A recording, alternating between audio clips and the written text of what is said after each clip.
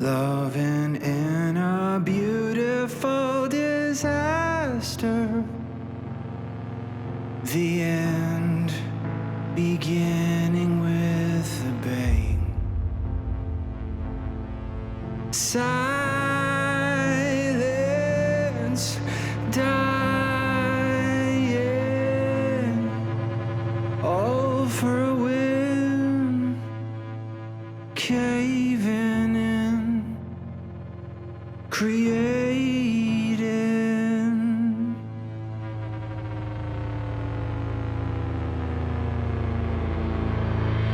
A fatal fall already called, already gone.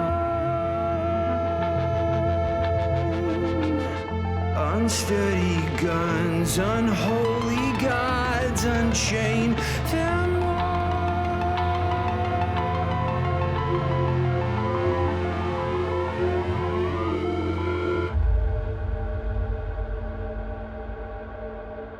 Everything you told me a reflection,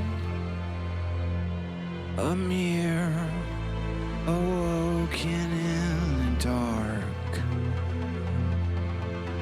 Boredom become play on a dare, afraid of fear. A fatal fall already gone. Unsteady gods, unchain them all. Forbidden ones, forever done. A feast of fun, oblivion.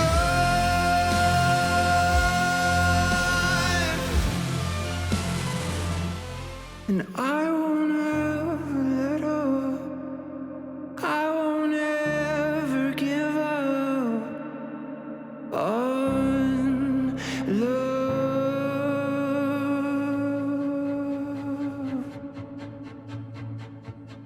And I won't ever let up. I won't ever give up on love.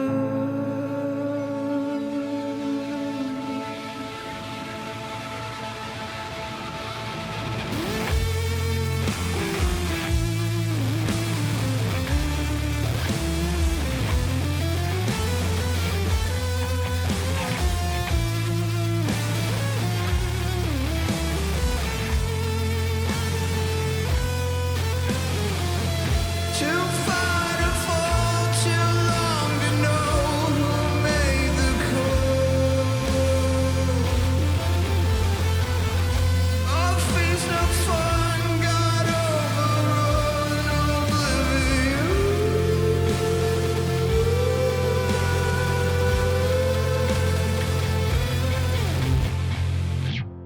Already done, already done, already done.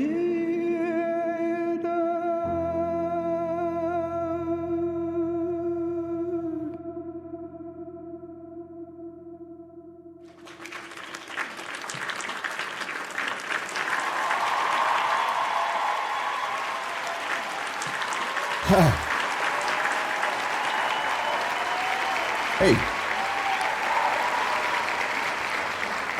Computer, enable apply. Wait, hold on. I forgot to turn the two things on. Those are the two things. I was like, I gotta turn those two things on. Enable applause messaging. Computer, enable mover cam. There it is. It's supposed to be moving over there. I gotta put it over here. What's up? Now, can you guys hear that? Can you guys hear the applause? Can you hear it? Do you hear it right now? The audio's changed a little bit since last we spoke. The Ghost King. 42 months. All of them in a row. Well, how's about that? What the? Do you see this? Do you see this?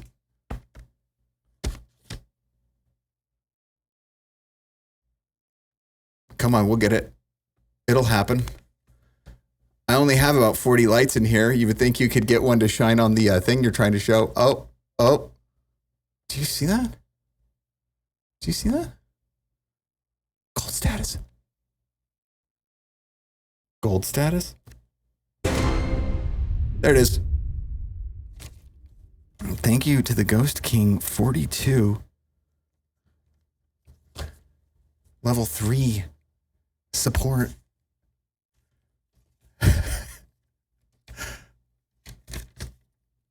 Night Pyre. 72 months. What's going on? Thank you for the 72 septitubes.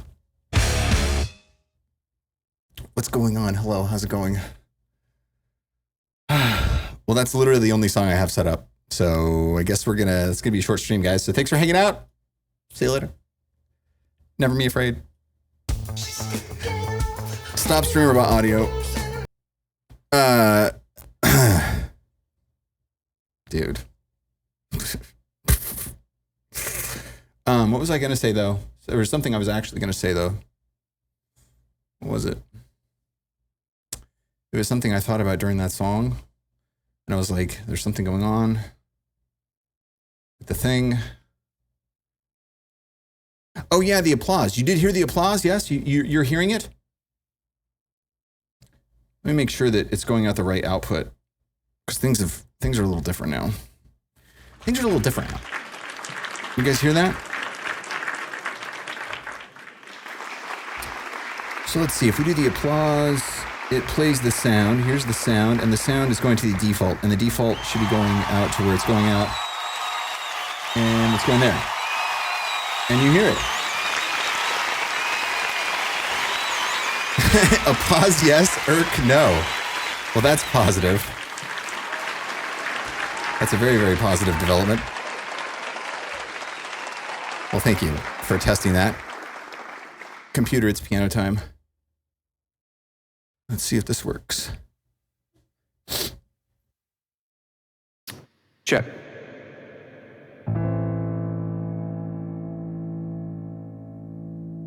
I'll stay, but I don't wanna pay.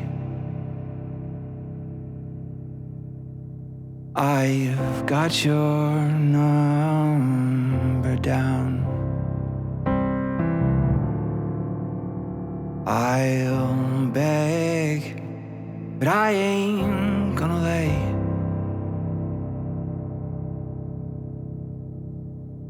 I've come too far for that.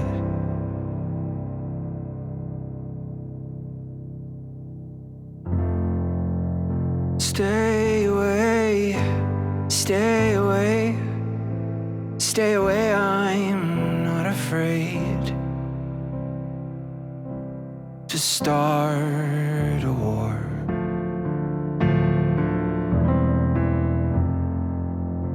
Stay away, stay away, stay away. I'm not afraid anymore. I'm not.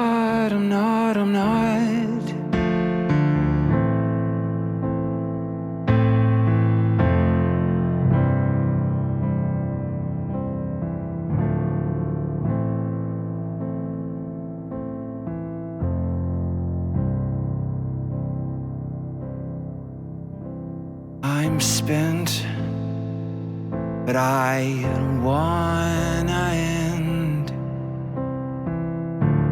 This comes too easily. It's too bilateral. It's two-faced, split down seams.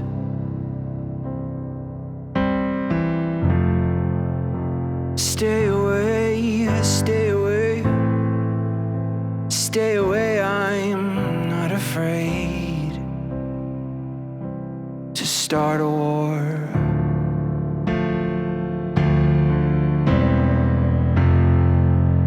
Stay away, stay away, stay away. I'm not afraid anymore.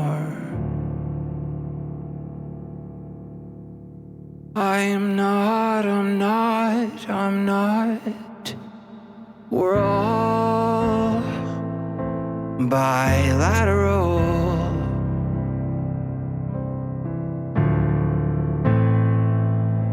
And there's nothing we can do. We're all bilateral.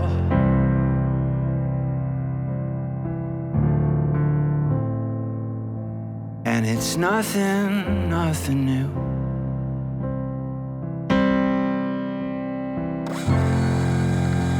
Stay away.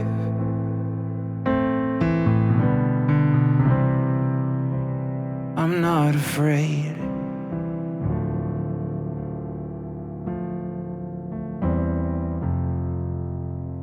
I'm gonna start a war.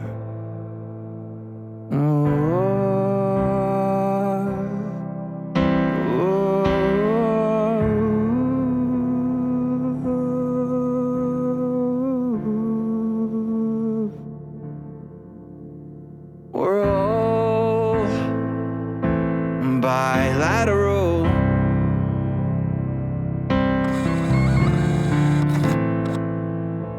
And there's nothing we can do. We're all bilateral.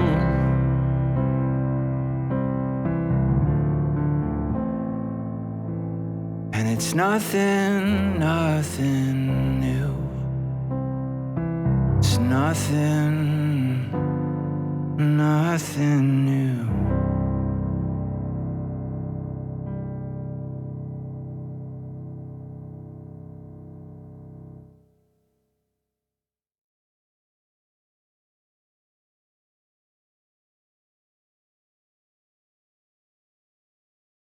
Yes, the computer does stop the piano session correctly, but it doesn't play music.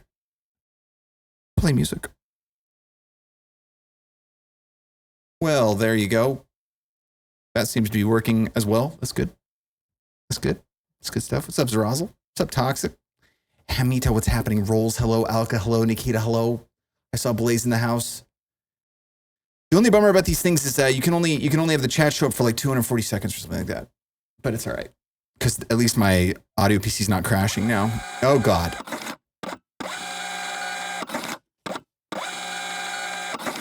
Oh, God. What are you doing? Like, what are you doing, bro? What are you doing, bro?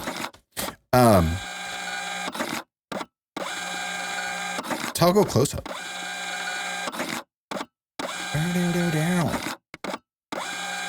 What are you doing? What is happening? What is happening right now? What do you think you're doing right now? Toxic. 34 months. That's a lot of months. 31 in a row. Some of them in a row. Most of them in a row. A lot of them in a row. There you go. Dude, thank you so much for the continued support. 34 bucks. Continued support. Much appreciated, Dave. What's going on? Zerazel. 117 months. Triple digits. I don't even know what to say. Dude, that's a lot of months, man. Much appreciated, dude. Thank you for the 117. 117 months of continued support is like a really long time and stuff, dude. I think that's technically speaking the truth. Vasistas, Pestilence. What are you doing? What are you doing, Pestilence? Do you see how much paper this is costing me? Pestilence, what are you doing? I see what you did there.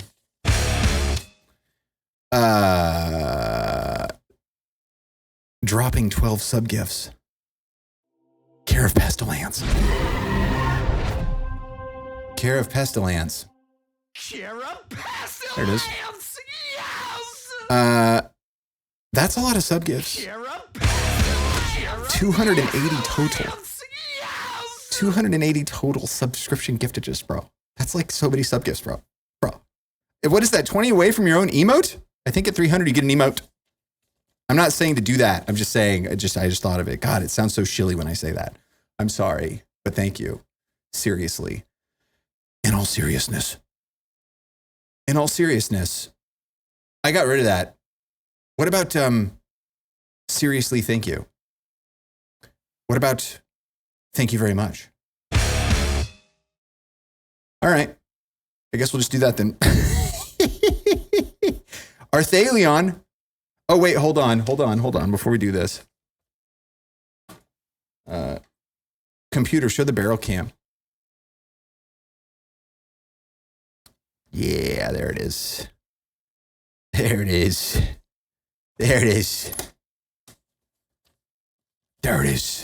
Arthalion. You got a sub gift. Gen Zero. You got a sub gift. Quilton's in. You got a sub gift. Geo54321. You got a sub gift. Sniffus. You got a sub gift. Tech Christie. You got a sub gift. Sofa King Kappa. You got a sub gift. Cartoon Gypsy. You got a sub gift. Hillzilla OG. Hillzilla. I'm a Kardashian. Hillzilla OG. You got a sub gift. Guitar Fool. You got a sub gift. Sleep the Sheep. You got a sub gift. Thank you for the gift bundle. What the heck is this? One Blue Strat. You got a sub gift. We almost lost you there. We got you. Thank you for the gift bundle. Computer hide barrel cam. That's right. That is correct. That is the correct thing to say. That's excellent. I love it when I remember the correct thing to say. Isn't that wonderful? Remembering the correct thing to say is just like the best thing ever. It's like the opposite of not remembering the right thing to say. I love it. Well, anyway, what's going on? Thank you so much, Pestilence. Oh, right. Yes, I see what you did there. It's giveaway time. If you went in on it, do the thing with the deal to get yourself in on the thing with the deal and stuff. Because we're going to do a giveaway right now. If you win, you'll be able to choose any of the currently available compact discuses available. And you'll be able to choose one. And it'll be signed and shipped anywhere in the world where you are. You do have to play if you want to win. You got to be here if you want to play. That's 2 for 2. That's 2 for 2. Could you be 3 of 3? Which means would it? Could you do the 3 of 3 and win? That's the question. Could you do that? Let's see. I guess we're going to see that right now. And I moved some stuff around on my streamer PC, so we'll see if this works. Hopefully this will work. I'm thinking it'll work, but you never know. You never know. Okay. Did everybody get in on it?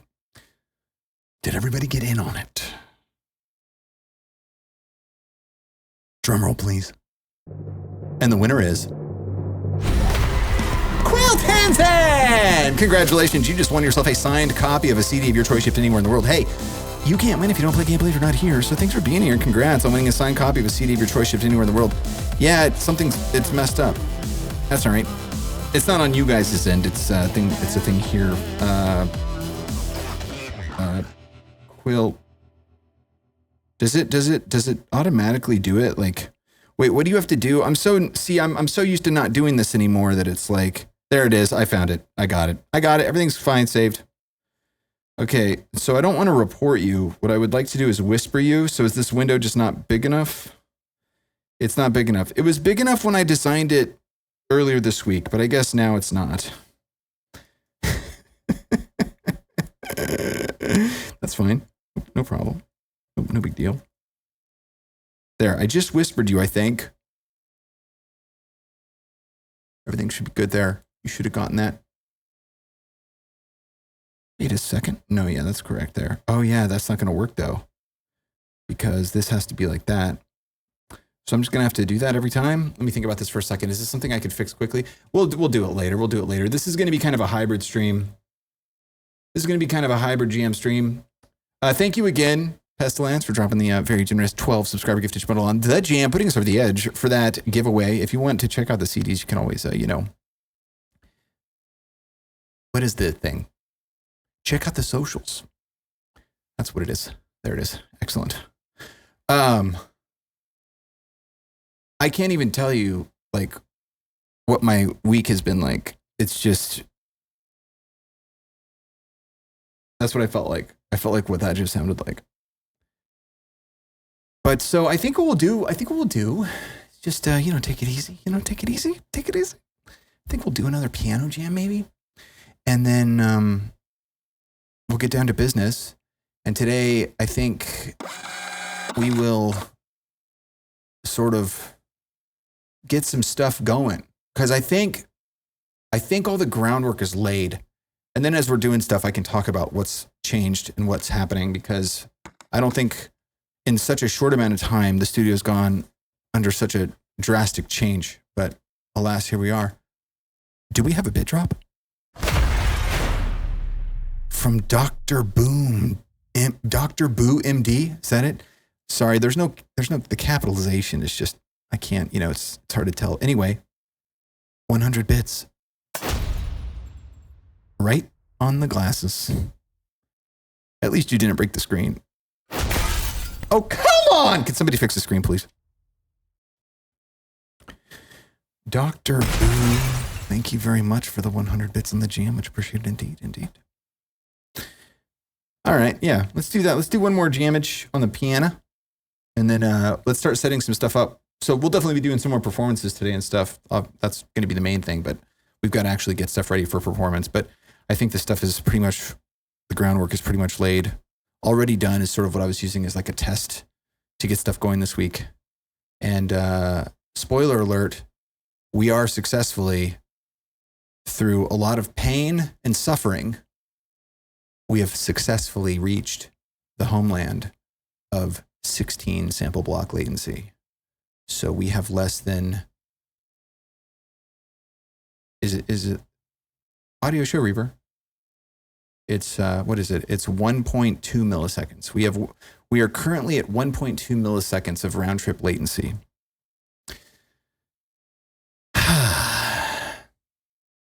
Feels good.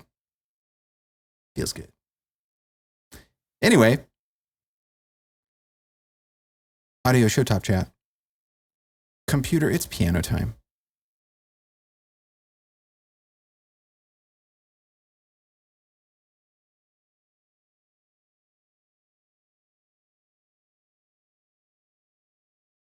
Another thing that I did was move the Neumann TLM 103 over here, which I don't know why it wasn't already over here, but sometimes you just get into a habit and you just don't think about it. So here we are. Here we are.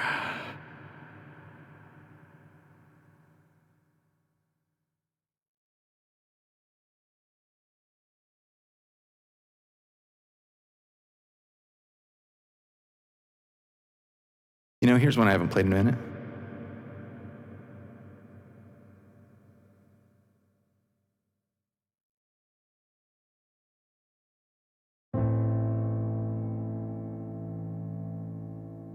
There's people all around.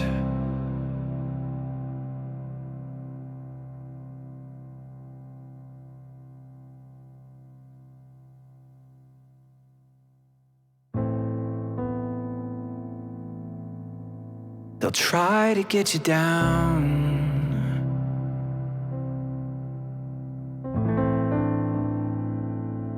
But all I have to do is think of you.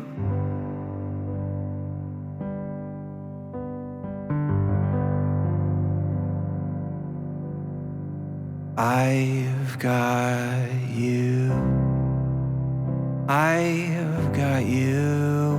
I've got you. Whoa, whoa.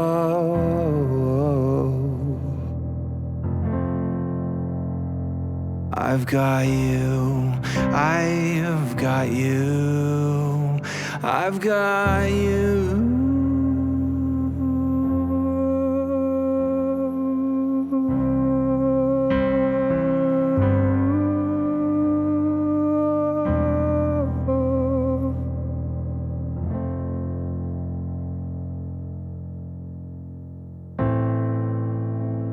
Well, just the other day,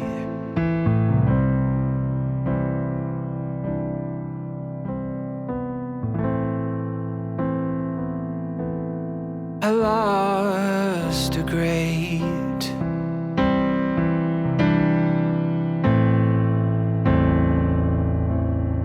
and there was nothing I could do.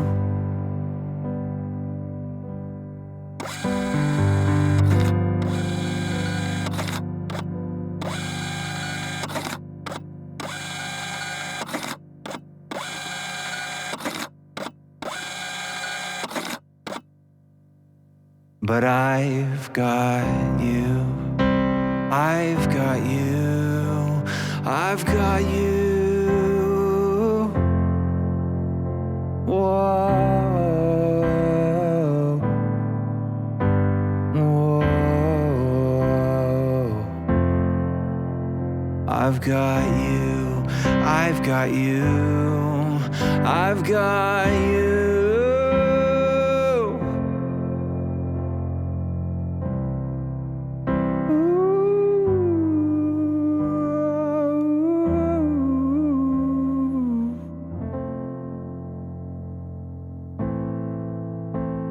It's tough to lose a friend,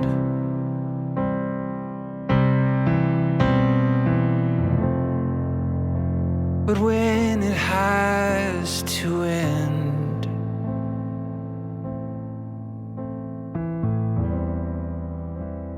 a part of me is torn away.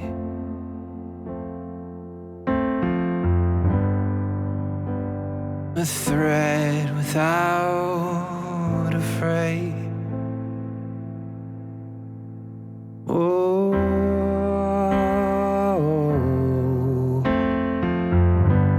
oh,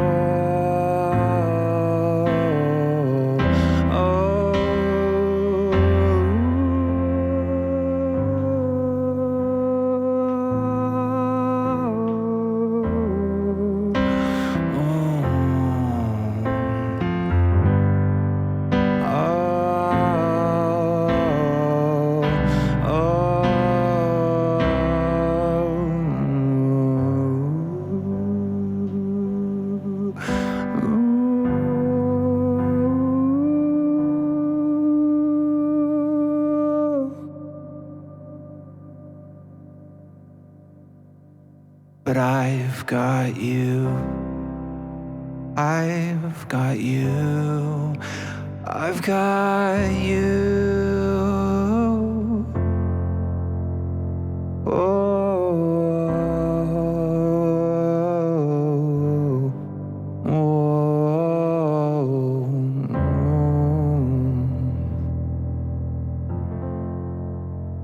I've got you. I've got you. I've got you.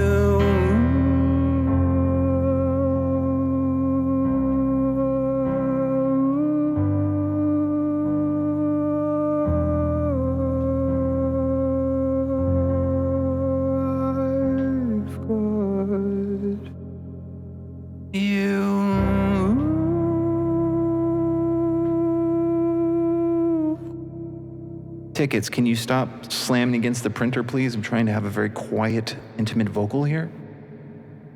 Like clickety-clack. Clickety-clack. It's the AC's hitting the T-cats. I'm not complaining.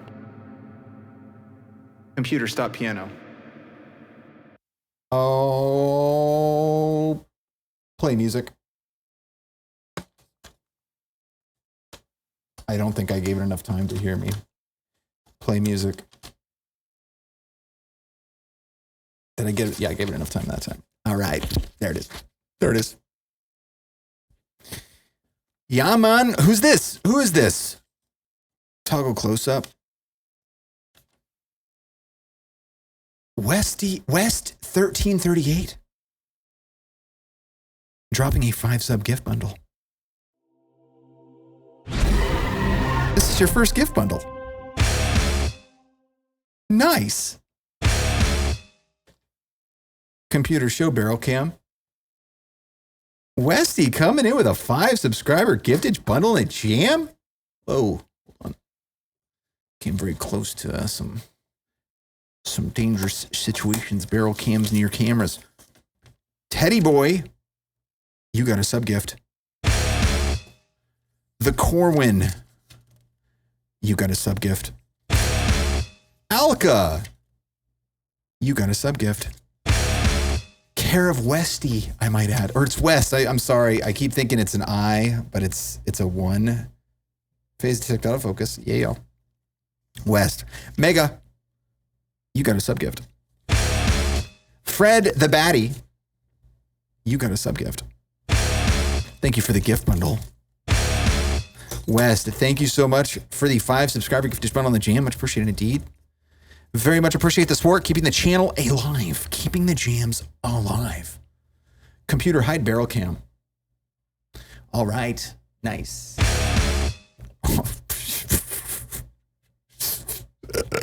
Watch yourself. That thing's real sensitive. That thing really wants to jam the nice. Okay. So, Cam 2 isn't moving. I stopped it earlier because I was doing some audio testing and I needed to see it without it moving. Go Cam 2. You know what's super funny too is late when I've been turning this off. So the shutter speed turning knobby is next to the power button on this camera that you're watching right now, and I've accidentally been turning that wheel, not knowing it, when I've been turning the camera off every stream. So every stream the frame rate goes down 5 frames. Or I don't know, 5 frames. Maybe it's, I don't know how many it is, but it's like every time I've turned that camera off, it's successively gone down in frame rate. And I turned it on today and I was like all choppy looking. I was like, oh God, this camera's broken. This signal's broken. And I like disconnected, reconnected, and it was still doing it. I was like, what the heck? And then I looked at the screen and it said my frame rate was at 15. I was like, oh my God, what is this, 91? Is it 1991 or something? Okay. So we're fixed there. We're saved on this camera. Every other camera was fine. Every other camera was fine. Okay, so we're gonna set some stuff up. Let me get my thing. Let me get my actual table desk thing here. I've got like a standing desk, super professional standing desk that I got right here with hydraulics. Check this thing out. It's got hydraulics. Go Cam 8. Go Cam 8. Look at my desk with hydraulics right here. Check this out. You pull the hydraulic lever and it has hydraulics, bro. And then it comes up and you let go and then it's... All right. Enough of showing off the hydraulic desk, dude. Hydraulics, bro. Computer, disable mover cam.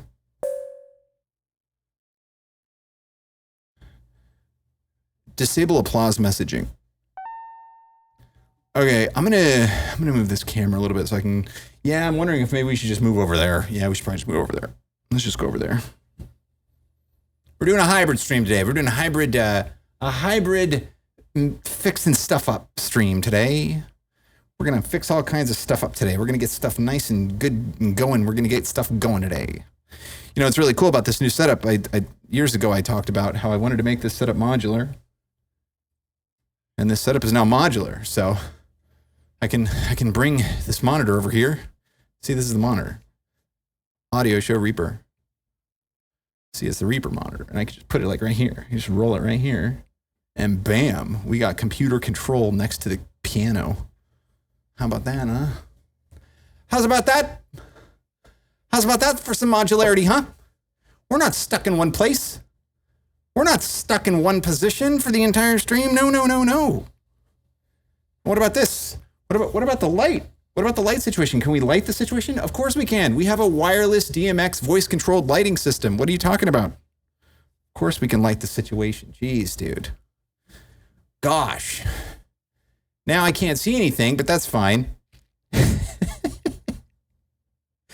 Now that I've put this giant monitor in front of my face, okay, that's great. All right.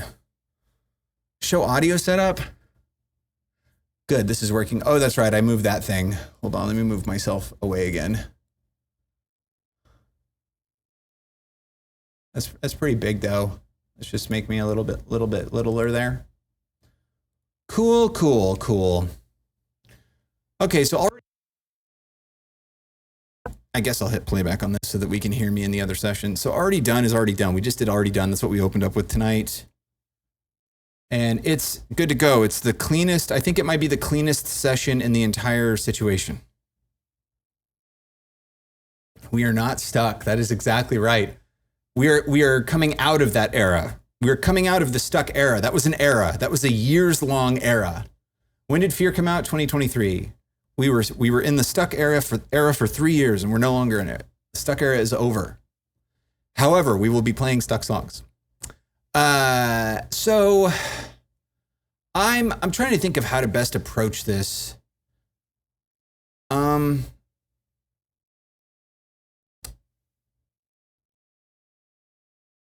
would say, I'm like, do I want to just keep working on this record, or do we want to go a little bit faster and do maybe Circles first?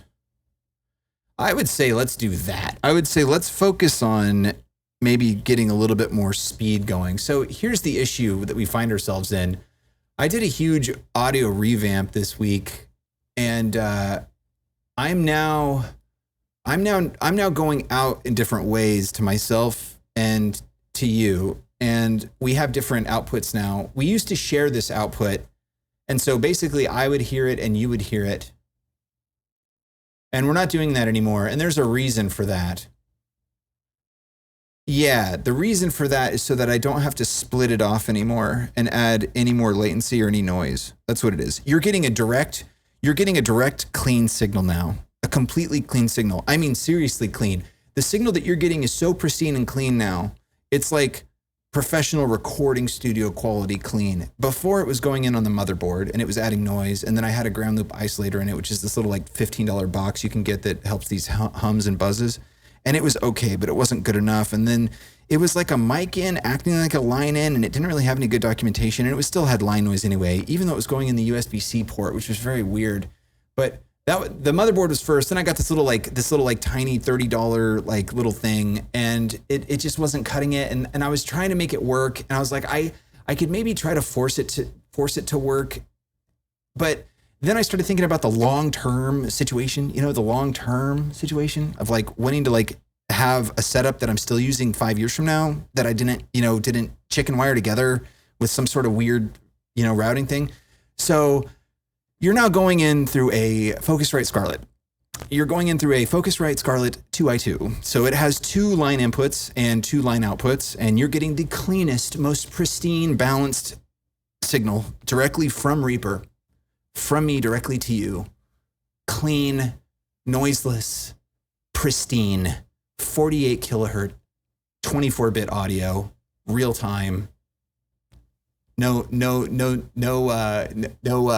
what does Hammond say? We spend no expense. Actually, the Scarlett is actually not that expensive. The 2i2, if you just need 2 inputs, it's amazing. It's a really good deal for how good quality it is. Anyway, so now you're getting my signal directly that way. And in order for me to make sure that I'm not peeking on you, and not that means I'm looking at you when you think that you're not being looked at, but what it means is making sure that I'm not clipping my signal or peaking the signal and distorting digitally, because digital distortion sounds really, really gross. In order to not do that to you, I have to reduce my output from Reaper to you by 6 dB. You don't have to do that, but Jim and I was saying that standard practice is 6 dB when you're dealing with line level signal. I could have gotten away with like 2 dB, I think, but I just thought I'd play it safe So I went down 6 dB, and I thought 5 years from now, if I'm down 6 dB on the master going to the stream inputs with such a pristine, noiseless system that I'm going to have a staging inside the streaming PC anyway, is that okay? And I think that'll be okay 5 years from now. So I think it's fine. But what that means is that for every single song now, we have to go back through and we have to not only master the song inside of the audio PC's Reaper, but we have to send it to you at a 6 dB negative. And then also I have changed my setup so that I can run at 16 sample blocks at all time. And to be able to do that, I have to drastically change the sessions because like already done, it was egregious. I've become accustomed to processing power, and it's an unhealthy habit to have because anytime you want to do anything, you just add another plug into your track. And that's fine if you're running at 1,000 sample blocks and you can deal with like a second of latency, no problem. It's not a big deal. But when you're trying to deal with 0.36 milliseconds of latency, that's how much round trip latency. Well, we've got 1.2 milliseconds of round trip latency that I'm actually hearing myself. But in order for the processing to be able to finalize without creating clicking or popping, it has to be processing each 16 sample block in less than 0.36 milliseconds, which is an extremely fast time. Extremely fast. And so in order to do that, you have to really try to minimize your real-time plugin use as much as possible. And for instance, one way to do that is to try to reduce your plugins. And some of those plugins are virtual instruments. And I spent a couple days trying to figure out a good piano situation. Show cams.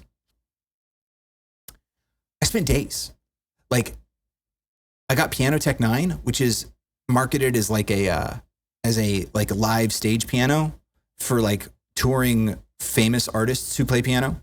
And like there's all these testimonials from like famous piano players, and like they're like it's great on tour because there's like no latency and stuff. And I was like, okay, that's good. That's a good start.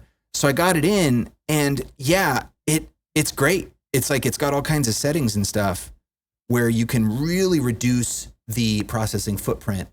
Like you can get it down to like, I mean, you can change the sample rate, you can change the polyphony, you can change all the settings inside of it. When you turn them on and off, it changes like how much processing it's using. So it doesn't just use like an egg-shaped processing cube that just it's using it regardless, and then you just deal with it. It's like every piece you can kind of play with it to try to like separate it out so it gives you as much performance as possible. And I got it really good. But it just still wasn't really enough. It was so marginally close to the edge that I was like, what can I do? And I just realized it's just crazy. I can't even believe that I did this. But I was like, this is a Yamaha piano.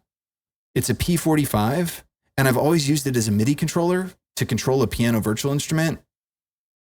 But when you turn the volume up on this thing and it plays the actual piano sound through the two built-in speakers on the piano, it sounds awesome. I love the Yamaha piano sound. And then I realized that this Yamaha piano has a headphone out. It has a stereo, unbalanced headphone output. And if you plug a headphone cable into it and then break it out to two monos, you have a stereo input of a zero latency piano that, in my opinion, sounds pretty good. Like, what are we doing here? What are we doing? You get to a point where you're like, what are we doing? What is happening right now? So I fed the piano into the preamps, and because it's an unbalanced signal, there is a little bit of buzz because it's unbalanced. So it's just getting a little bit of like electromagnetic interference or something. So what did I do?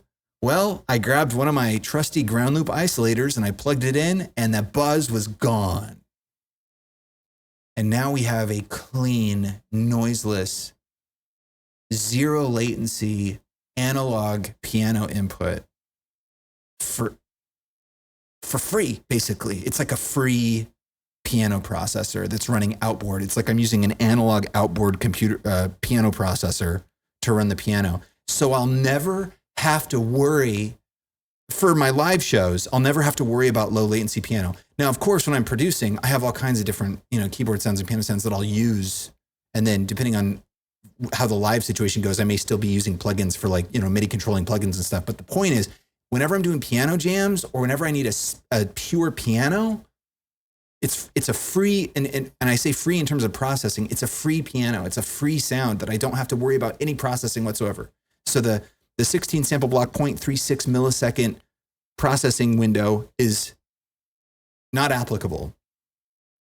These are the sorts of things I've been trying to figure out all week. Like it's just been absolute insanity. Like to give you an idea, so 0.36 milliseconds, that's the amount of time you have. It wasn't until last night before I went to bed, I played Already Done, and finally it wasn't clicking or popping at 16 sample blocks. And I was looking at the performance meter in Reaper, and my allowed allotment was 0.36 milliseconds, and I had it holding the longest processing block that it had. And so I could be like 0.12 milliseconds or 0.26 milliseconds, and it got up to like 0.24 milliseconds. I was like, uh-oh. By the end of the song, I hadn't heard a single click or a single pop, and I looked at the performance meter, and it was holding the longest processing block it had. And out of 0.36 milliseconds that it was allowed to use, it had used at some point during the song 0.35. That's the kind of bleeding edge performance that we're trying to extract out of this thing right now. Now, why do that, you ask? Why are you so obsessed with this? You don't understand what it's like to go from 1.9 milliseconds to 1.2. I mean, I know it doesn't sound like much. I know that set 0.7 milliseconds is so marginally nothing. It sounds insane to think that it would sound different, but it does. It's like the phasing in your head sounds different. Your callback to hearing the pitch of your voice, it sounds different, and it's less accurate because it's later. So it's like your vocal cords are ringing, you feel them ringing, but it's just that 0.7 milliseconds of later hearing it in your ear it's a different sound, and it feels different, and it feels not as accurate. Maybe it's psychosomatic. I don't know. Maybe you can't differentiate it, and all you're hearing is really like the comb filter of phasing of your voice and how it's reverberating in your head versus what it sounds like in your earphones. Maybe that's what it is. I don't know. But the point is that when I'm at 1.2 milliseconds, I can actually like hear my voice. I can because a lot of times I'll be singing and I'll have to like pull out one of my in-ears to like feel the reverberation of my head so that I truly know what tone I'm actually at. But now with this, it's like, I don't have to do that anymore. I can actually like hear, I can feel, and I can hear in my head the actual tone and the actual pitch that I'm doing. And then that's not to say anything of like playing guitar, playing any instrument, like playing the piano now. It's like the piano's actually hitting like when my fingers are pressing down on the keys. So as soon as you get a taste of it, where it's like you think it's possible. See, well, I didn't think it was possible, and then I got a taste of it last week or 2 weeks ago because I was trying to face the lower latency thing because the audio PC had been being weird. So I was trying to optimize some of it, and then I got a taste of it, and here we are. But anyway, it's addiction for you. But that's the kind of marginal sort of performance issues we're having. And then the other thing is the reverb. Reverb is such a costly plugin. It's such a costly processing because it's going on and on. You know, it's like an EQ is changing the actual sound coming in and then putting out the sound it's EQing. But like reverb is like, it's continually processing and then like exporting audio and importing audio all the time. It's just, reverb is so processor intensive. And I've been using the Pro R2 from FabFilter for a long time. And it is an incredibly process heavy plugin relatively. I mean, it's relatively low compared to a lot of reverbs, but for trying to do low latency live performance, it just doesn't cut it. Like it just cannot do 16 sample blocks. A Pro R2 cannot do 16 sample blocks. It's impossible. I tried every which way to get it to do it, and it just couldn't do it. It's just too much processing. So I got the Valhalla Vintage Verb, which just taking away performance, the thing sounds phenomenal. Like it's in a phenomenal sounding reverb. I should have gotten it earlier. I should have gotten it years ago. But I had a vendetta against them because they never put it on sale. It was always $50. There's never anything not $50 on Valhalla. But I finally got it, and it sounds amazing. Very low processing, like 0.02% of my CPU, typically 0.03% of a CPU core, typically when I'm using that. But it's still using processing. It's still using the CPU clock to do its processing. And with already done, I was able to make it work. And I have show audio setup. I have, is our zooming working okay? Yeah. So I got the reverb. Where's the reverb? Right here. So basically, I've done an old-fashioned sending reverb now. So I have one track. It has the vintage verb on it. And then I had Gemini build me this plugin that looks at an envelope. It looks at, what does it do? So all of my songs, whenever I'm not playing, it's muted. And typically when it's muted, it would stop processing, but I don't know if that changed or what happened with it, but something, I thought maybe it was a setting or something, but I thought that when I muted it, here's the deal. This is also technical. I'm just kind of stream of consciousness ranting, so sorry. But basically when you mute a channel, all the processing for it stops. But when you mute the channel with its envelope mute, which is this, the envelope mute, you'll see right here, if I play this, hold on, Valhalla is open, so it takes the UI. But if I play this, it just muted.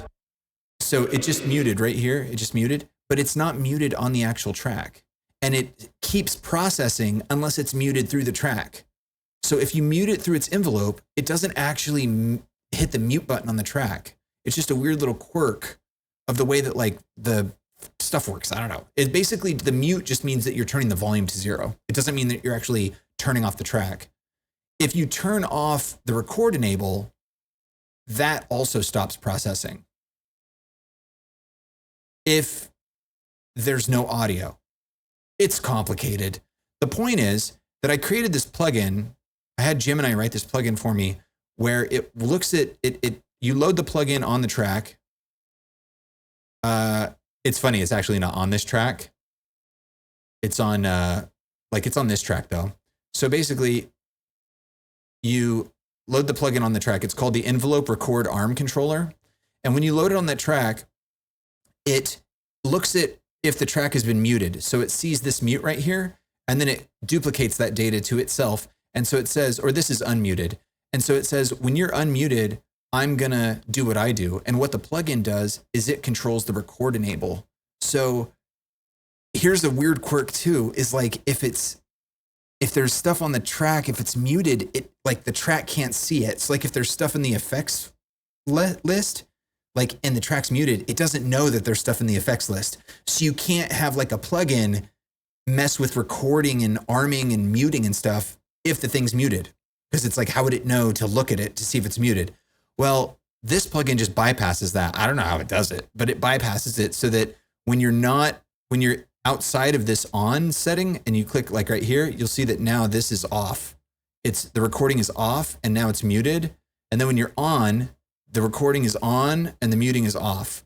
And so that's this plugin right here. So I built that first and I tried that first because I thought, okay, if I can have everything on and processing when I'm using it and then off and not processing when I'm not, maybe I can get away with 16 sample blocks and not have to do much changing. Boy, was that some wishful thinking. Boy, was that some wishful thinking. Gami music. Show cams. Go cam 8. When did the cam change? Oh, because I was playing the song. 118 months. Triple digits. That's a lot of months.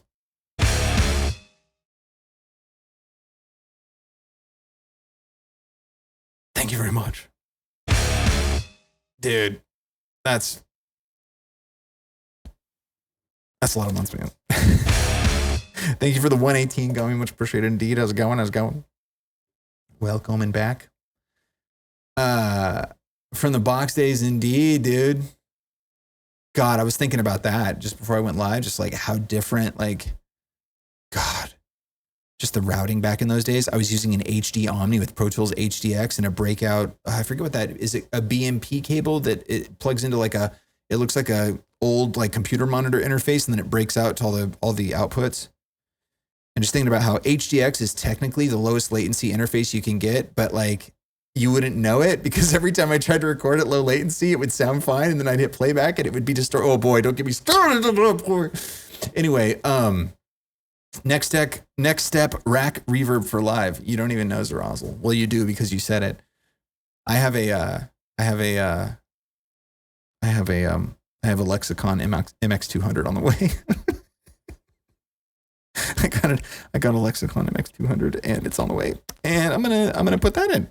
And so we're gonna use that for live reverb, and I'm gonna send it out and return with that, and then use that for all the live shows, so that we don't have to ever think about doing live performance or live processing reverb again. However, with that being said, I'm going to definitely integrate that into the system and have it available for use. What's really cool about the Lexicon MX200, it's a rack unit that has reverbs and some delays and some other stuff, and I'm gonna be using it for like the big hall reverbs, like the big long reverbs.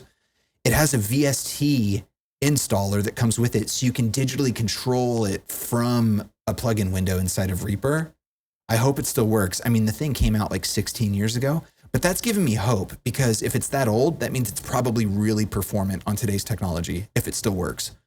But so I'll be able to control all the reverbs from Reaper in real time live, and I'll have an outboard effects box running it all, so I don't have to process it in the machine. I mean, I finally understand analog. I finally get it. After all these years, I finally understand why people are so obsessed with analog. It's because you can outboard all the processing to somewhere else, and it's all in real time. I mean, basically, of course you have the return latency, but when you're dealing with reverb, it's like, it's fine. It kind of acts like a pre-delay, so it's not a big deal.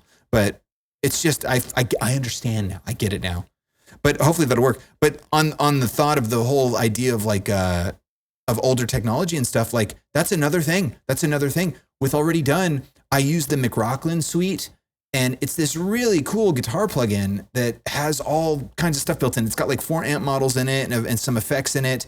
And then they also make this Hypertune plugin, which you can tune. It's like a whammy pedal, like a pitch pedal for a guitar, and super low latency and really nice. And what's super funny is if you look up like the lowest latency, highest performing octave plugin for guitar, it's the Hypertune. They talk about how great it is.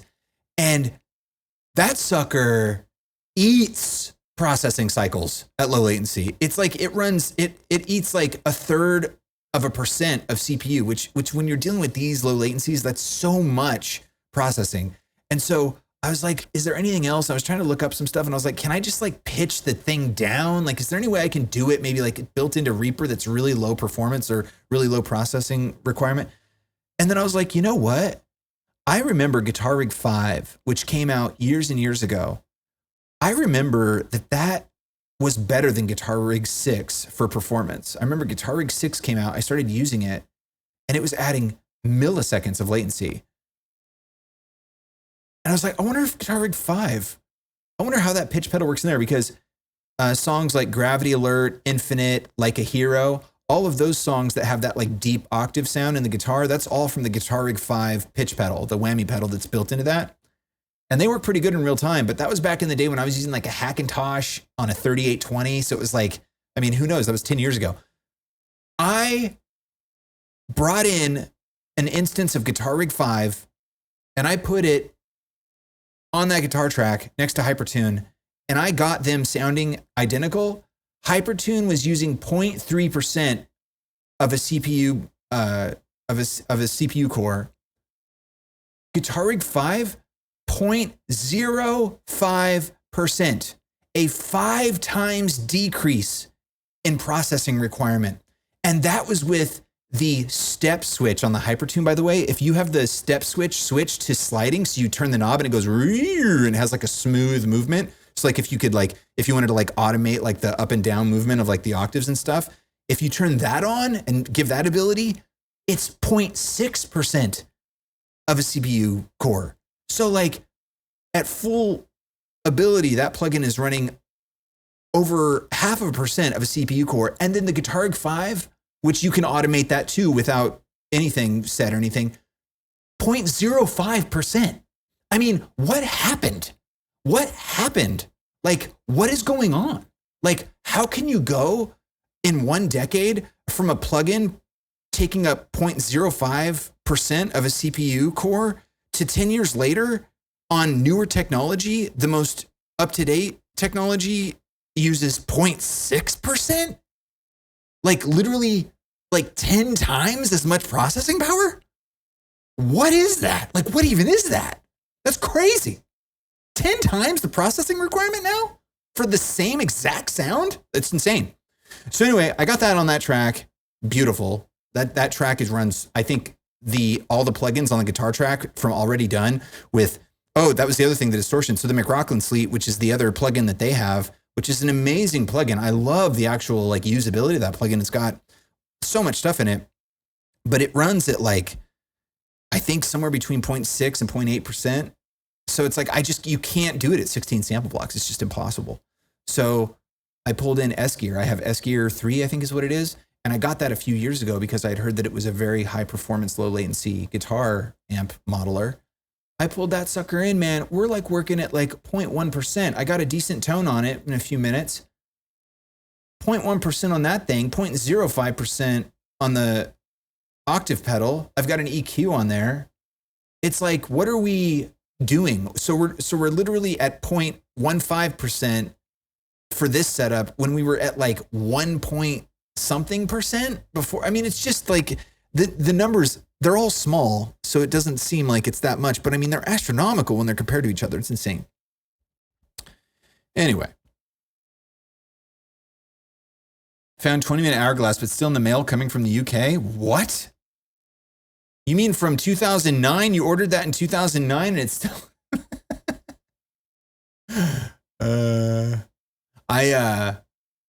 I was thinking about that stuff yesterday. I pulled a couple of them in because I don't have Pro Tools anymore. I went to the Pro Tools website to see, like, I was like, can I subscribe to Pro Tools for like a month and just get all my sessions imported and then export them as stems? Because I never got any stems of those original records because I never thought I wouldn't be in Pro Tools. How naive. But yeah, I'm not going to do that. There's a program you can get. It's called like AA Translator or something like that. And you can just use it to convert Pro Tool sessions to like Reaper sessions and stuff. But it's like $250. And I'm like, that's not really. I would almost rather get a month subscription to Pro Tools and then like just get that stuff in there and just see what it looks like, in an actual Pro Tools environment. I mean, if it would open, if it would like, if stuff would open. I'm kidding. I'm joking. But then I realized that some of that stuff, it wasn't, I don't have Pro Tools to open those sessions, but I do. A lot of the sessions were, they weren't saved with the raw audio because you can condense all the files down. So like you record a bunch of takes and stuff. And then when you're done with the song, it's like 5 gigs or 6 gigs. You can export it as like a finished session and then it deletes everything it's not using and it converts all the audio to just the audio that you used. And then it creates a timestamp. And so I got jaded into Reaper hoping that those timestamps existed. And they did it sort of aligned a little bit. But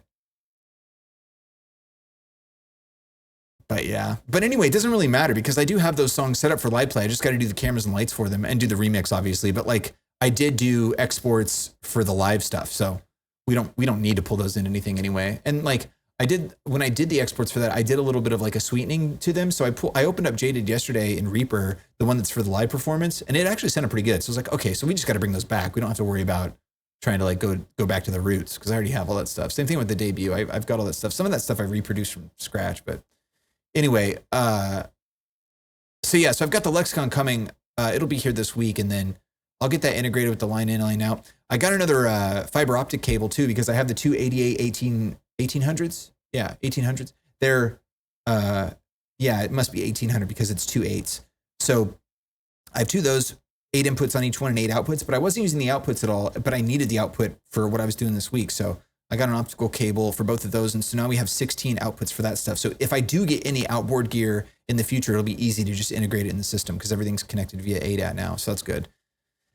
But the Lexicon will be here. We'll get that into the system. So I'll always have the option for that reverb. But right now the Valhalla vintage verb is working pretty good. The guitar stuff's working pretty good. And then, so that's where I was at. So show Reaper. So,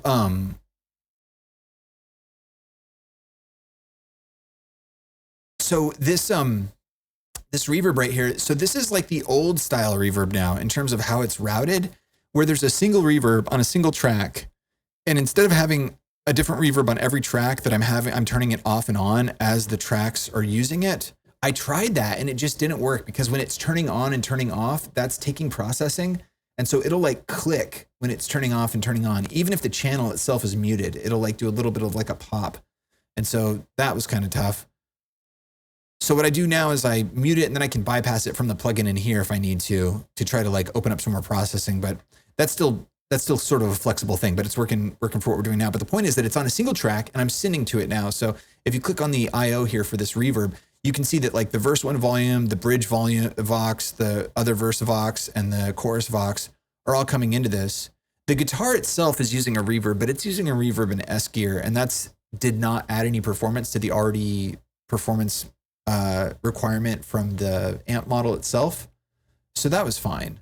And that's another option too of like these reverbs and some of the amp modelers are so low performance intensive that it's like you can even just put that on a vocal if you wanted. However, the Valhalla works really nicely. It's very low resource intensive, so we don't need to do that. But I could do that if I had to because the Guitar Rig 5 Pro, it's really nice. Anyway, so all these Vox come in here and they all just use the reverb when they need it. And so the reverb is right here. And what I have automated is this decay. And this is basically just, it's sort of like, yeah, how do you think of the decay? Because the shape, this size right here is like the size of the actual reverberating chamber. But then the decay is like how long the tail is. So it's like, it's really weird. It's really weird to like think about. Like, you just got to play with it and listen to it to see what it's doing, because it's like they're sort of both doing the same thing. They're both sort of changing like the feeling of the expanse that you're in, but they do it in different ways. But this is the one that you can automate, and it doesn't add any like weird artifacting or anything like that. So I've got that automated on this track right here. And so whenever I'm using the vocal I need, I just send it through there if I want to change the tail of that, or I can automate the level at which I'm sending to it. So you can see this is the send volume on this vocal. So I'm sending like nothing to that reverb here. And then I'm sending like, whatever this is, minus 14 dB from Unity to the reverb there. And then all the other tracks that are using the reverb are doing the same thing. So rather than having the plugin on every single track, I did that. So I had to break that out and do that. And so that works pretty good for this specific setup. I don't know if it's going to work for every song, but it works pretty good for this. And then, yeah, so then there's the output. We have to go -6 on the output that you're receiving. But that's just, dude, that's just on the Reaper side. Let me show you guys what you're hearing now. This is where it gets real, because, I gotta tell you, this is crazy. I know that this sounds nuts. Show cams. I know this is nuts, but go cam 2. I have never been able to truly hear the final delivery audio. Gaming show top chat. I've never been able to hear the actual, where's my mouse? The actual final delivery audio that you hear. I've never heard it. Paused. There. No. There we go. What the heck? Hold on. Oh, wait, it's going that way. That's right. Yeah, it's reversed. Oh, yeah. Okay. Anyway,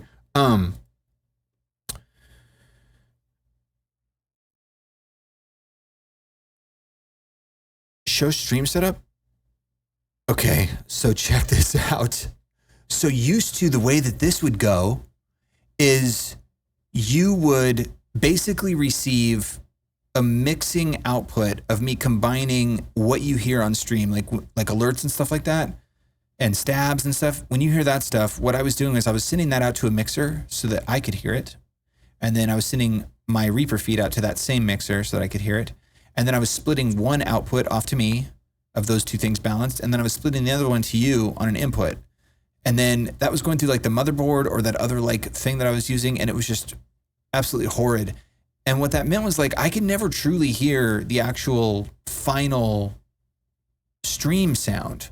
Like I could hear what it was sounding like going into OBS kind of, but I couldn't really truly hear the actual sound. It's insane. I know it's crazy, but it is what it is, I guess, when you're just trying to make it work. So anyway, now that the Scarlett is in there, I got this thing called Voicemeeter. Show Voicemeeter. So this thing is insane. It basically claims your interface, and you can then route things to and from your interface, and then also inputs and outputs on your computer, which to me is so mind-blowing, because back in the day, like you couldn't like hijack your computer's audio system. Like it was like you either use the interface with your audio stuff, or you use the computer. You didn't like do either or, and stuff never worked at all.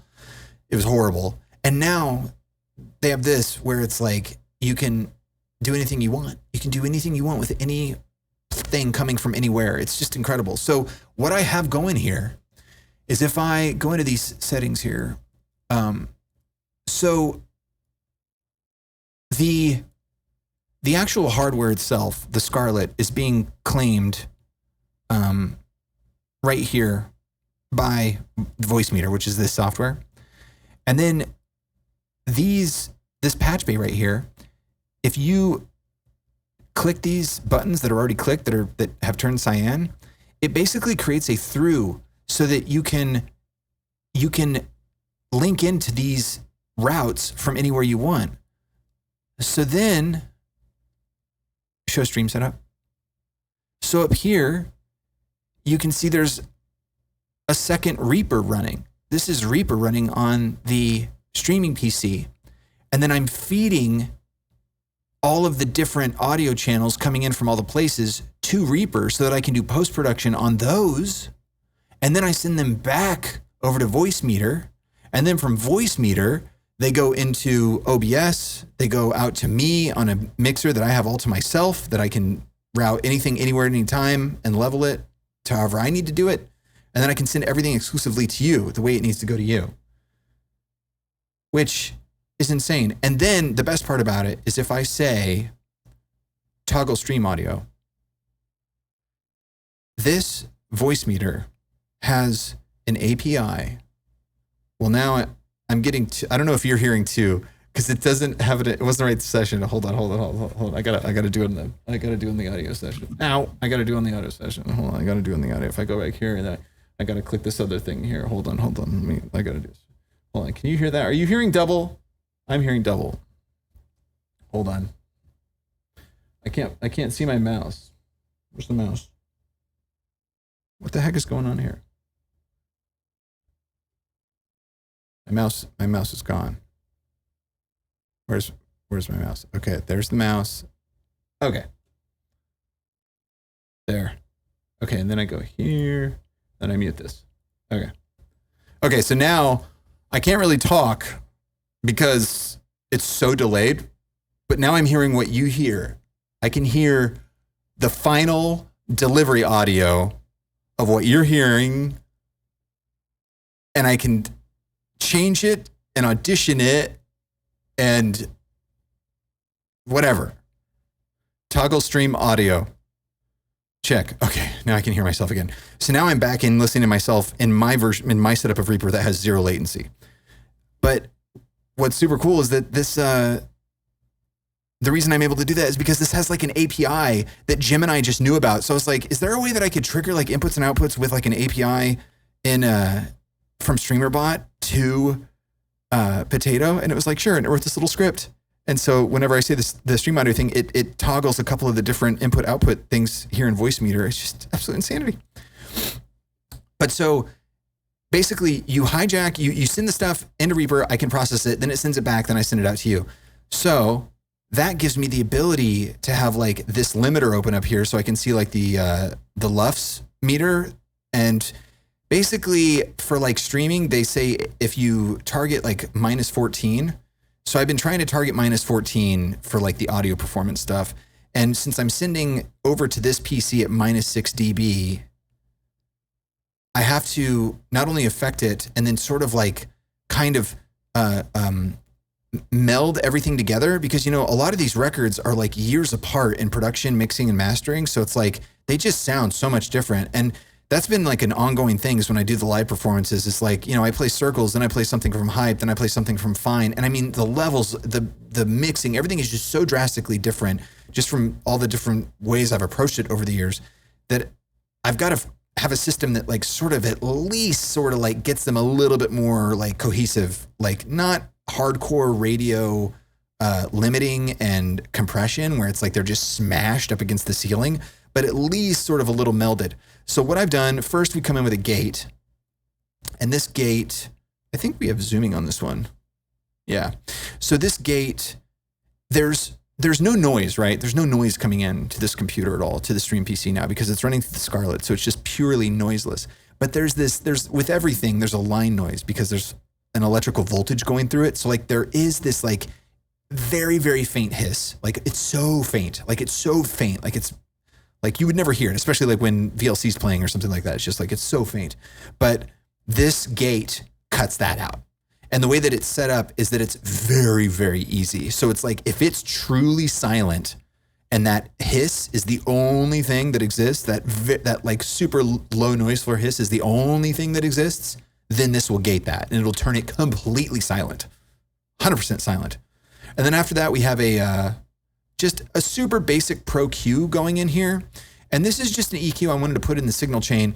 It doesn't add any latency, but I wanted to have it here just as an availability in case I do need to in the future. I want to do like an overall sort of EQ where I want to like cut like a little bit of low on everything or something, which is what this is doing right now. It's just cutting the low end on the entire signal coming into this channel, which this channel I think is exclusively just the Reaper setup from the Live Performance Audio PC. And then we have the Model N. The Model N is the Neve. This is a Neve. I don't know if it's a 1073 or what it is. It's an amazing, amazing, amazing plugin. And I would love to put it on everything I do, especially on my audio setup. I would love to have this on here, but it adds way too much latency. Like, for instance, this specific plugin right now is adding 119 samples of latency, which isn't much. Honestly, it's not, but you can hear it. You can definitely hear it. But it's an amazing plugin. I've got a little bit of EQing going here. I've got a little bit of compression going on the master bus, and then I'm just driving it into the preamp just ever so slightly. I tried not to go hardcore on this because it's so easy to just want to jam this thing and get that like real sultry, like growly saturation out of it. But on like a master delivery audio bus, I'm trying my best to not do that. Voltaire, what's going on? Any reason for the specific settings for the limiter? So the limiter itself is, I'll get there in just a second. I'll get there in just a second. It's the last thing in the chain, and I'll talk about that for sure. So after the Model N, after the Model N here, which is giving us just the slightest bit of saturation, like just a tiny taste, just like a little sweet little taste of saturation there. After that, we have the Gullfoss. Now, this thing, dude, this thing I've been battling with because it begs you to jam it all the way up. Like it wants you to just send this thing all the way up to like 200. And I did that for like a day and I was loving it, but it puts so much color into the mix that it's like, it's just dangerous. It's just a dangerous tool. It's such a powerful tool. If you're unfamiliar with what Gullfoss is, it basically has like some like real-time algorithmic thing going on that just knows what sounds bad and knows what sounds good. And then it amplifies what sounds good and it takes away what sounds bad. And then like it's got a couple other things, like you can brighten it so you can add like some high-end crispiness, and then you can also boost. You can do this boost right here. I had this boost at 10, but it like adds this serious distortion saturation where it's like it sounds awesome. Like if you're doing that on a singular song and you want to get that nice like thick kind of like just thick syrupy sort of like saturation going, it's great. But after like a day of messing around with this and having it just so hardcore on the settings, I was like, dude, it's just too much. It's just too much. It sounds too. It's just I've always had a problem with over compressing stuff, and I'm like, I just got to stop. I got to stop it. So I brought it back down to like 2020, and then the bias is like, it's like if there's more stuff boosting than cutting, you can change the bias and it'll kind of like even it out, and that's what the bias is. So I'm going up 16, so that means it's cutting more than it's adding. So I'm bringing the bias back up to kind of like make it a little bit more even. The brightness is super high end. I don't really use that at all. But then, yeah, I'm boosting at 5. I was boosting at 10, but I was like, I want to have a little boost because it's got a little bit of that saturation that I like. But anyway, so that's the Gullfoss. Gullfoss is so great. But again, it adds so much latency. I mean, this thing adds like thousands of samples of latency. So this is something I could never have on my own live tracks when I'm like listening. This is something that's specifically for like post-production after you're done tracking. And then this is the Pro MB here. So this is simply just doing a leveling. This is like, you can see it turns it up when it's quiet. There we went up. And then as soon as I start talking, it goes down. So I talk, it goes down. When I'm not talking, it goes up. So if you have really sustained volume, like if you're talking really quiet, you can see like it raises the volume as you're talking. But if you're talking normal volume, it pulls it back down. So it's kind of like compressing, but it's like not compressing at the same time. It's like expanding, I think is what it's technically called. It's raising the volume of things, but it's not like crushing individual bands of frequencies. Even though it is technically a multi-band compressor, I'm using one band and then I'm just expanding it. I'm not really compressing it. And I tried a bunch of different stuff with this. I got the normalizer from Hornet. That was the closest thing I could get. And then I was targeting 14 LUFS, but it's too inconsistent. And because it's a computer trying to decide what the volume should be. And so it was just, I couldn't, it was not good. It was not good. So I took that out of the setup and I'm using this now sort of like as a volume expander that seems to be working pretty good. It really, what it sounds like, it kind of sounds a little bit like compression, but it doesn't add any distortion because it's literally just volume. As far as I know, Gullfoss is based on euphonic curves, so I get why you say it's dangerous. It literally designed to sound great, but yeah, it depends on what you feed it. Yeah, absolutely. And so like, what's cool about it is it kind of makes stuff sound the same because it has like this is what sounds good, and then it does that to the thing. So like it is really consistent, but it's so obvious, like it's so colorful, like it just adds Gullfoss to it. Like I feel like at this point I've heard it so much now that I'm like, if I heard something with 200% Gullfoss on it, I'd be like, oh, that's Gullfoss, because it's just so. But it sounds great. It sounds good. I love it. So that's the Pro MB, just kind of like doing some volume expansion. And then this is a very subtle EQ that is doing real-time, what do they call this? There's a word for this, spectral analysis EQ. So this is adding a ton of latency. All in all, the entire signal chain that's going to you is adding about 300 milliseconds of latency, which is quite a bit when you're talking about just audio. But so what this is doing in real time, it's analyzing the audio, and then it's not just cutting problem frequencies, it's cutting very specific problem frequencies based on a spectral analysis of the frequency band.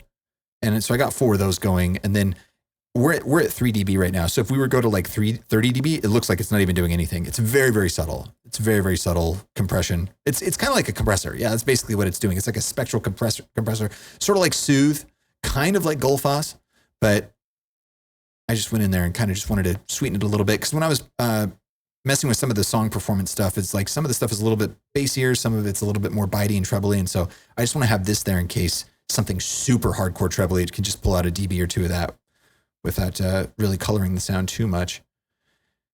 And then I do have these running. So these both, let me get them both going here so you can see them. I got the what do they call it? It's a Waves bundle, and it's called what's it called?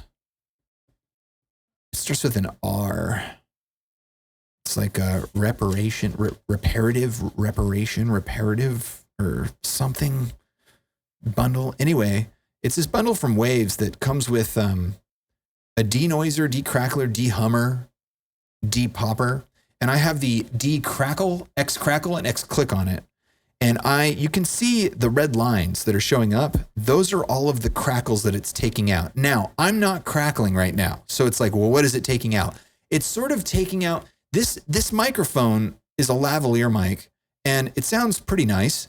It's going into a transceiver that is then sending it wirelessly to a receiver, and I've attenuated it to sound as good as it can at the level it does, but there's this like crunch, especially in the SH sounds, that just, it adds a little bit of like grating, like crackliness.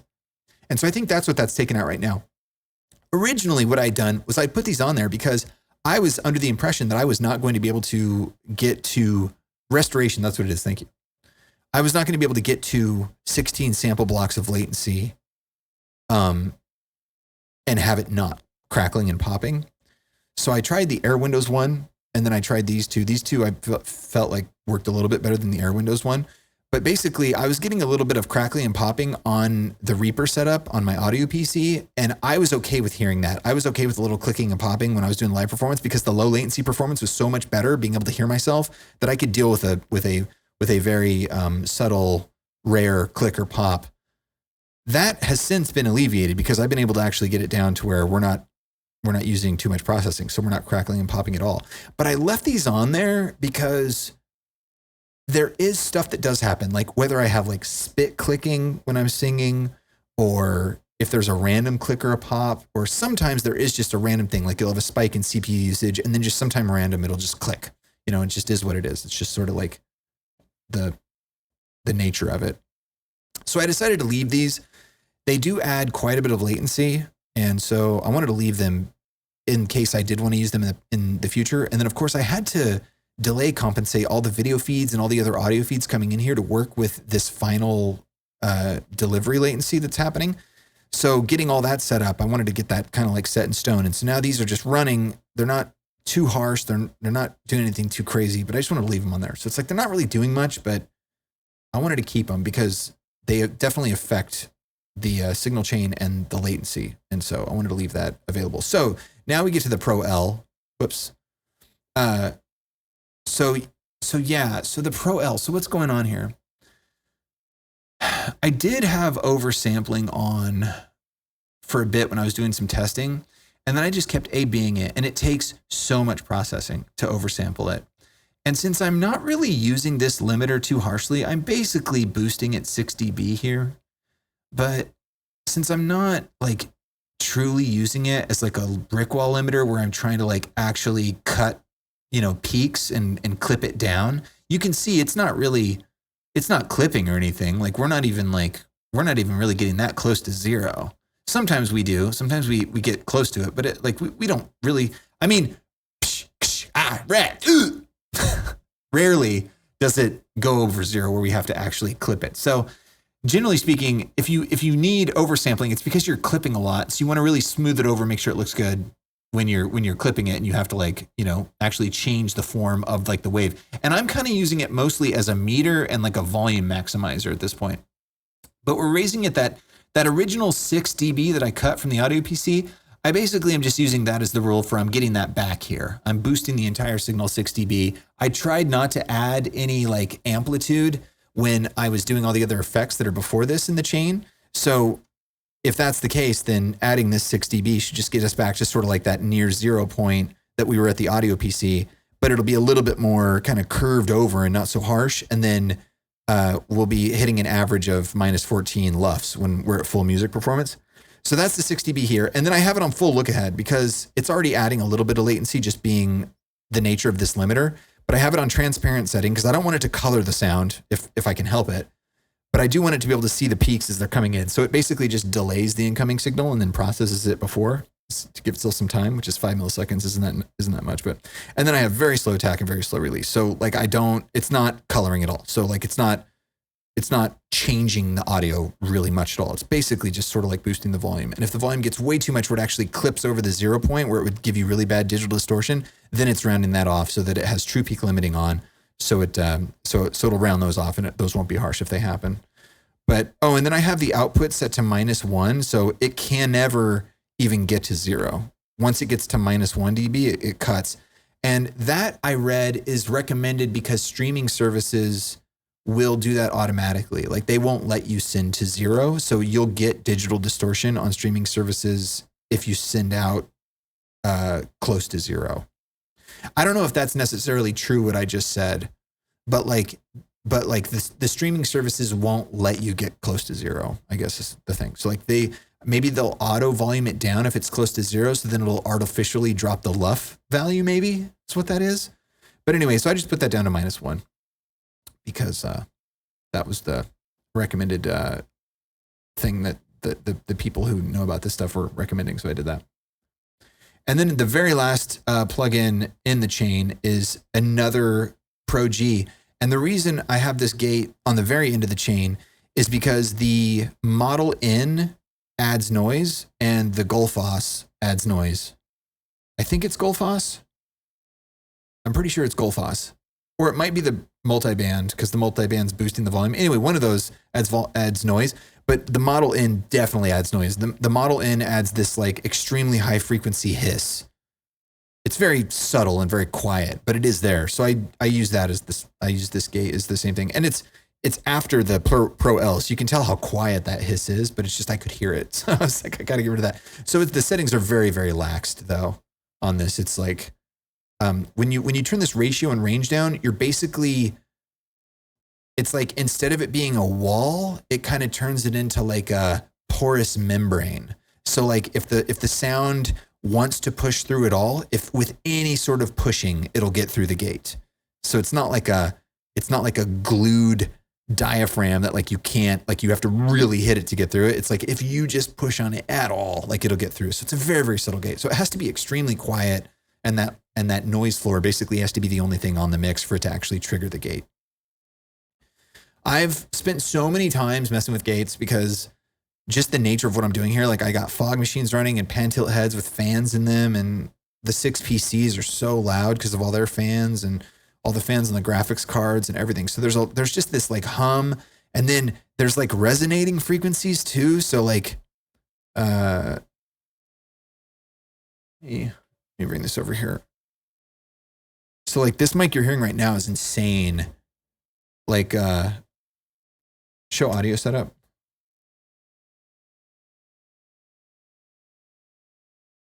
So like if you look at this mic, check out this notch EQ.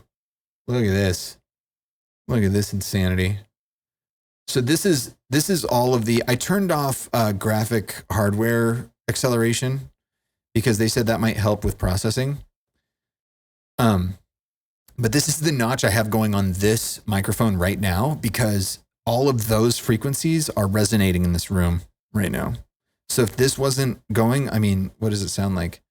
Let's see if I just keep talking and then turn it off. It doesn't, when you hear it just like me talking and I turn it off, it actually doesn't sound that different. It just sounds like kind of like it was a comb filter a little bit. And then when you turn it back on, it just kind of changes the sound a little bit. But when you actually listen to just that line and you hear those resonating frequencies, it's like they're so obvious. And sometimes it's like they're going and sometimes they're not. So it really just depends on the day and what's going on. Anyway, that's most of it. Show cams. But yeah, then the other thing too is I have VLC now. Like the song that you're hearing right now, I have VLC going and it's going through another channel that I've actually done some post on too, so that all of the songs that play through this are leveled and sound good together. And then also I can actually hear the level of it, because that was another thing, because this is going to a back channel on OBS and to Twitch because it doesn't go to the VOD channel. And so that changes the routing too. And I could hear the individual channels, but I couldn't hear them in relation to each other of how they sound together. Only you could. It's insanity. Who has an audio-centric Twitch channel and can't hear the audio? Am I right? It's insane. Baby steps, one thing at a time. Okay, so let's do some work. So I want to play some more jams, and I want to get going on this. I don't think this is going to be too bad, because like I said, we just got to do the -6 dB on most of the stuff, and then everything else is probably going to be fine. Maybe a little bit of sweetening, like a little bit of like master bus EQ, but most of the older stuff doesn't have really process intensive stuff. It's really the new stuff, like the stuff from Fear, the stuff from Stuck, Some stuff from Feel. Yeah, definitely from Feel. Cause like Holding On, man. Like, yeah, we got to go through all that stuff. Cause I got to fix that stuff back up. Cause I think it's gotten messed up. Some of it's gotten messed up in the live stuff because it sounds weird now.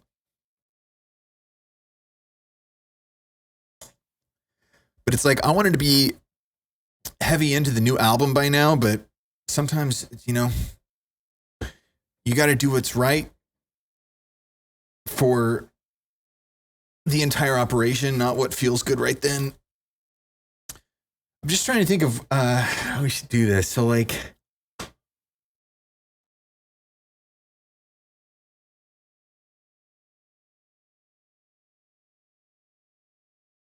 yeah, let's just let me just switch. I'll switch the guitar camera over to the V, and let's just do some circle stuff because that'll be simple, straightforward, and then we can just kick out some jams.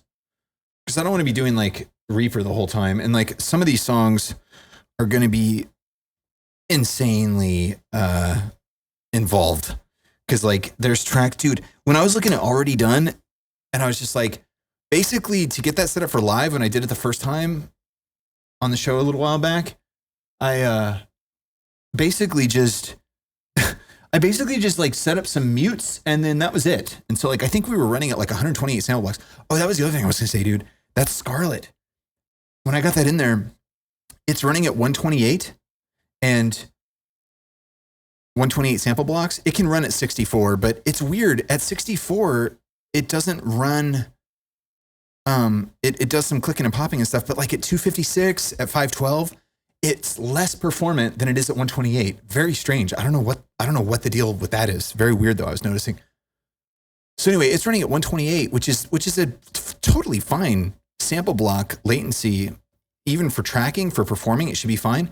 I was listening to that with like no effects on my voice, just the naked signal with just that 7 milliseconds of round trip latency. Because with a 128 sample block, that's what you get. You get about 7 milliseconds of latency.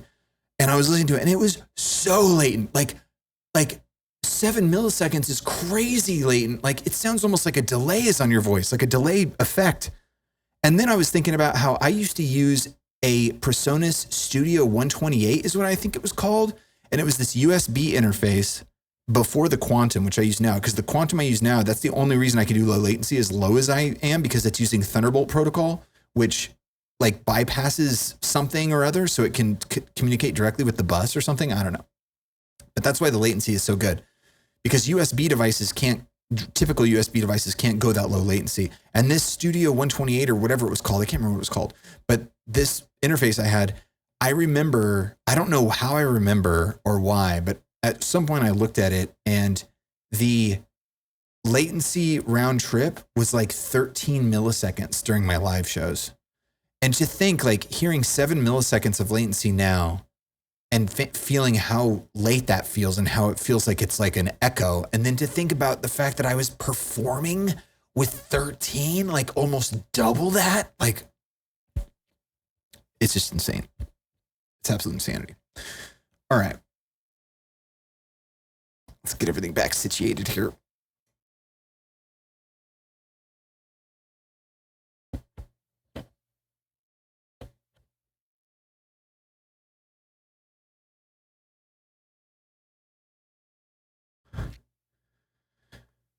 All right. So we got that there.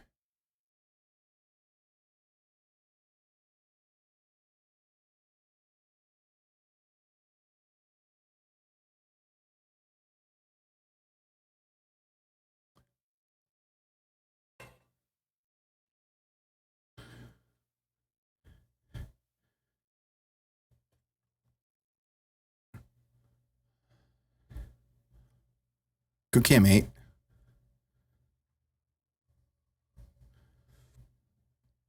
We'll see if this works. Okay. Got to go up a little bit more. Good. All right, let me just get this opened up real quick. Well, actually, I'm going to save. Do I need to save Already Done? Did I do anything? Did I change it at all? I don't think I changed anything. So I'll let it save, I guess. Okay. Audio, run top PIV. Computer, when you're gone. Song added. Computer, add in the same place. Song added. Computer, add everything I know. Song added. Computer, add beggar. Song added. Computer, add too much at stake. Song added. Computer, add will be the rise. Song added. Computer, add 1,000 times. Song added. Computer, add like nobody else. Song added. Computer, add I tried to stay. Song added. Computer, add circles in circles. Song added. Computer, set it up. Audio, kill top PIV. Okay, so what I'm going to do first is go through and get the -6 dB setup and get my signal set up because I'm getting a different line than you are now. So my line is 7 and 8 now, so I gotta get that going. Show Reaper. That's interesting that Show Reaper is a command. I didn't realize that. Okay, so if I click this one I already was working on, so I got that good to go. -6 on there in the same place. I don't think it does. Yeah, no. So this is going to be, we're going to go -6 on this. I should just click it and do it because it's going to be a pain. The other thing, and then I'm going out to line mixer 1 L and 1 right. Oh, that's the other thing I was going to say. What's that? The line mixer, the Behringer line mixer had this like 60 hertz hum on it. And I was like, is this like a loop or something? And I went on some forums and I was like, what's going on with this thing? Is there something broken or something I need to fix, or is it my problem? And somebody responded like, yeah, they're cheap. So it's like some of them go bad and some of them just have like a hum and stuff. And they were like, you just got to hope you get a good one. So I ordered another one and I was like, all right, well, if it's the same thing on the one I order, then I'll just send it back. Cause I took that line mixer out of rotation and I was using one of my other Mackie mixers in this total Frankenstein situation, which is just really, really bad. But I wanted to get rid of that low hum. Anyway, I ordered one and I was like, okay, if it still does it, I'll just send it back and then I'll just figure it out or deal with it or whatever. And I got it and I plugged the headphones directly into the headphone jack and I turned the master volume all the way up and there was no hum. And I was like, oh my God. So the unit was faulty. And so I got that installed. And so now there's absolutely zero hum on the line mixer as well. So I can use that again. Thank God. Cause that thing is awesome. Like it's got a bunch of line. It's got 16 line inputs or 8 stereo.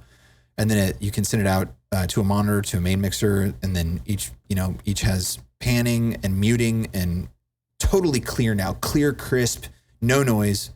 So I don't think there's a single fault in the entire audio chain now. And it's something, it makes me get a little emotional because it's like, it's something that like, I've just always just been like, I'll just deal with it. You know, it's just something you always deal with. And it's like, this is the first time ever in the history of Scene of Action where it's like just the entire chain from the very first mic input to the final delivery output audio to you is completely untainted. 100% completely untainted. Feels good. Okay. So I just did this one. Let's go to the other ones.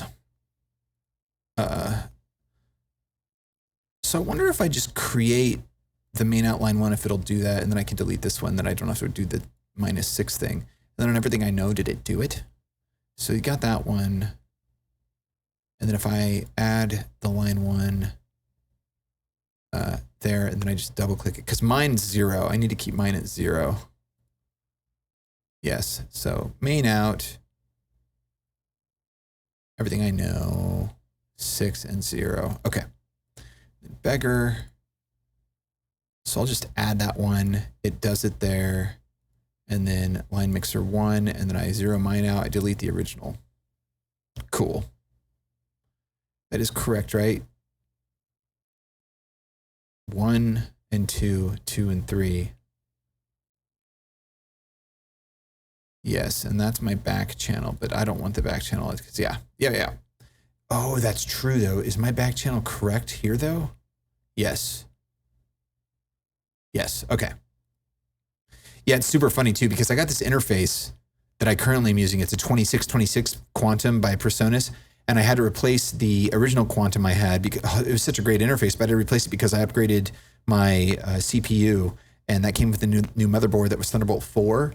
And Thunderbolt 4 only goes back to Thunderbolt 3. You can't use Thunderbolt 2. And the Presonus Quantum Original was a Thunderbolt 2 device, so it just didn't work in this computer. Gosh, freaking irritating.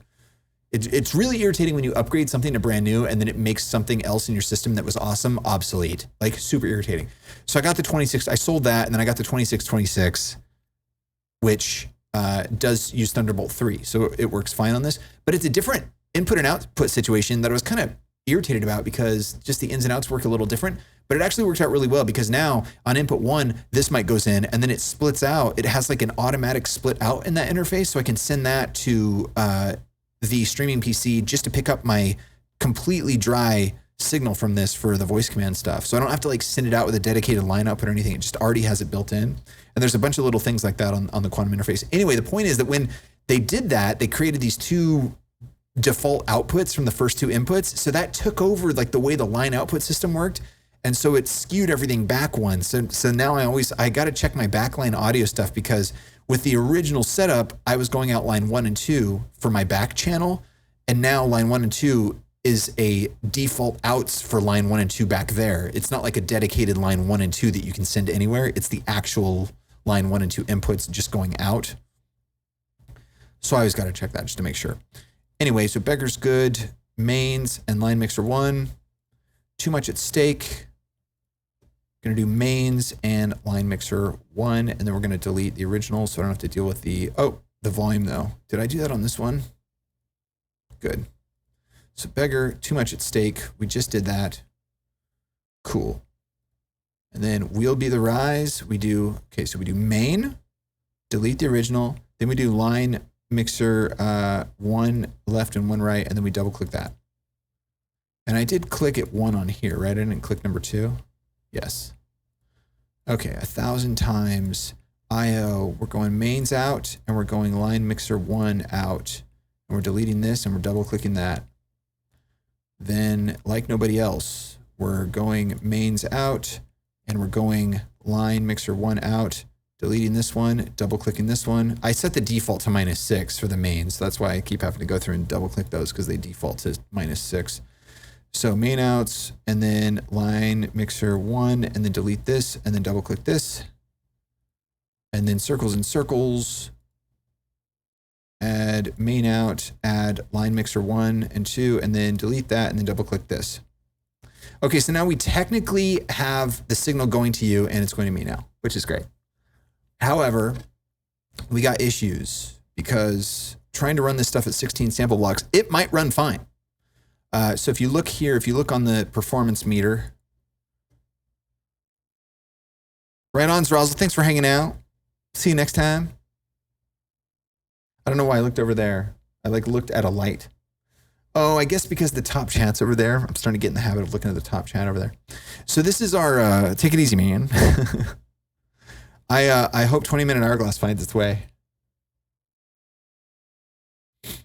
Okay, so you can see here that I'm going to clear this graph, and you can see that 0.36 milliseconds is what we're allowed.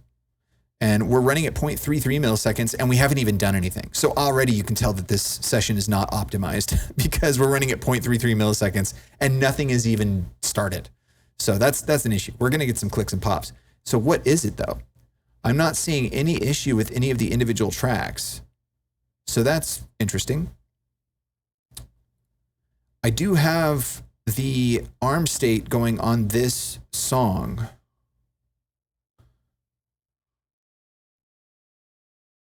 I feel like, maybe I was doing this last week on stream. Maybe that's what happened. Oh, it could be the backing track because the backing track is trying to down tune in real time. So maybe I can just do that. Yeah. There you go. Now the backing track doesn't have to do that at all. So let's go back to the performance meter. The backing track is still running at 0.03%. What's going on here? We have a FabFilter Pro Q and it's running at 0.03. Okay. But it is at 0 latency, so I'm cutting a little of the high end out of it. All right. That's fine. But that is why that's doing that. It's because of that plugin. But 0.03 is nothing. It is weird, though, for the Pro Q to be taking that much up. Is it because the display is so huge or something? What if we make the display small again? Does that change the actual percentage of usage? No, now it's more. Now it's using more.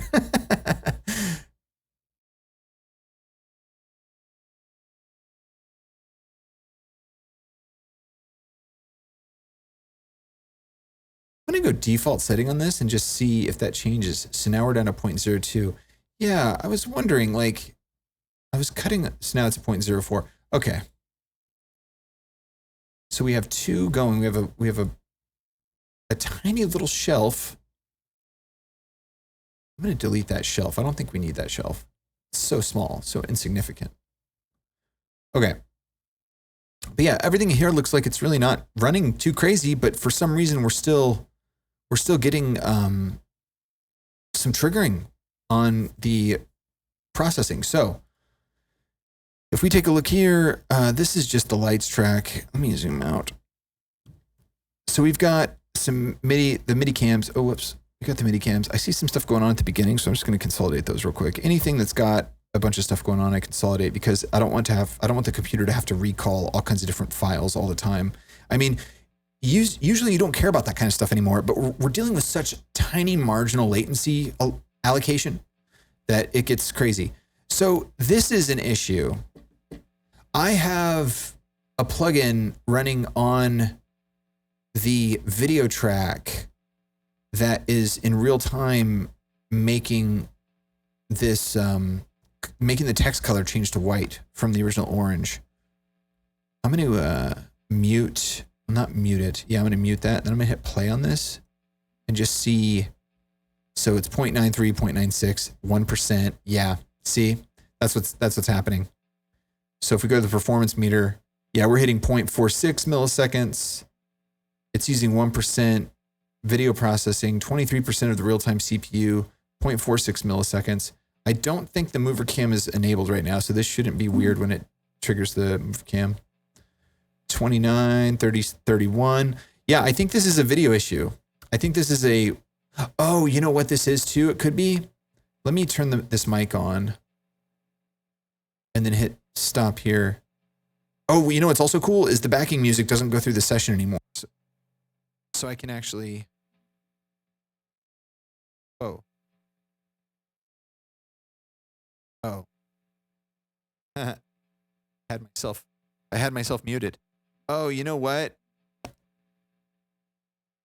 I don't know what that sound just was. Oh, it's probably the cue for talking.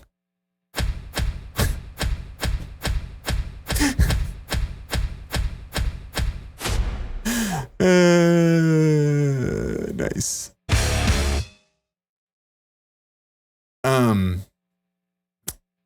Yeah, I think it's because that session was rolling. So I'm gonna save this track as a template, and I'm gonna save it as 2026 wireless mic.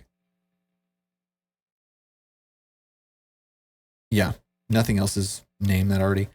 So there's no envelopes, there's no items. So we'll just save this. And then if we go here, and you can hear me talking, but it's ridiculous. So I'm going to insert the new 2026 current wireless mic. And then I'm going to delete that. And see, there you go. Now you can actually hear me again. So we're running it 1% of video because of this track, but then also I'm interested to know now how we're doing because we're not using that other session. See, that other session was running for a second while we were running this, which is running all the effects of my voice and all that stuff. But of course, my voice right now is running a lot, like 0.34%. That's a lot. But the fact that we're still running here, we're using a 1% of video, but we're not triggering anything. We're at 24. Like, what if what about like here? I'm just watching it because like I would prefer not to have to go in here and get deep with any of this stuff, and I would just like to master this and get it like at a good level. But I mean, granted, the backing track is muted right now, so let me see. Kill music. Kill music.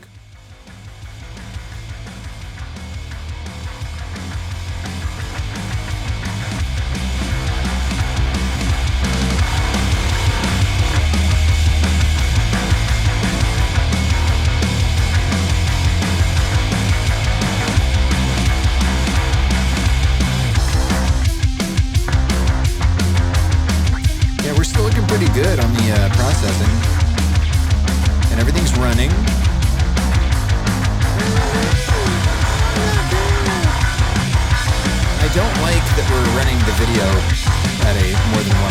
That's not good. I gotta re-render that video out.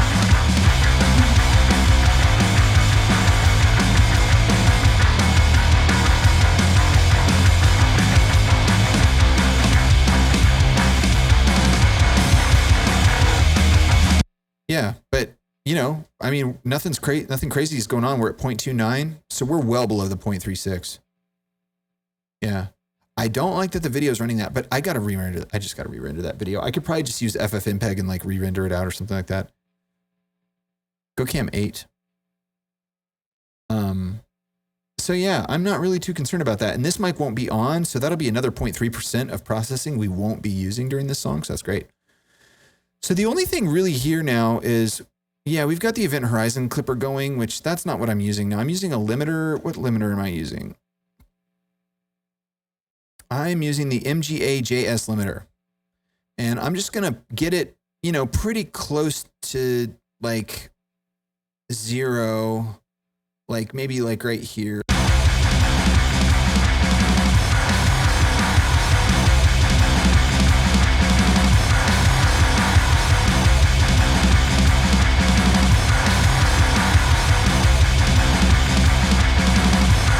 Yeah, like that. Okay. And then, so that's pretty good as far as that goes. See, the only issue is like we're not hearing the left side right now because I'm not playing the guitar. And that's something that we got to think about. But for now, I will go ahead and save this. It's looking pretty good as far as latency. We have the outputs figured out.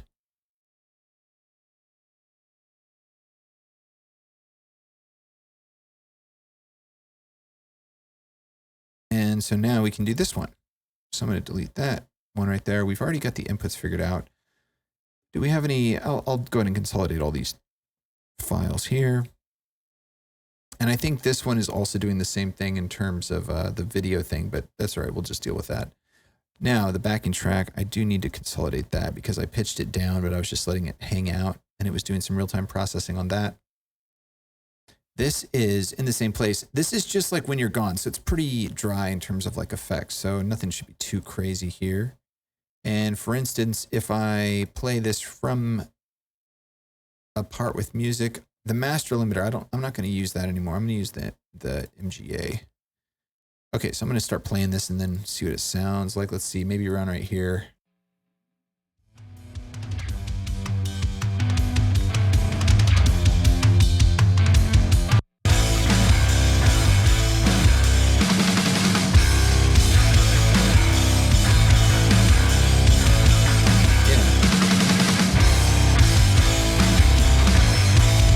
You know, actually, to be fair, if we just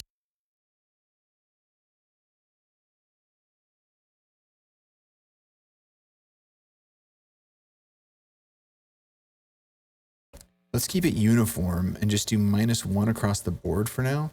Is that a volume edit? Hold up. Hold up. What is this? Envelope tempo map. Why is there a tempo map on this session?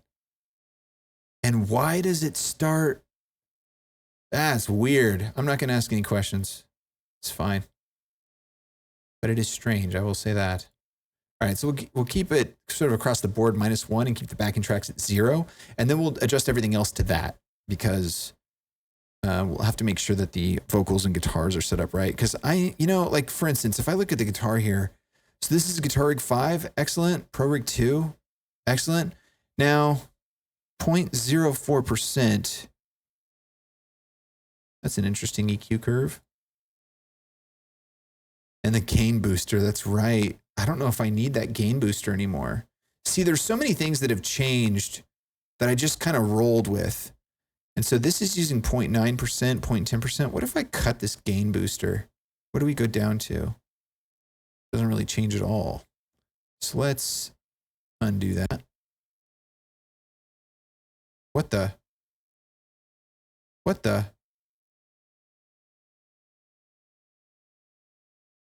Whoa, it didn't save that as an undo?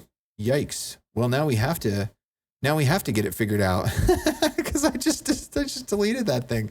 What was that? That was a gain booster. So is it a distortion? Yeah. I used to use this all the time because my gain going into my preamp on the Pro Tools interface was based on whatever I had recorded like during Hype or something. So I basically kept that very low input gain for like 3 or 4 years because of Hype's recording. But now it's like I got all I have the gain staging on the guitar correct now going into the preamps and all that stuff. So it's pretty good, but that's why this is probably hot. Anyway, I think it was like, I don't know, somewhere around there or something. It doesn't matter. We'll check it out here in a minute. But so if we basically keep the backing tracks at, I'm going to go through, we're going to keep the backing tracks at 0, and then we're going to add a 1 dB limiter on the master. And then I'll go through and check out the other stuff. Can we get the printer sound, please? We missed out on it. Show cams. Show cams. Go cam 8. J. 105 months. That's a lot of months. Triple digits. 105 months. The ticket says you missed.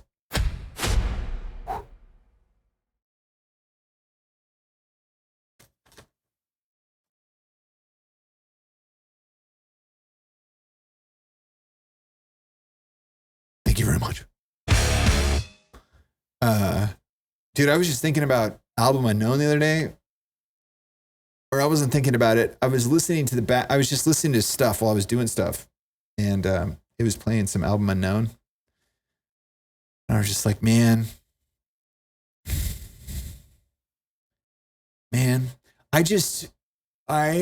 I cannot wait. Here's the ideal world I see in the near future. All of the songs in the entire catalog performable with acoustic treatment and sweetness that make all of them easy on the ears when listened to, and completely across the board adequately performed to the best of my abilities, and then working on new jams. And when I hear Album Unknown playing, I'm like, man, I wish that was ready already. That was so much fun playing that album in its entirety.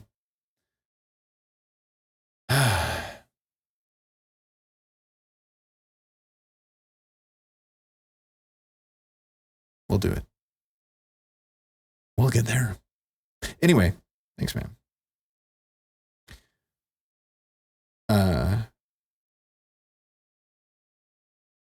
Been playing a couple of PUBG late for fun. Yeah, it like yesterday, or I don't know, maybe it was even today. It played the first one, and it just took me right back, man. It took me right back to remembering winning that first match and getting the template for the album, and then like it was the first time that like I was forced to like record in Reaper because it wasn't working in Studio One, so I transferred the whole half of the album into Reaper because it was the whole album was one session, and just that whole time was just crazy. And I think that was when I got pneumonia. I think that was the it all came full circle, because when I won my first chicken dinner, I screamed so hard that I think I hurt my lungs and my vocal cords and made them susceptible to pneumonia, which I then got. And then I had pneumonia the whole time I was recording Album Unknown. I'd record a vocal take and then I'd cough for like 30 seconds. And then every morning I'd get up and I'd take a deep breath and I would think, hey, I think it's getting better. And then I'd jump in the shower, and like the hot mist, humid water in the shower, I'd breathe deeply, and then it would go, I'd breathe out, and it would go like, they would do that clicky, like when you have pneumonia, like when you breathe with pneumonia, it's like this clicky, it's like you have like water in the very bottom of your lungs. And like when you breathe out really deeply, you can hear it go crickety, crackety, clackety, crickly. And every morning I would do that and be like, no, it's still there. And then I finally went to the doctor, and then she put a stethoscope on my back and she said, breathe deeply. And I breathed deeply, and she said, you have pneumonia. And I said, really?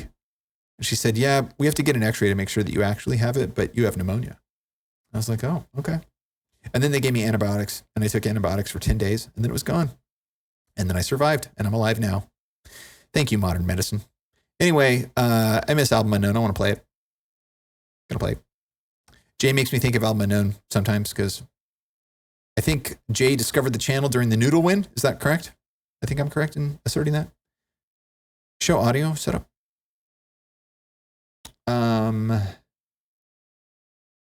Play music. Hey, speak of the devil. So yeah, so I think we'll go through. We'll put that limiter on there with 1 dB. We'll make sure that all the backing tracks are at 0 and that they're rendered out. And then change the wireless mic because the wireless mic always changes. And then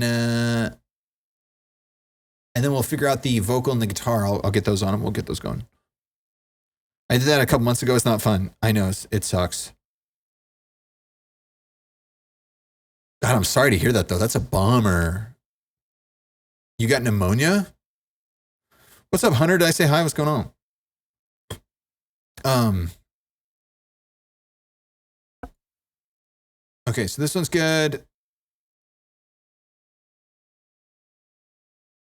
Okay, did I do this one? We should be at -1 on this. That's at 0 and it's been rendered. Okay, I'm going into everything I know and I'm going to add the track and then keep it rolling.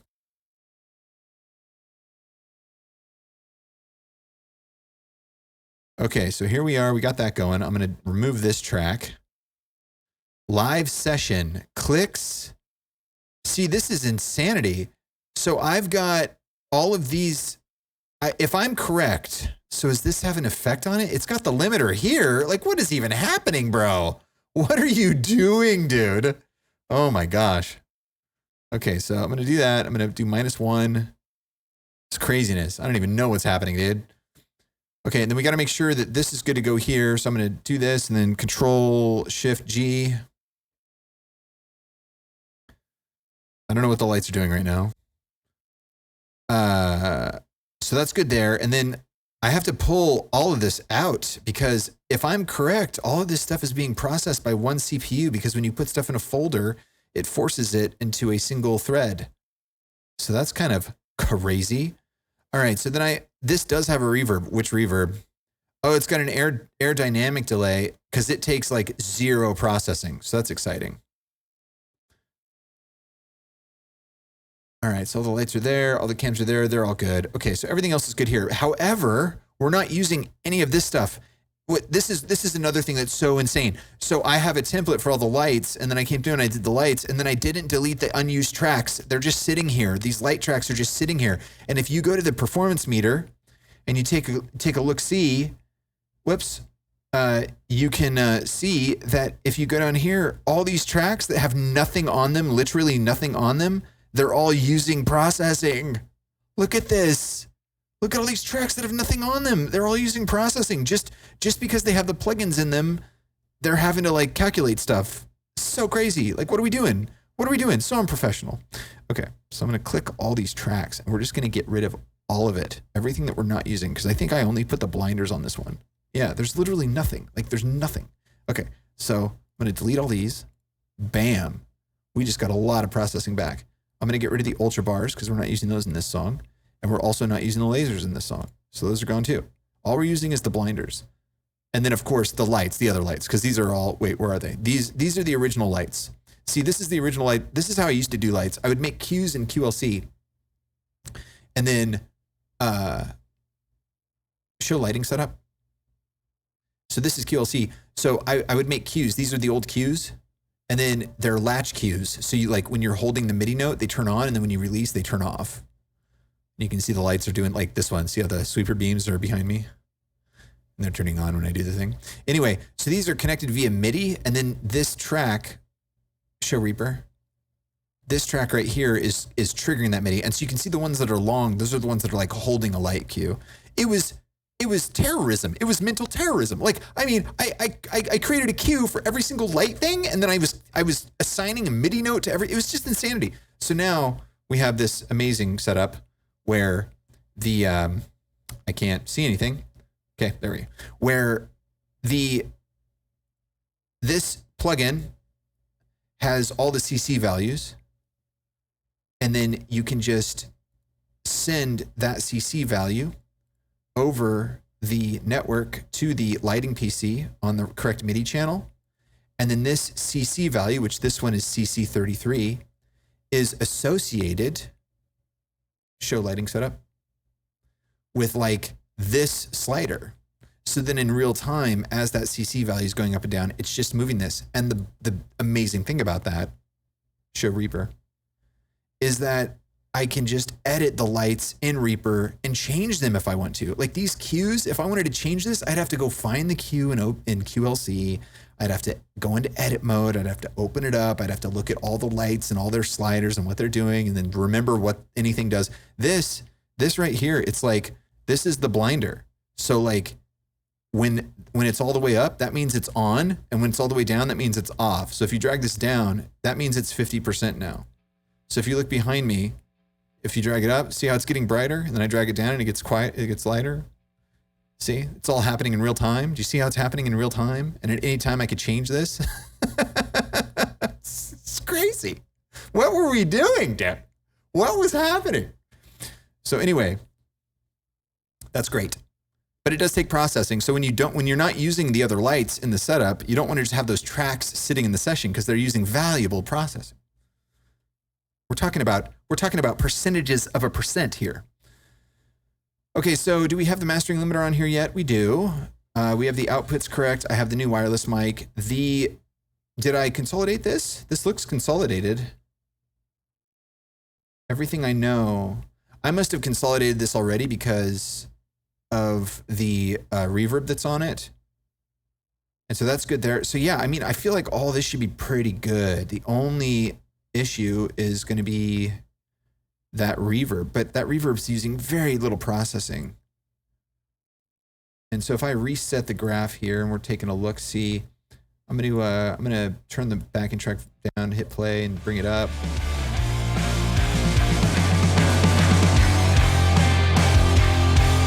Yeah, the video is using processing.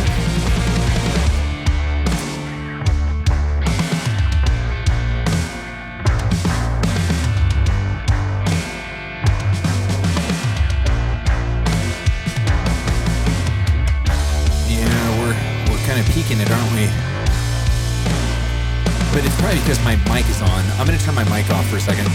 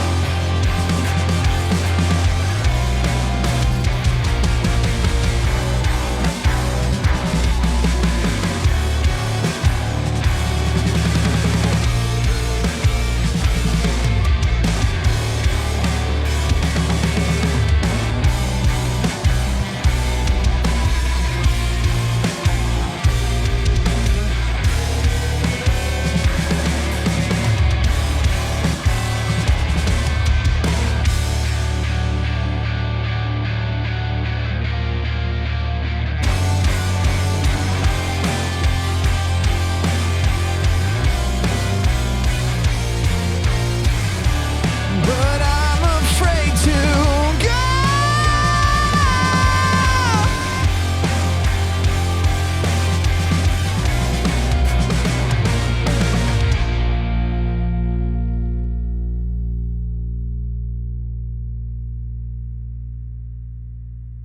Did you hear the little Paparuski there at the end? I heard it. And we're at 0.35 out of 0.36, so it's like we barely came in under the mark, but I'm not liking it. I'm not liking it. The video load was at like 2% at some point. It's this, so all these videos are they're orange, and then I changed it to white text, and like I can't have different colors because I think it has something to do with the way that I'm keying the lyrics, because you get the lyric feed overlaid, and I think it works because it's like a black-white mask. And I could probably make it work with the orange, but it's kind of weird with the orange when you're doing the overlay mask. So I've got to render those out. That's something that I need to do. I need to do definitely sooner than later, for sure. Just the flight path.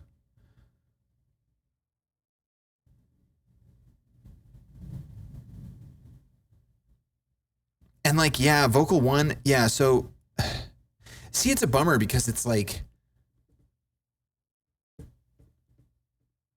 I mean, I guess technically speaking, I could just mute the video track for now because without reset all sliders, without the video track, or without the effect that's on the video track to turn the text white. See, this is so funny. It's like, it's just ludicrous. Like, why would I do this? Like, I remember being so excited I found this plugin where I was like, yeah, I could do real color correction inside of Reaper on the video track. I'm like, how cool is that? It's like, yeah, if you want to use 2% of your CPU in real time, trying to run it 16 sample blocks, good luck with that, bud. You know? So I was so excited about that, but it's like now in retrospect, it's like, yeah, like we want to get away from that as much as possible. Hendrix Grimes, I didn't see your follow. When did you follow? 5 minutes ago? Are you still here, Hendrix? Show cams. I'm sorry, I didn't see that. I didn't hear that. It must have been when the plane was flying over. I got all distracted. Thank you for the follow. Welcome to the GMs. Sniper Saurus Rex. 39 months. That's a lot of months. Man, that really got the queue fast too. 41 months. 26 months. Wow, that's strange. Because when I said 39 months, yeah, when I said it a second ago, it was really fast. Most of them in a row. 37 in a row. The ticket says, Yee aloha time. Wow. So it didn't do what I did, but it understood basically what I was saying. That's crazy. Faster Whisper is nuts, dude. Thank you very much. Appreciate the continued support, man. Aloha to you. Sort of doing a hybrid performance tech stream. We're going to try to get circles figured out. And then this is, I think, probably going to be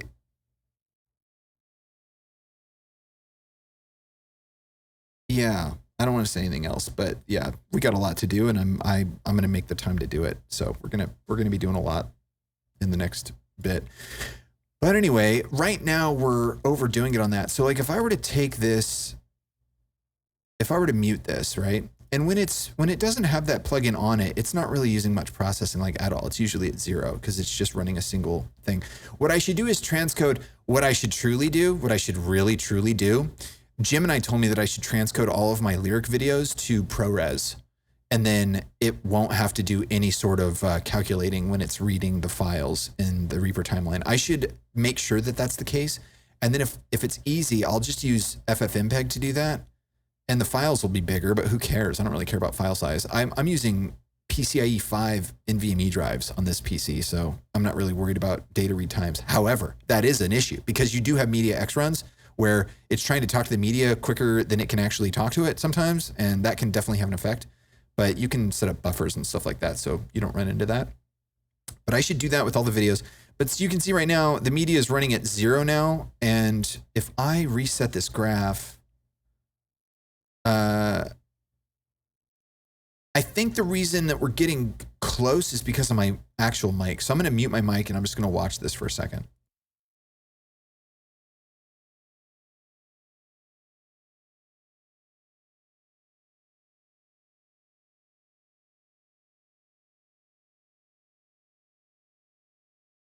Yeah, it's already at 0.26 though. I can't see it from way over here though. I should move the monitor back over here. I should just be over here with the monitor. I like being over there though, but we can be wherever we want to be because this situation is modular now, so we can move anywhere we want. But let's take a look.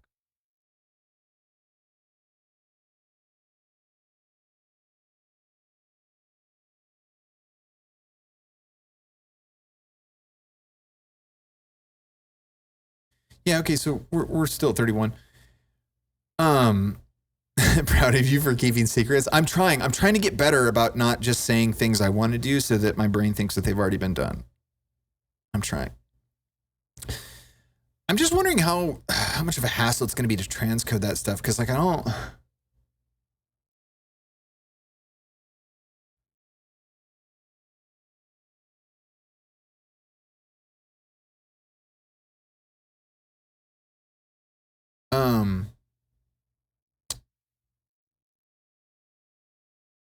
show cams. Do you think, Nikita, do you have access to,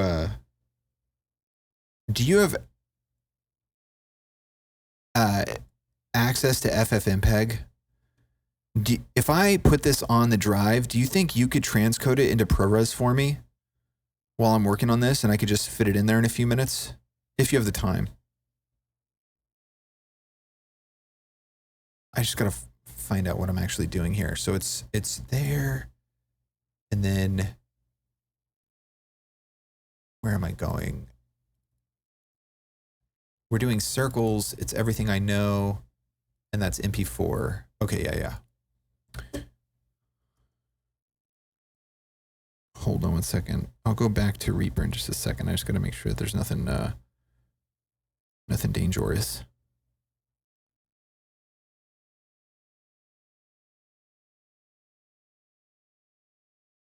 Oops. If you just want to like, if you literally like just ask like ChatGPT or Gemini or anything, tell me how to transcode an MP4 file into the best file format for Reaper to read in real time and what format that should be and how to do it with FFmpeg, it'll tell you, it'll literally tell you like the line of code you need to paste in there, and then just put the video on the desktop, and then like it'll just do it, and then like you can just put it back in there. What is that? Something. Oh, that's the guitar. Did the guitar die? You know what? You know, talking about weakest links, I think the guitar transceivers, I have 2 sets of these. I think this is the weakest link in the system now. I think these batteries in here are dying. Or my charging situation is not working, but we'll check it out. I got a backup here, so I'll start charging this one. But it seems like these run out of juice really fast now.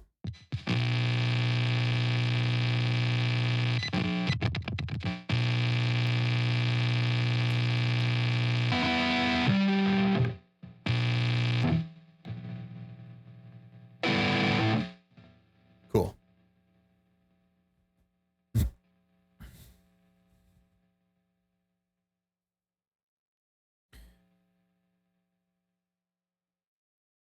What's up, Odyssey? Sorry. Yeah, sorry about that. My apologies. Stuff's a little weird right now. No,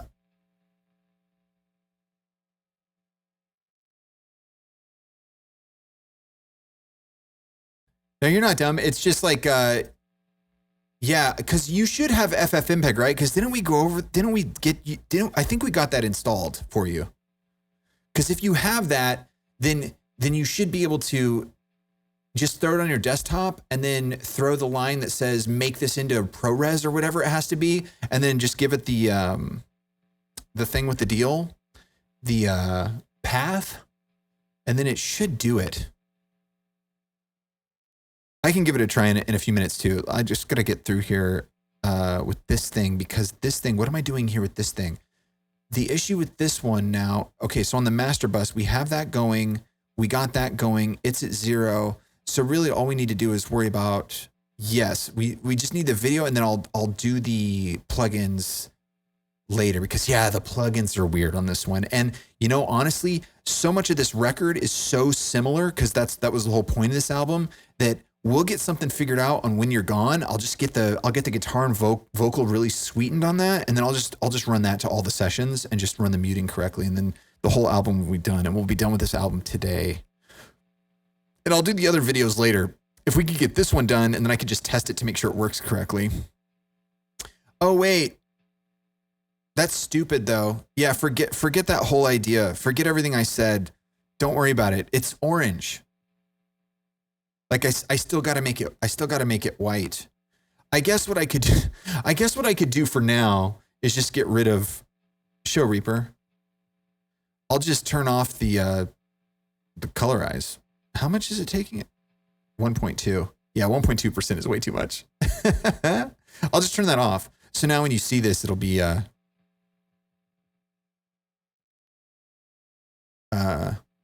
it's not showing up on anything because the chat windows are open. But anyway, it'll be orange for this time, but that's fine. Because then at least that's fine. Yeah, forget it. I totally didn't think about that because I've got to re-render them all out with white text anyway. So it's fine. Don't worry about it.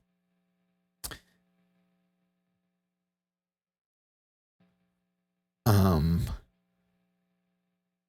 I'll just batch render them too, so it doesn't make sense to do like a one-off. Okay, so that's good there. So yeah, let's move on to the next one. I'll just go ahead and save this.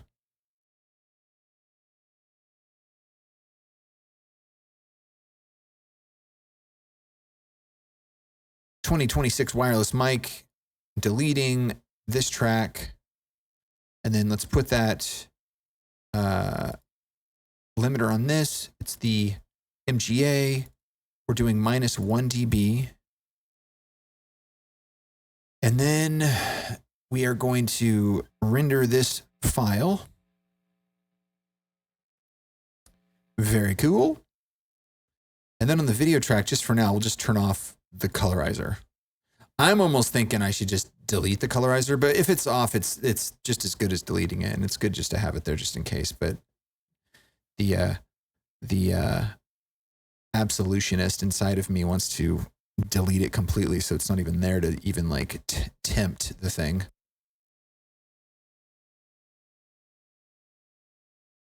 All right, but that's it for Beggar, right? So it's like we deleted all the lights we're not using. We got this stuff consolidated. I already have the muting going, but we're gonna deal with that. And then we have the routing and the master limiter. Cool.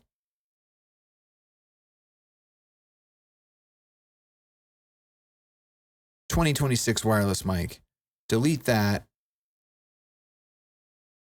And then this one needs to be consolidated.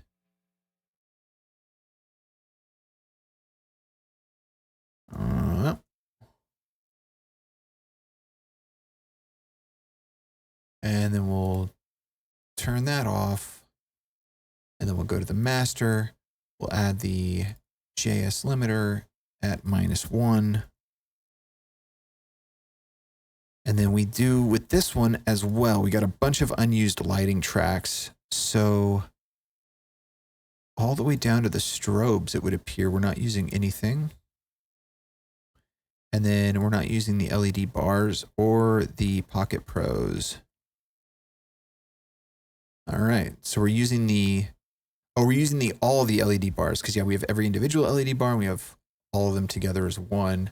Now the OBS record and marker, I feel like I'm still using that. That's an iffy thing, but it's not using any processing, so it's fine. Now here's this thing again. I didn't do this. No, Beggar is good. Everything I know is good. In the same place. And When You're Gone is good. Good. So yeah, there's this, what is the deal with this thing? Why did I do that? I guess I didn't understand at the time what was going on with foldering on tracks and stuff like that, because I would have never done this now. So we delete this. We got the limiting on here now. We got that fixed. The backing track has been consolidated, right? Yes. And then I did turn this off already. Yes. Okay. That's all I got to do for that. Cool. Save that. And now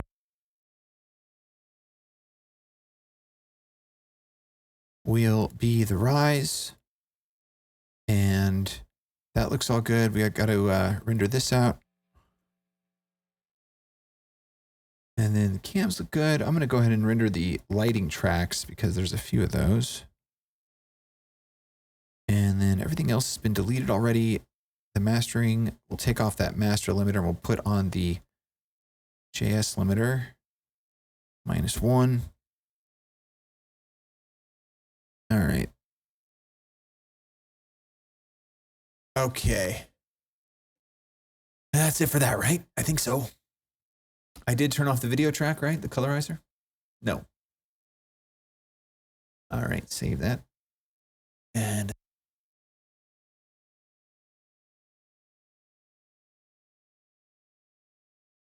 a 1,000 times again with the live session thing. We fixed that, right? In this?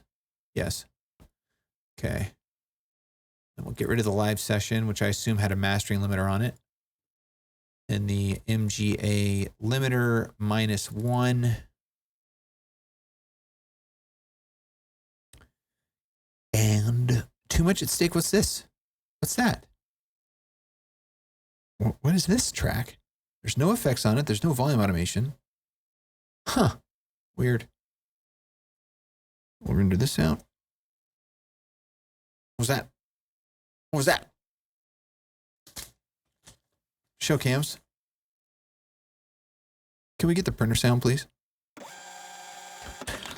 Nugget Rhino. 16 months. 4/3 of a rotation.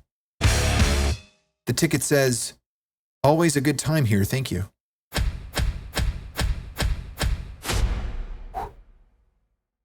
Thank you very much.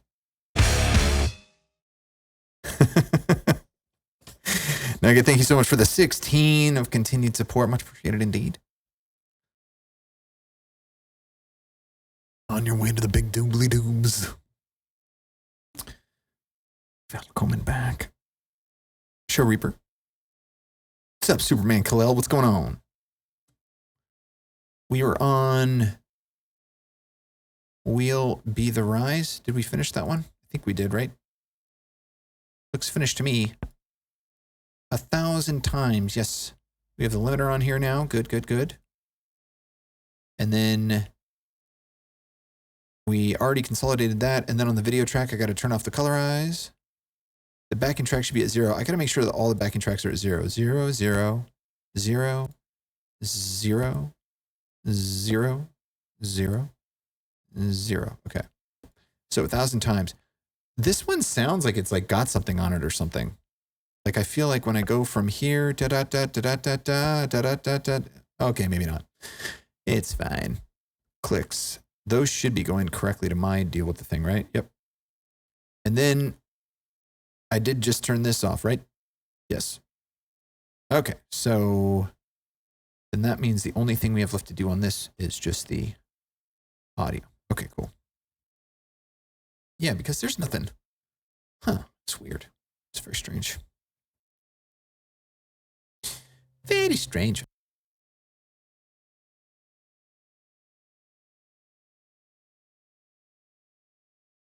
$2026 wireless mic.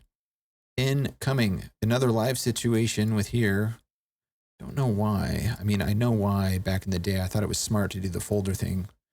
It's good because they'll be together and you'll see them they're in a folder. You see they're in a folder? That's good. You see them all together. You can make sense of them. Okay, and let's render this. Uh-oh. Click it. Right click. What am I doing? Oh, I'm not right clicking anything. I'm just Control-Shift-G. My gosh. What is this? Context window stream? I don't think so. Okay, and then if we take the video track and then we turn off colorize. All that looks good, although I am going to consolidate the lighting track. And then I deleted everything else we're not using. So we've got the master. We've got the new track. We've got everything out, not in parent folders. We've consolidated that and we turned off the video track colorize. Okay, cool. 2 more.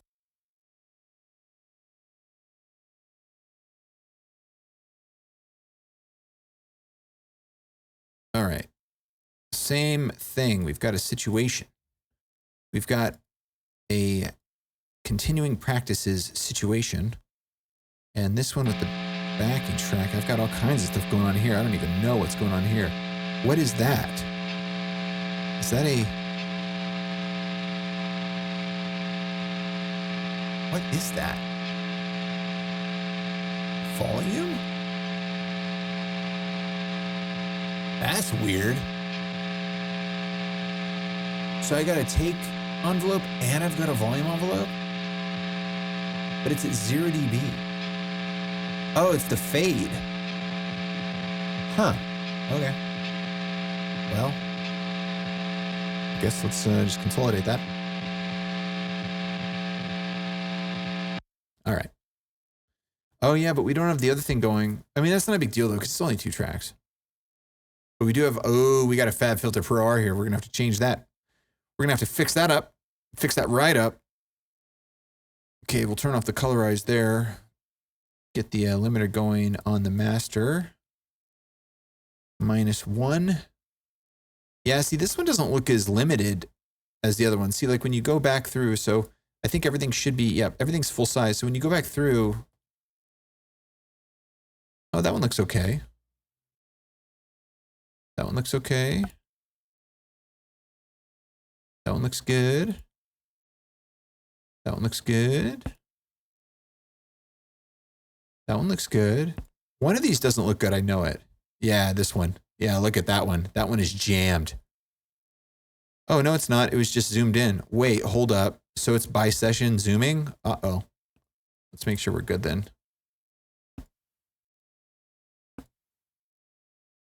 We got a little sound effect. Okay. So everything I know is fine. In the same place is fine. When you're gone.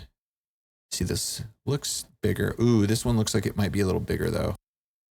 So that's down. Ugh, it's hard to tell.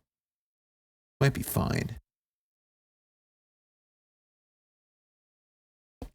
Kind of eyeballing it, you know?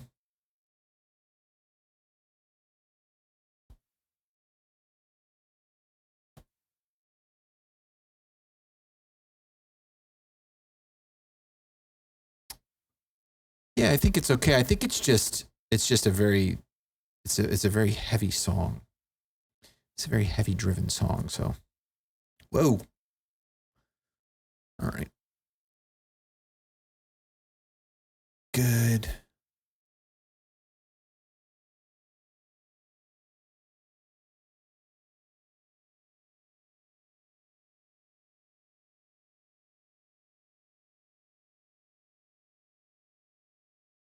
Okay. We got that. We got the new track. We got them blown out. We got that consolidated. And then we got this turned off. Yes. Excellent. Okay. Save that.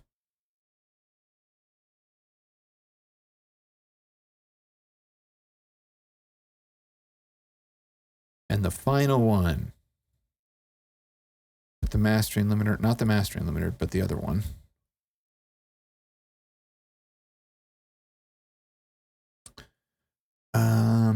Consolidate this.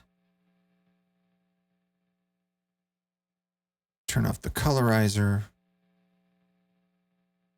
Looks like everything else is pretty good. Why is that video so long? That's funny. Everything else looks good there. And then, oh, got to take these out.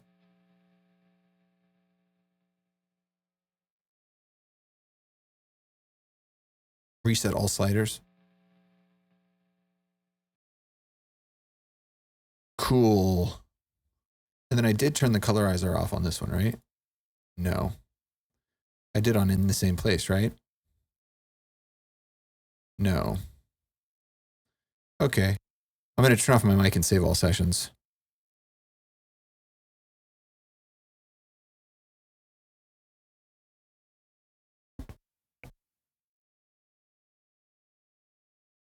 Okay.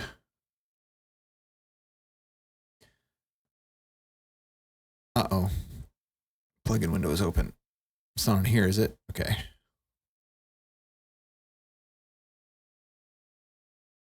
Okay, I'm gonna audition this stuff now, so it's gonna be louder than my voice is right now, or at least more, you know, whatever. Here it goes. So if you're listening really loud now, you might want to turn down just a little bit. The irk. No, not the irk. The irk's gone. That wasn't the irk, I promise.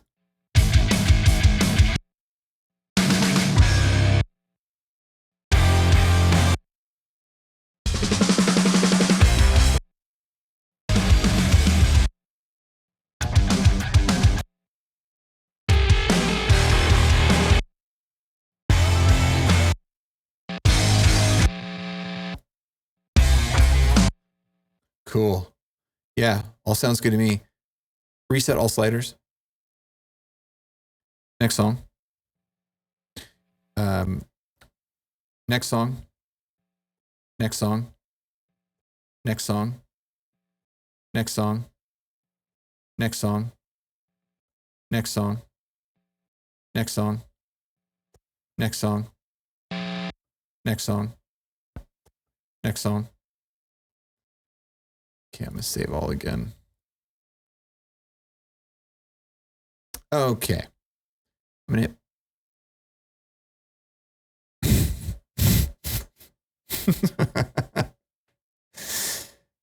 the irk. We are finally free of the dude. The irk was what made me like start this whole situation anyway. The irk is what made me finally not want to take it anymore. God, that was horrible. That was the absolute worst. Okay, so I'm thinking what we'll do is bring the setup over here.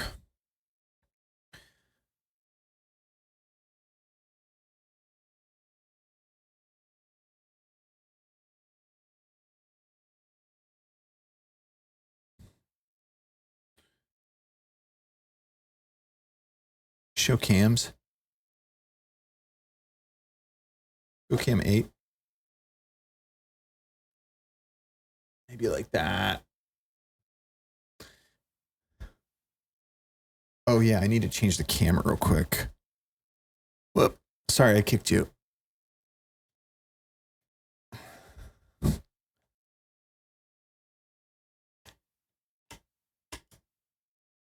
right.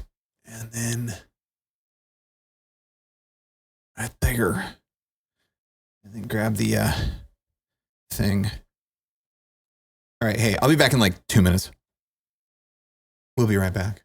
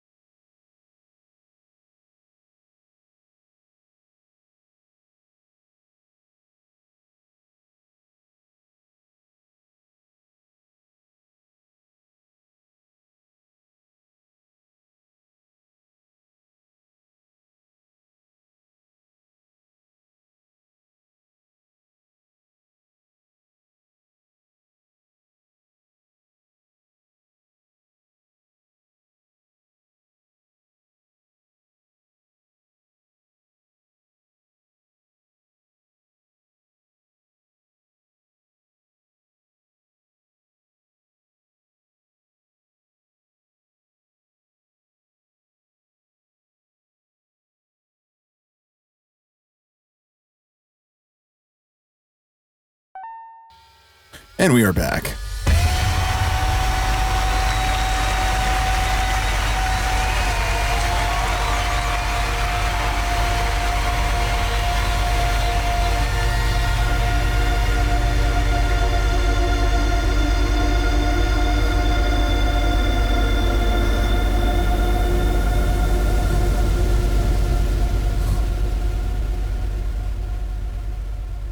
Computer, disable mover cam. I just want to make sure that's off. I think it was already off, but you can never be too careful when stuff's moving around, you know? Go cam 8.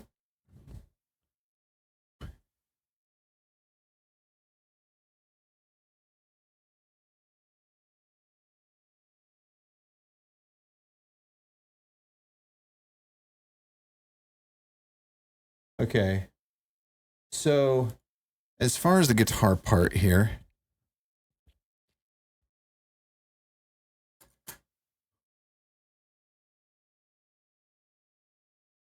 we are not on.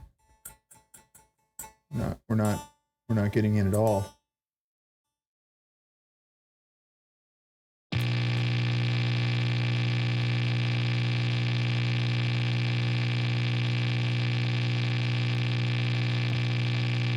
Huh. That's weird. Oh, that's no deal. Oh, I think because it's a... I switched it. Yeah.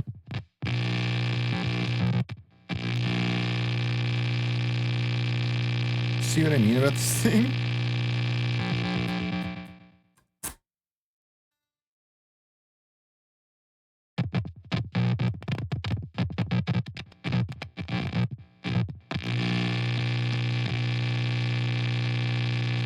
What the heck? Oh, maybe I need to change the frequency since I changed the box. Let's see.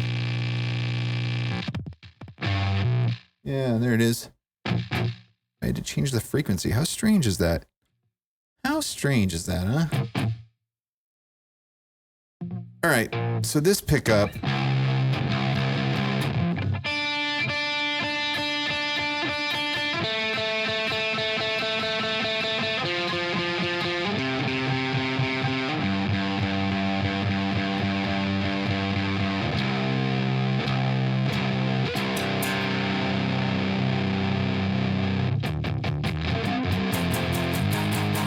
Kill the mic.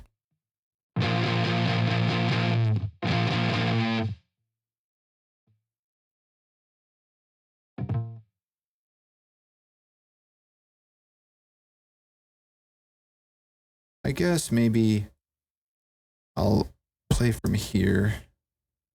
Kill the mic. Okay, and then... So what does it sound like? I think this might be the actual tone. Oh yeah, that's right, this thing. So the boost is halfway, so I'll remember that for the other one, but... So if I turn this off, what does it sound like?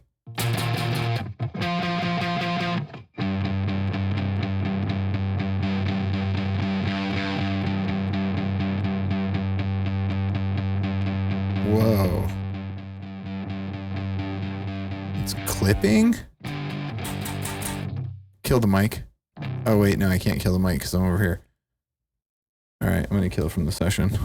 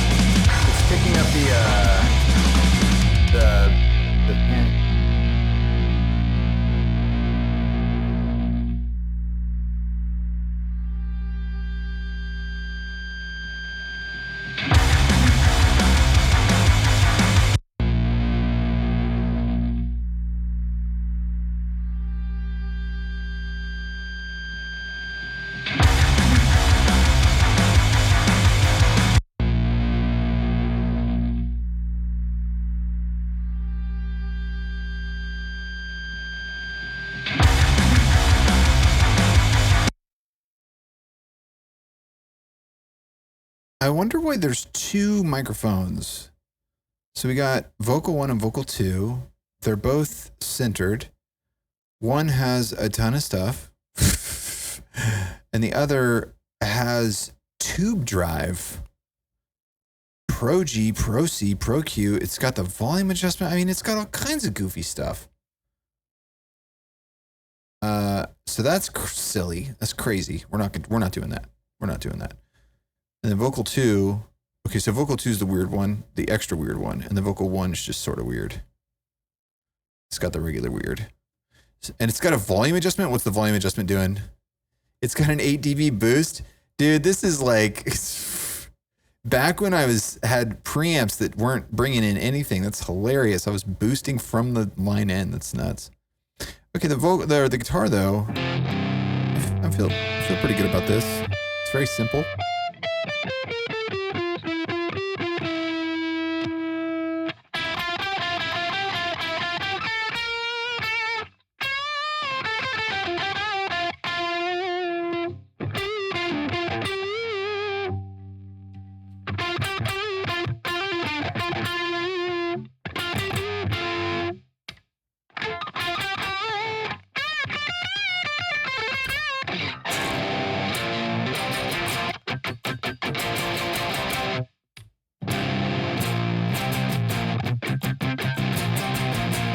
Yeah, that's it. Okay. So the guitar's good there. Now, save project. So this guitar. So we've got the guitar.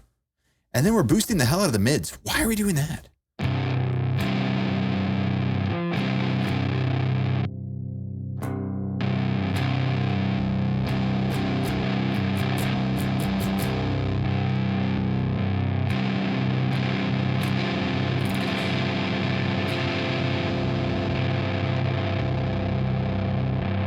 Dude, if you want some high mid, bro, just go into the guitar rig and just boost the mids and the highs.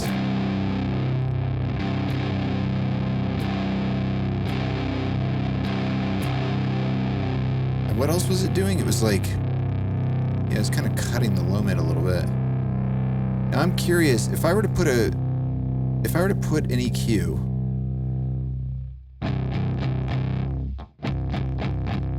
if I were to put a graphic equalizer at the end, okay, now we're running at 0.11, 0.10, and I turn it off. We're still at 0.10. Can you see this? I'm looking right here, the bottom left. So it's at 0.10. If I remove it, we're still at 0.10. So if I put it here, and then if I kind of do something that was similar, yeah, it's kind of like that, and then it was kind of cutting around here, right? And then a little bit of a boost, like right there. We're still at 0.10. If I enable this Pro Q that we had on, it's taking 0.04.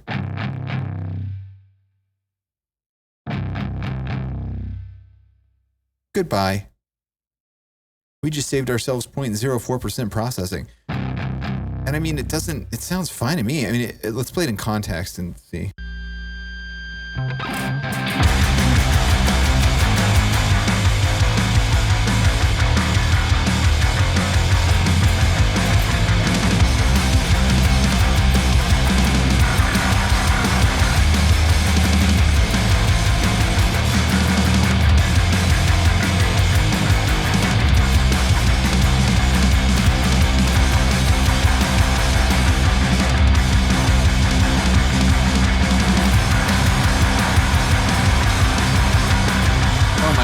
I was like, what is that?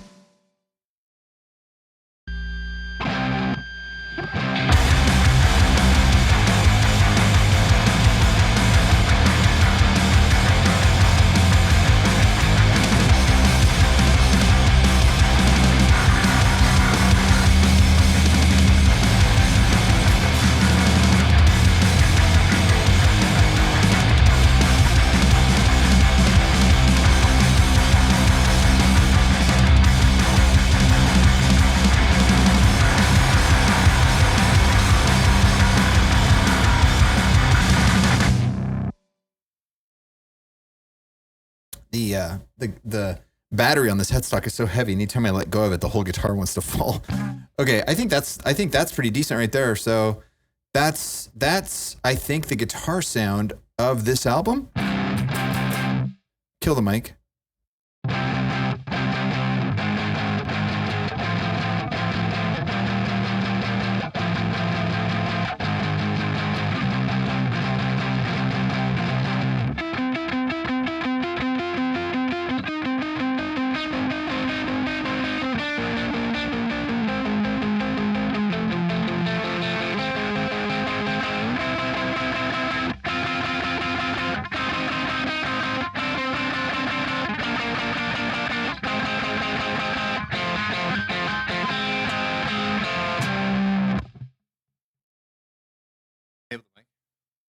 I just want to make sure that it's right because we're gonna basically lay this out on all the tracks. But I think it is. Hit it, Reaper.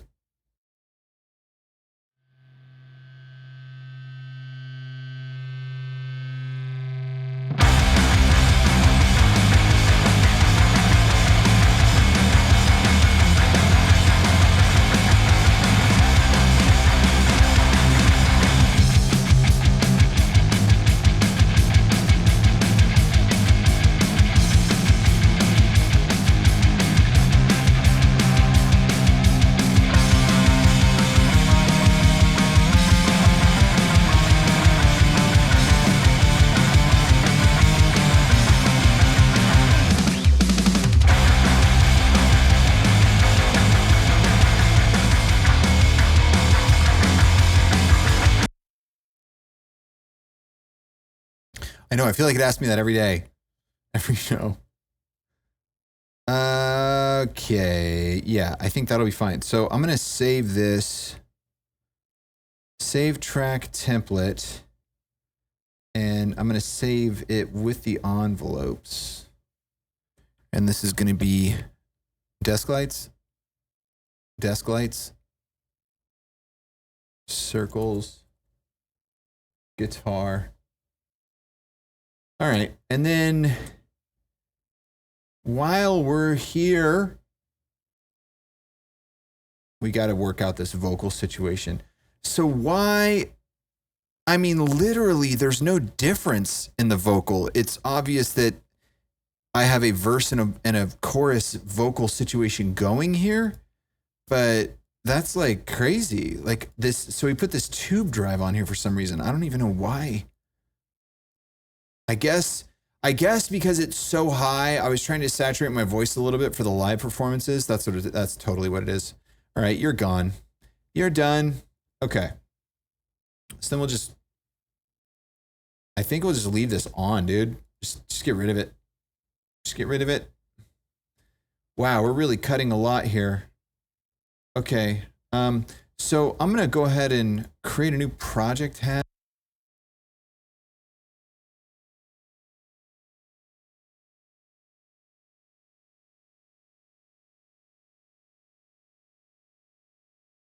By the way, why can't I hear?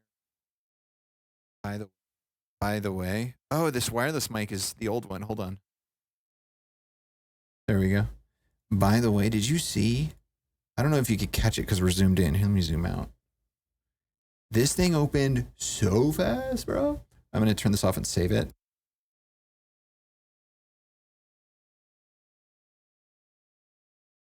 And I got it back on. Okay, so there's a vocal in here that I like. I got the vocal the other day. I like it. Is it this one? I think it's this one. Check 1 2.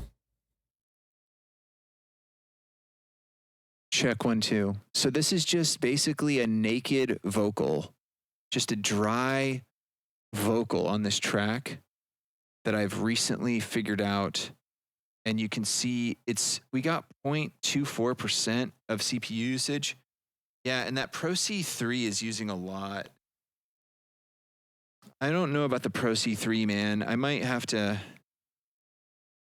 abandon it because it's like it's using 0.11%, 0.12% just for a single compressor plugin. I love this plugin. It's an amazing plugin. But I don't know about that processing, because when you look at the high pass is 0.01. And so this is just cutting out the low end so it doesn't trigger the gate. And then this Pro Q, those are some problem frequencies that we're cutting out. And it's 0.08, which, because it's doing real-time dynamic compression on those bands, I understand why it's 0.08, so it makes sense. And then we're gain staging at 10 dB to get it boosted up a little bit. And then we have the actual gate, which is a RIA gate, which is using 0.01% CPU usage. But then the compressors here, I'm going to copy this. I'm going to save this track, and then we'll adjust it inside of the circle session.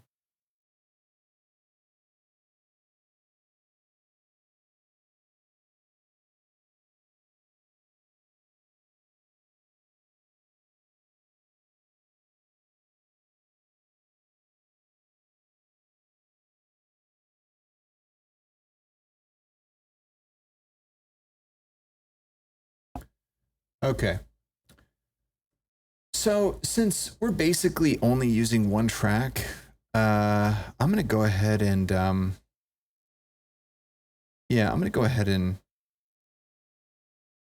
just going to answer that track. So it's already done. Vox. And the mute, let's see, show all active envelopes. There are no active envelopes.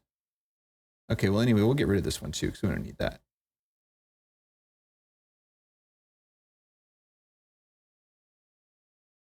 Yeah, and then those mutes are because of the other thing. So yeah, we just need the beginning mute. We just need the beginning mute. So if we do this mute right here, oh, we do have it. Where is it? Okay. So let's get rid of the volume automation. Let's turn the thing on. Check. Hello. Oh wait, that's the wrong one. Yeah, dude, let's just get rid of this. Forget it. Forget it. It's done. No, I don't want to clear the muting envelope. Although it's pretty ugly. So yeah, let's just clear it and then we'll add it again. Yes. Then add it again. And then we'll just mute it at the beginning and unmute it right here. Wait, like wherever the music starts or the vocal. I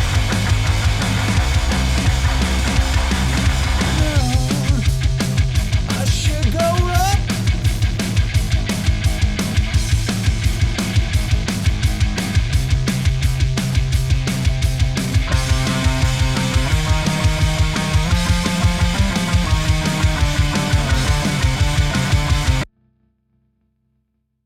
All right, I'm going to unmute it for now, just so that no matter where I am in this session, we can hear it. I know. So, yeah, see, this compressor, it's just not really doing much, but it's adding a lot of processing. And I want to try to, I'm trying to not only make this work for Circles, because Circles is very simple, very straightforward. And I'm trying to not only make this work for Circles, but what's up, Nicolausi? I'm trying to make this a drift on the vocals again. What are you talking about? I'm trying to make this not be hard on the songs that are like crazy involved, that are going to involve a lot of stuff. So I think what we're going to do is we're going to look for just the RIA compressor, the recomp or whatever it's called. So if we go here and it's like RIA comp, there it is. Yep, okay. So, all right, so we've got the Pro C running right now. We turn it off, and then that's what it sent. Dude, see, look, it wasn't really even doing anything. I don't even think I need to listen to it, dude. It's fine. It wasn't even really, it was just sort of, it was compressing a little bit. But if we want to compress, then what we should do is compress with this bad boy. So we start compressing, and then we got to add some wet volume. Now, here's the thing. I'm already adding like 12 dB of this, but it doesn't feel like it, you know? What about auto makeup? If I have auto makeup on, I mean, that's pretty good. That sounds pretty good. Auto makeup's nice. Yeah, and then let's limit the output. And we're still at 0.01%. We're at 0.0. Are you seeing this? Here, let me zoom in. So the Pro 3 was running at, what was it running at? 0.08%. We're running at 0.01% with this compressor. Check 1, 2. And I like the way it's compressing. It's nice. It's definitely giving us some compression for sure. I really want to slam this vocal too, since it's a aggressive rock vocal. Like, what if we just really turn it? Oh yeah, and then let's up the ratio. Oh yeah, and then I mean, now the knee is gonna change the sound of it. I always forget what the knee, technically speaking, what it does. You can kind of la bop a da bop a doobie dee boo, la bop a doo bop a doobie dee boo, la bop a doo bop, la bop a doo bop. I'm not really hearing anything right now. It's like when I see the knee, I kind of understand, like rolls it off and makes the compression not so harsh, but maybe because the ratio is so high, it's doing something like that. Anyway, so there's that. I kind of like how this is sounding. I kind of like it. Okay, so now we're in the gate. The gate, I feel like I worked on, dude. I feel like I really worked on, so I really don't want to mess with it too much. And it feels pretty good. What if I'm at the gate? Oh yeah, the guitar's not triggering it at all. Oh yeah, dude, I'm hitting the heck out of the guitar and it's not triggering at all. See, I worked on this gate for a second, so I don't want to mess with it. Now the compression, I'm liking the compression. I'm liking it. It's pretty crushy. What if we just crush it all the way? I know I should grow up, but I just love you pretty. It's funny, the room, you can hear the room coming through, so it sounds like I almost have like a room reverb on it or something. That's all natural. That's analog room. We've got analog room going right now. Okay, so the high pass, though, if we do the high pass, what happens there? Okay, yeah, see, it doesn't compress the lower stuff, right? It doesn't compress the lower stuff. It just compresses the higher stuff now. Now, low pass, if we do this, it's not going to compress the high stuff. It's just going to compress the low stuff as if we go really down. So, yeah, let's keep it doing that. I like it compressing everything. A ratio of infinite versus a ratio of very little compression. The compression is becoming more now. The compression is definitely audible now. See, this seems like a good sort of middle ground of compression. And this is just, I mean, it's killing it because you can really hear the crackly lackly of the top of my voice. So I feel like almost around like that 7 range, 7 to 10. Like we definitely got some compression going, but it's not like crackly lackly, you know? It's technical. And then the attack, if we turn the attack down, that's not too bad either. I kind of like that. It takes it kind of like unharshens it when you bring the attack down. And then if you really bring the attack down, then it's almost like it's just volume. But yeah, okay, so wow. So there's like a nice little middle ground, like right around like in there, feels real nice. And then the release is when it lets go of the compression. So once it compresses, it takes a while to come back down. And you definitely want to have like not too long of a release with this stuff because that's what actually gives compression its sound, is the fact that it's like doing it really quickly. Check 1 2 test 1 2 check 1 2 test 1 2 check 1 2 test check 1 2 check 1 2 test. 40 milliseconds doesn't do it, but you know, it's like if you're listening to it, the essing is sort of an issue. We are boosting a little bit here. What if we back that off completely? Okay, so yeah, so now we're not taking out that low mid anymore. Now we are taking out the low mid. What if we like boost the low a little bit? And yeah, we get a little bit more body out of that low. But you don't want to go too crazy because we already got so much going on with like the bass and guitars and stuff. We bring it a little bit more out of the low mid. Out of the low mid. Yeah, out of the low mid. I know I should grow up, but I just love your pretty little lies. Fill it up. Now, what if we maybe we don't want to take too much out of the high mids there, but maybe if we bring up the shelf on the super high stuff, that'll kind of like counteract what's going on with that compression up there. I know I should grow up, but I just love your pretty little eyes. This is crazy working with 30 dB in such a small window like this. It's nuts. I personally think that compressors and limiters made music lose dynamics. It's all over in music production. All others do it since the 1980s, so that's how we go. Yeah, I know. I was listening to that Alan Parsons interview with Rick Beato the other day, and he was saying he doesn't like bus compression, and it really affected me. Like I honestly, I mean, I've always used it, you know, and I've used it pretty harshly. And in the new album, I've started working on some stuff, some ideas and stuff, and I'm gonna go a much more cleaner. I've always had a battle with overcompression. It's no secret, but I'm trying to get better. But for this record specifically, I absolutely want vocal compression. Yeah, and he was talking about that. He's like, I really like compression on drums. I like it on bass. I like it on vocals. But having bus compression is like crazy to him. And it makes sense because you listen to like Eye in the Sky and it's like, yeah, totally. This would be garbage with bus compression. But I kind of like this. This feels pretty good. It's definitely saturating. And if I'm quiet, it's loud. And if I'm loud, it's not too loud. So I think I'm ready to see what's going on here. So we're at -4.6. So I'm going to bring my level up real quick and give us a little bit more. So yeah, the sibilance is pretty hardcore. So let's get a de-esser. Get the Pro DS. That's the one fab filter that I'm willing to work with for low latency because it's a really good de-esser. But turn look ahead off because it immediately adds latency when you do that. And it's a single, let's do, I think for the highest sounds, all around sounds a little better. So, take it off. So, take the S off, take the S off. We take the S off. It's this is smoothing the S's. The S has got to be smoother. The S is. I know I should grow up, but I just love your pretty little light. The T's are still pretty hardcore. That's the only issue about this is the T's. The T's. Oh, there we go. That was a little better. Yep, that feels pretty good. Okay, see what this sounds like in context.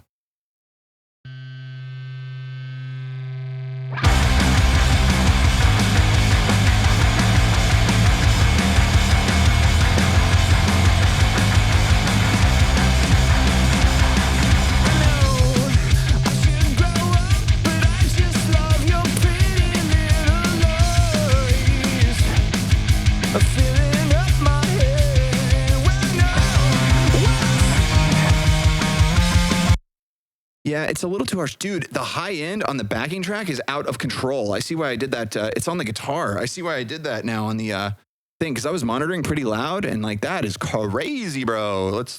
We got to fix that.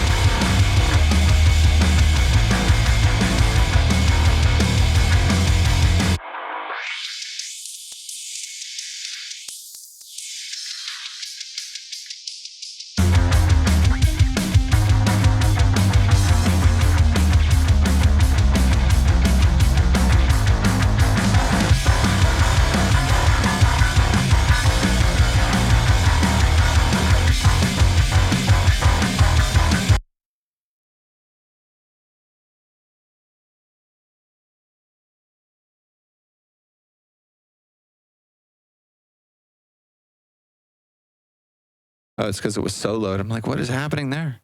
Show the compressor. I think it's we're driving a little too hard on it.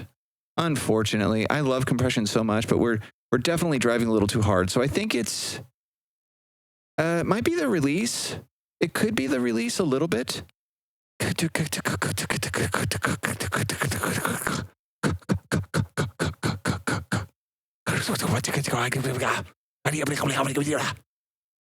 No, I should go. It's hard when you're doing it in real time because you're like, am I doing that? Or like, am I changing my voice as I do this because I'm psychosomatically, addically, insanically doing it like in a different way? But you just gotta listen to it. But yeah, that definitely adds a little bit more harshness if you have the release really, really short. So maybe we could just make a little. So the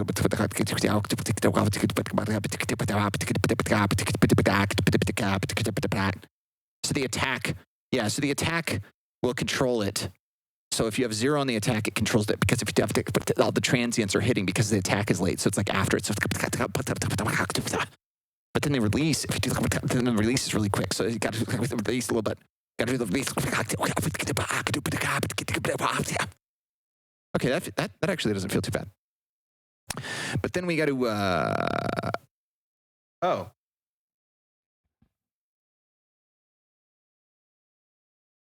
How did I not see that? Go cam 8. Was it on that cam the whole time? I didn't realize that. So Spartan. 48 months. That's a lot of months. 4 complete rotations. Barton, thank you so much for the continued support. What's going on? 48 months. Much appreciated.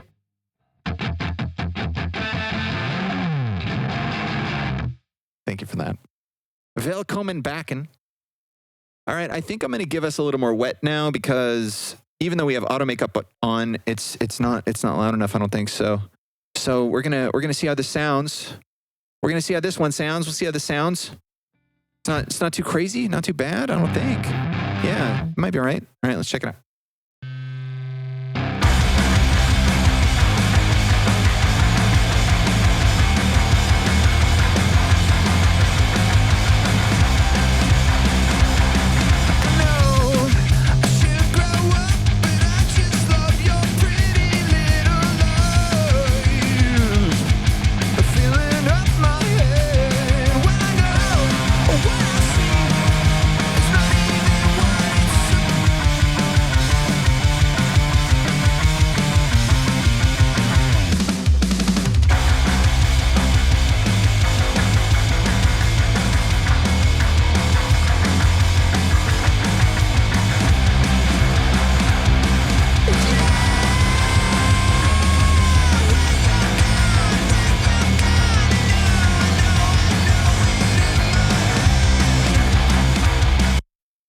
What do you guys think? Do you think does the vocal sound clear? It's really hard for me to tell when I'm actually playing it. I mean, I guess I could record a little bit. I don't know if I have record defeat on. Okay, I don't. What about this one? I don't. Okay, cool. Yes, let's see.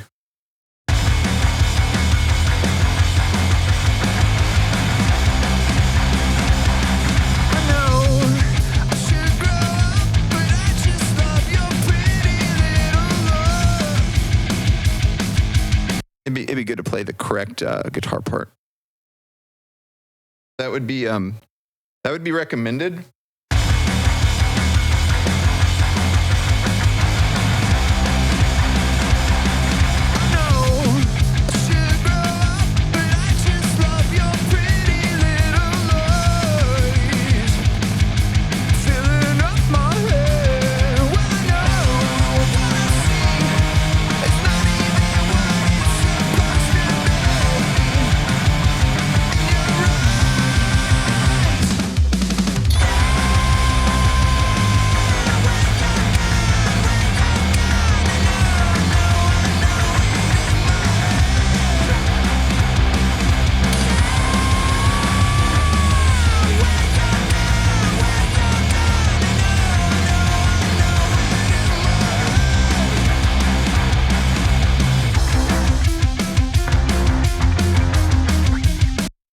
All right, let's see what that sounds like.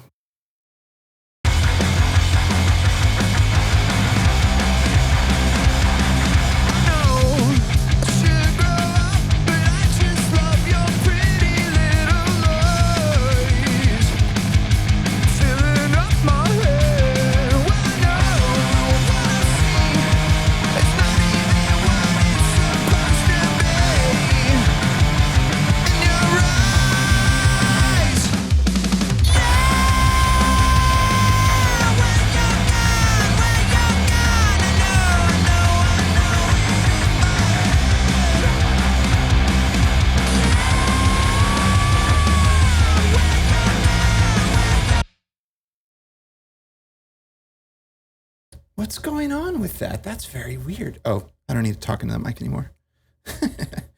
So like there's like a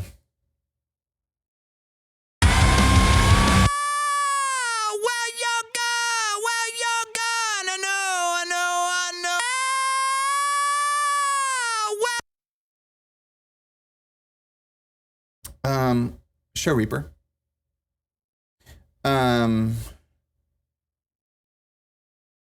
Luizzo, what's going on? All right, let's go back to factory default.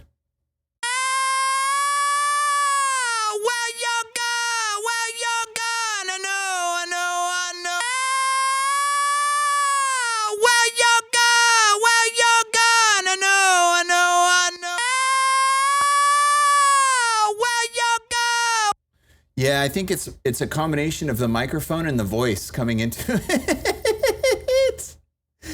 Yeah. You can't really let's see here though. So no, that's all good. The gate's good. So yeah, so what do we have going?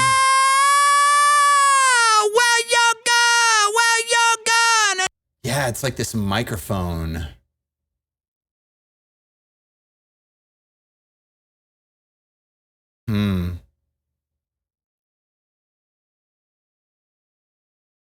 Where's the Neumann now? I guess it's this one. Yeah. Yeah. Yeah. Yeah. Yeah. Yeah. Yeah. Yeah. It's just so high, dude. But it does you do need to crunch it a little. So what if, like, we're going to do some experimenting here. So my mic is on right now, Which is ridiculous. But so if we go infinite and then what does pre-comp do? Whoa. It adds latency is what it does. So we have a ratio that's just insane. Okay, so as soon as you touch it, if the ratio is infinite, as soon as you touch the threshold, it starts to crunch. And if we put auto makeup on, that's good there. I mean, this sounds really compressed already. I mean, we are at infinite, obviously. What if we do auto release? If we do auto release, yeah, well, you're gone, no. Yeah. See, that feels a little bit more natural. Not so like, The attack is at 3 milliseconds, release is at 100, but it's auto-releasing, and it has infinite ratio, but the threshold is not too crazy. And then we have auto makeup. But then what if we go back to the Pro Q4 where I'm adding a little bit low end? I wonder if we should add some more low end just because this, not like that though. not cylinder of microphone low end.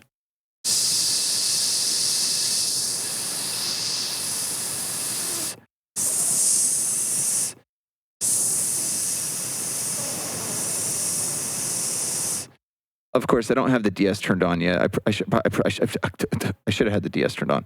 But yeah, the DSer is doing a lot of that work. But at the same time, we don't want to get too crazy with that. Yeah, I don't really hear any artifacting with that, so that's fine. Okay, so we're back here to the comp, and we're still messing with the EQ itself. So we're giving a little bit of body to the vocal, a little bit of low end. So yeah, let's take that complete cut and get rid of that, and then you know what? Actually, let's just delete this, and then how? Okay, so that's so we're dealing with 30 right now. Let's go down to 12. There you go. Okay, so we're definitely cutting a lot of low mid. Oh yeah, let's get that back. Okay, so that's where it's like this area is kind of like it's a little muddy. So we'll take that mud a little out. And I think that was actually okay like that. So take that mud a little out like that, and then let's get rid of this. Let's keep it simple. And then let's just add a little bit of the body back because we're singing so high. Now we do want to cut the extreme low end, so we won't do a brick wall, but we'll get pretty close to it. and we're listening and we're listening and we're coming up, and then we start to lose it. But yeah, we want to have some of that body in there. Want to have some of that real low body. That real low body in the vocal itself. Oh man, we really take a lot out. And it actually, yeah, this mic, yeah, I mean, I feel like this is better. I feel like I'm drastically cutting the low mid, but it seems like it sounds a little better. And then, you can kind of, I guess you could kind of give a little bit up here since we have the de-esser going on. Yeah! It's just so sibilant. Yeah! Yeah! Ooh, so what is that frequency? What is that frequency? Let's find that, shall we? Let's find that little frequency, shall we? Actually, we need to know if we're actually in the right key, though. Yeah.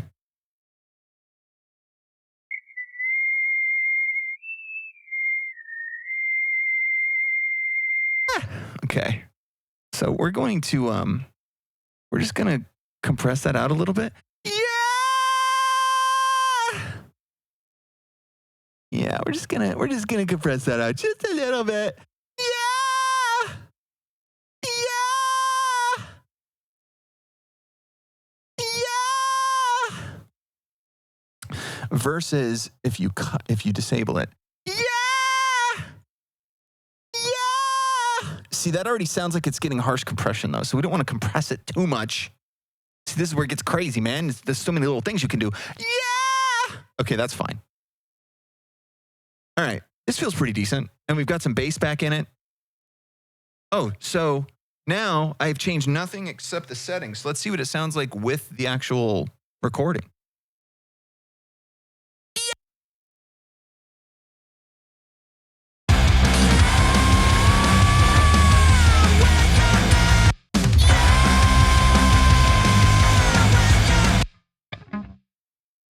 I feel like I'm almost even going to sing it different now, too, since I hear my voice differently. So let's see. Let's see how long I can do this with this song, dude. This song is rough, bro. Yes.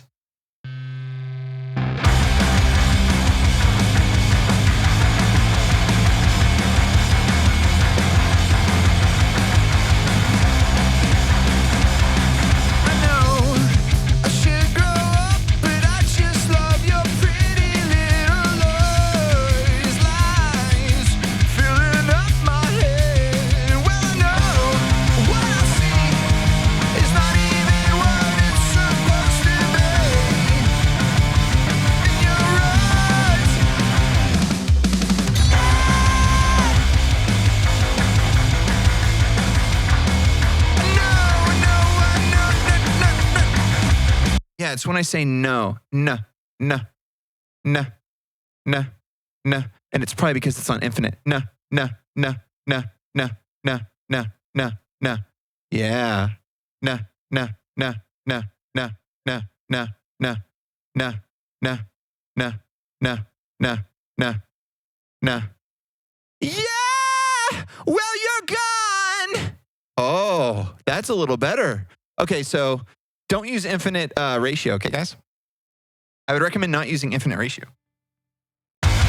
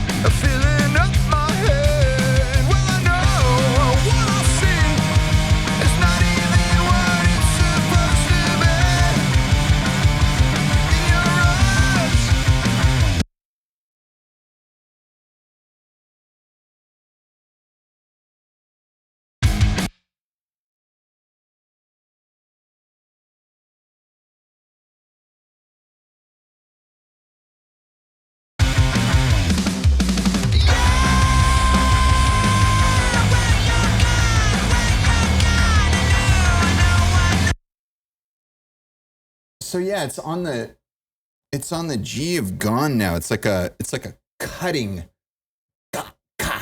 gone. Yeah, so what's going on? What's going on right there?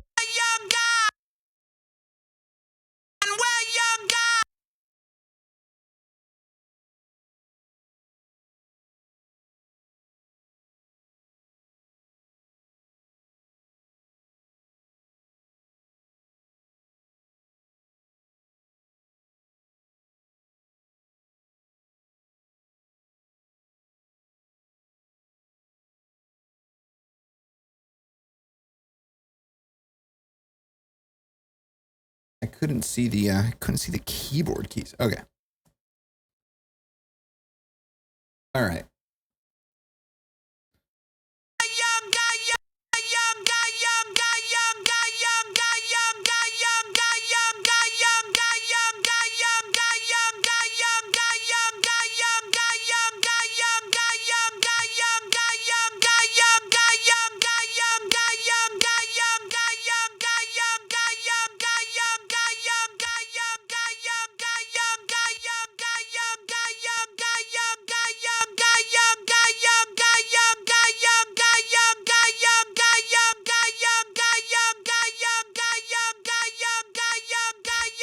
Yeah, I don't need gain stage. I don't need gain stage on this mic anymore because it's going to the preamp correctly. So I don't even know why I have this. I must have done it on already done for some specific reason. So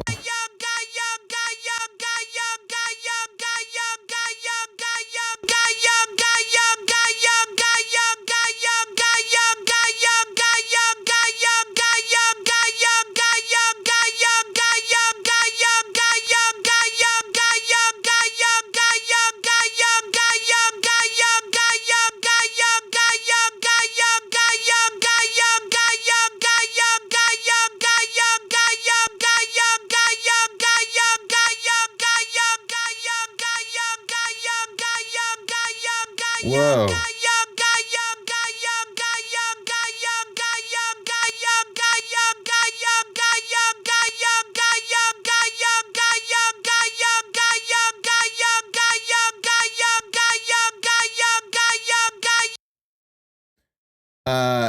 For anybody who's still here, thank you for hanging out. That's horrible. What's up, W?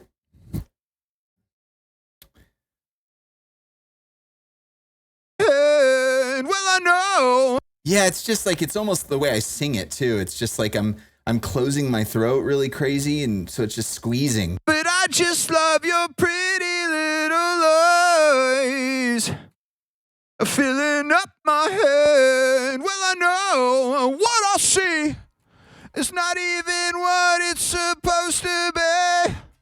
Bleh. Oh, we're cutting a lot out of here. All right, dude. You know what? Oof.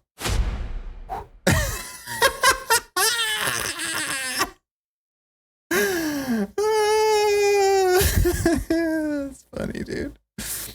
Okay. If you can't handle him, it is.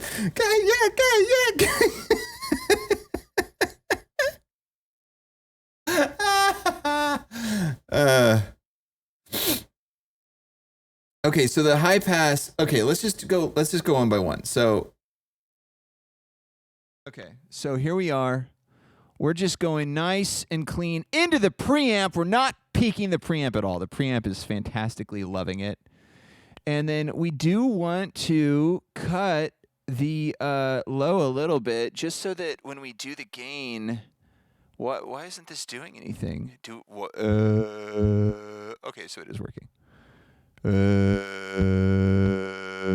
Yeah, I don't know, man. I feel like we should almost just leave it. We should almost just leave it the way it is, brah. Okay, yeah!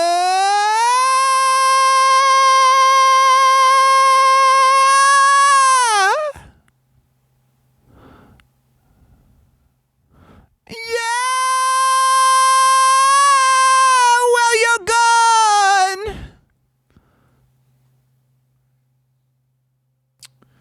So, I mean, we can cut like to 50, maybe to like 70. Yeah! God, it's just so harsh up there. All right, and let's reset you because this was set up for already done. So whatever key that's in, whatever I'm singing and whatnot. So now let's enable it. Yeah.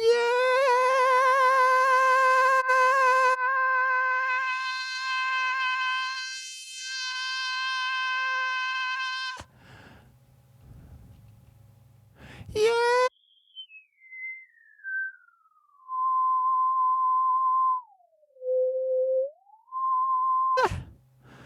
So like, yeah, I wanna cut down a little bit of it when it's crazy, you know?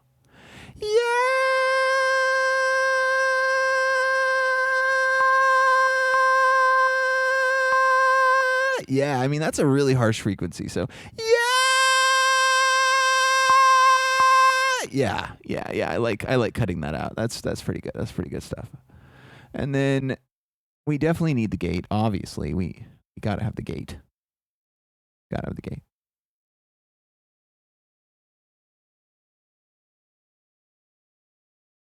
That's awesome. Great. Oh my God. Okay, so the gate's good there. And so now we compress. Now we compress. Pre-comp. We don't want that. And then I think we do want zero attack because like the G of the gone, like that's what's triggering. And then, but we want kind of a release because, wait, what if we do that zero release too? And then everything should be crushed, right? Isn't that the whole thing? You can see how much I understand about this stuff. I just move stuff until I think it looks cool most of the time. But I want to understand this now. You know what I mean? Okay, so we do have auto gain going. I mean, I do feel like it's definitely progress for sure because this sounds way better than it did before. But I was cutting so much low end out, so I think I was artificially. Yeah, well, you're gone. Yeah, so it's like the voice, the bottom end that like reverberates for the harmonic frequencies up top was just getting completely cut out. You know, I don't know what I'm talking about. By the way, I hope you realize this. Yeah, well, you're gone. I mean, see, that sounds pretty decent. It's like how much do you want to mess with this, you know? But then I don't want to listen to this because I sang that with the other thing. Let's enable this. That's enabled, and then that's there. Now, afterward, when we're doing the other stuff, now I had EQ'd this based off of having that other low cut before. So, yeah, well, you're gone. I mean, it doesn't sound too horrible, but if we disable it, it's disabled right there. What the heck? What the heck? What's going on here? What's going on here? Show cams. What's going on here? Can you even name it? Oh, yeah. Are you over there or over there? Are you over there? Hello. I saw that. Hold on. 1 second. Let me finish this thought real quick. I'm going to leave that off for now because I don't know what it's going to do to the final thing with the deal. And then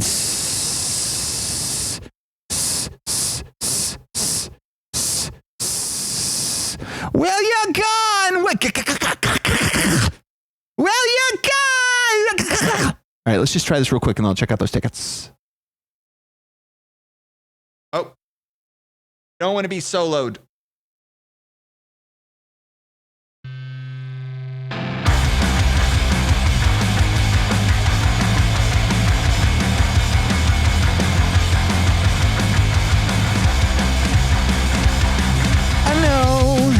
Should grow up, but I just love your pretty little lies. Filling up my head. Well, I know what I see. It's not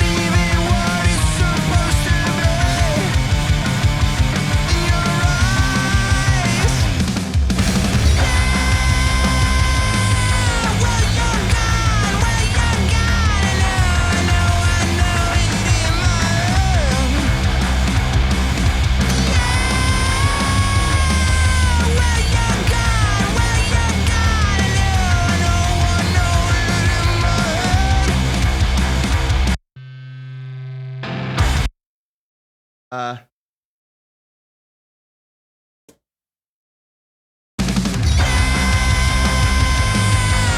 you're gone. Well, you're gone. I know. Yeah. Well, you're gone. Well, you're gone. I know. Yeah. Well, you're gone. Well, you're gone. I know. Yeah. Well, you're gone. Well, you're gone. I know. Yeah. Well, you're gone. Well, you're gone. I know. Yeah. Well, you're gone. Well, you're gone. I know. Yeah. Well, you're gone. Well, you're gone. I know it in my. Yeah. Well, you're gone. Well, you're gone. I know it in my. Yeah. Well, you're gone. Well, you're gone. I know. Yeah. Well, you're gone. Well, you're gone. I know. Yeah. Well, you're gone. Well, you're gone. I know.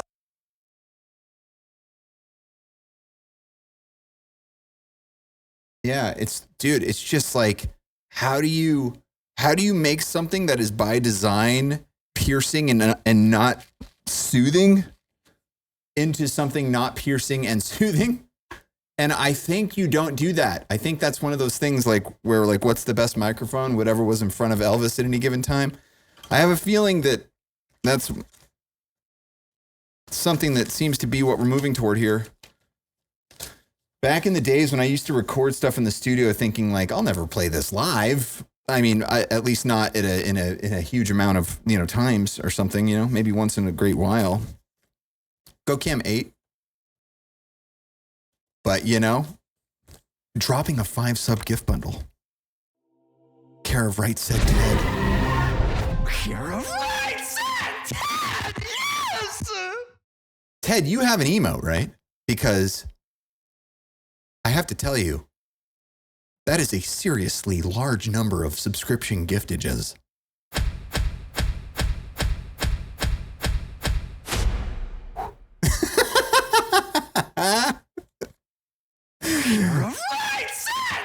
Mr. McFly, you got a sub gift.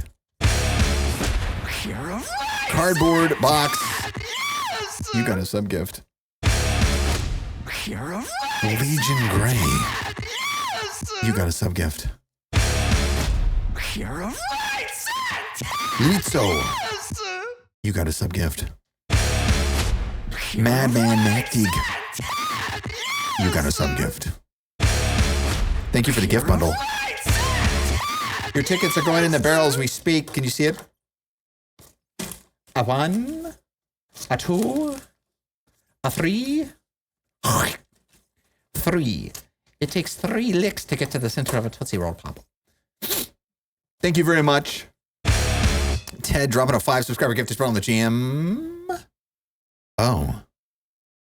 I see what you did there. It's giveaway time. If you want in on it, do the thing with the deal. Get in on it for the stuff and things. We'll do that in just a second here. Let me take a listen to see what actually happened. Show reaper.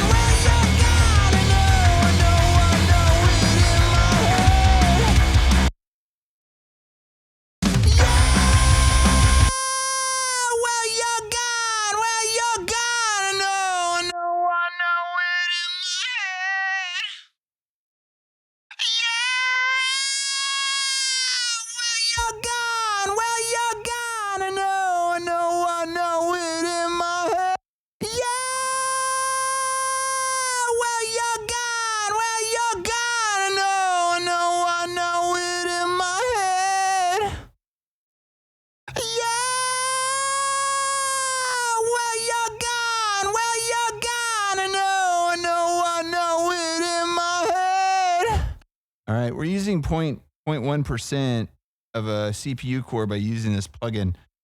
Total is 0.16, which isn't so bad, I don't think, for this single song that doesn't have much going on. But yeah, it's just like trying to tame that frequency down. I know I should grow up, but I just love your pretty little lies. Filling up my head. Well, no, what I see is not even what it's supposed to be. In your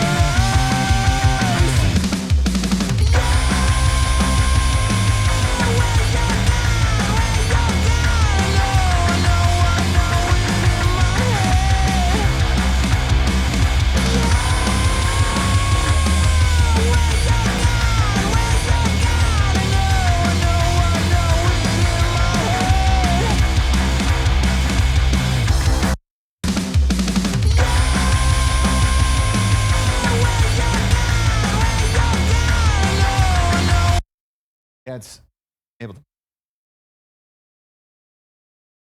It's so funny because it's like I'm trying to do everything I can for the low latency live performance. Because it's like if I was mixing it right now, I just throw Soothe on it.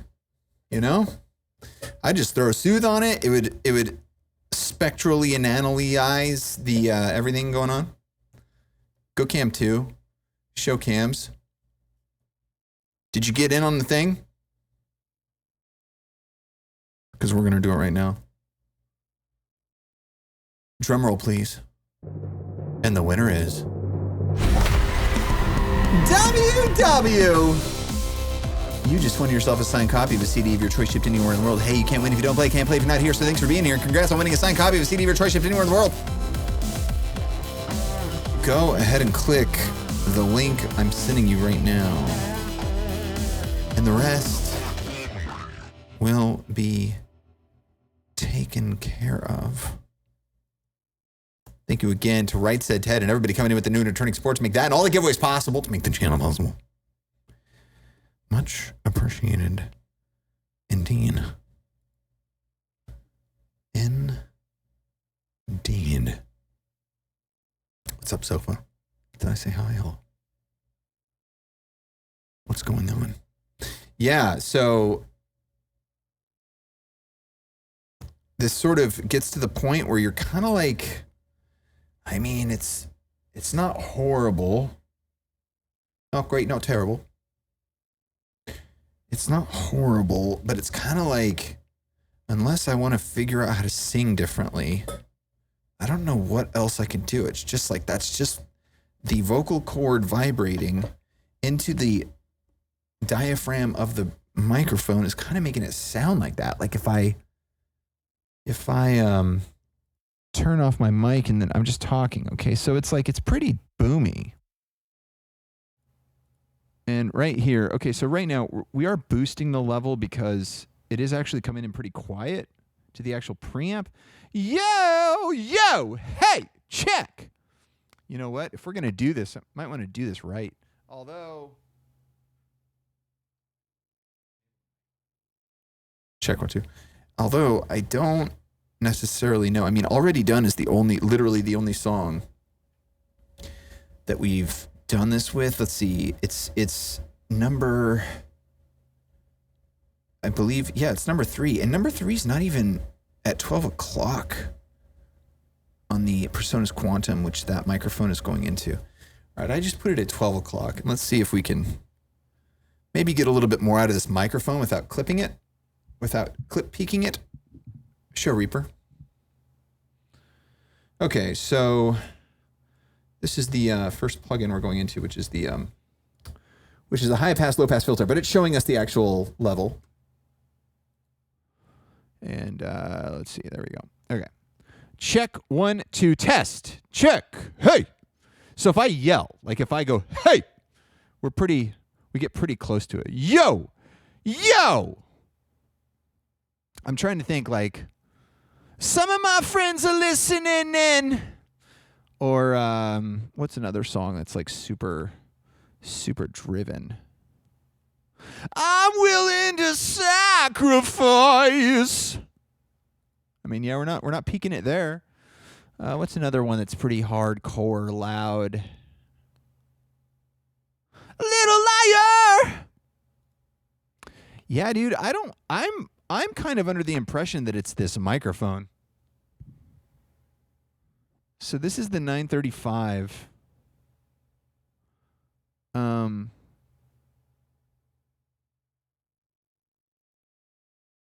I mean, we do have that limiter on here, but I don't think that's doing anything. Little liar! Little liar! Yeah, that's not really changing anything. We're killing 70. Check 1, 2, test. Little liar!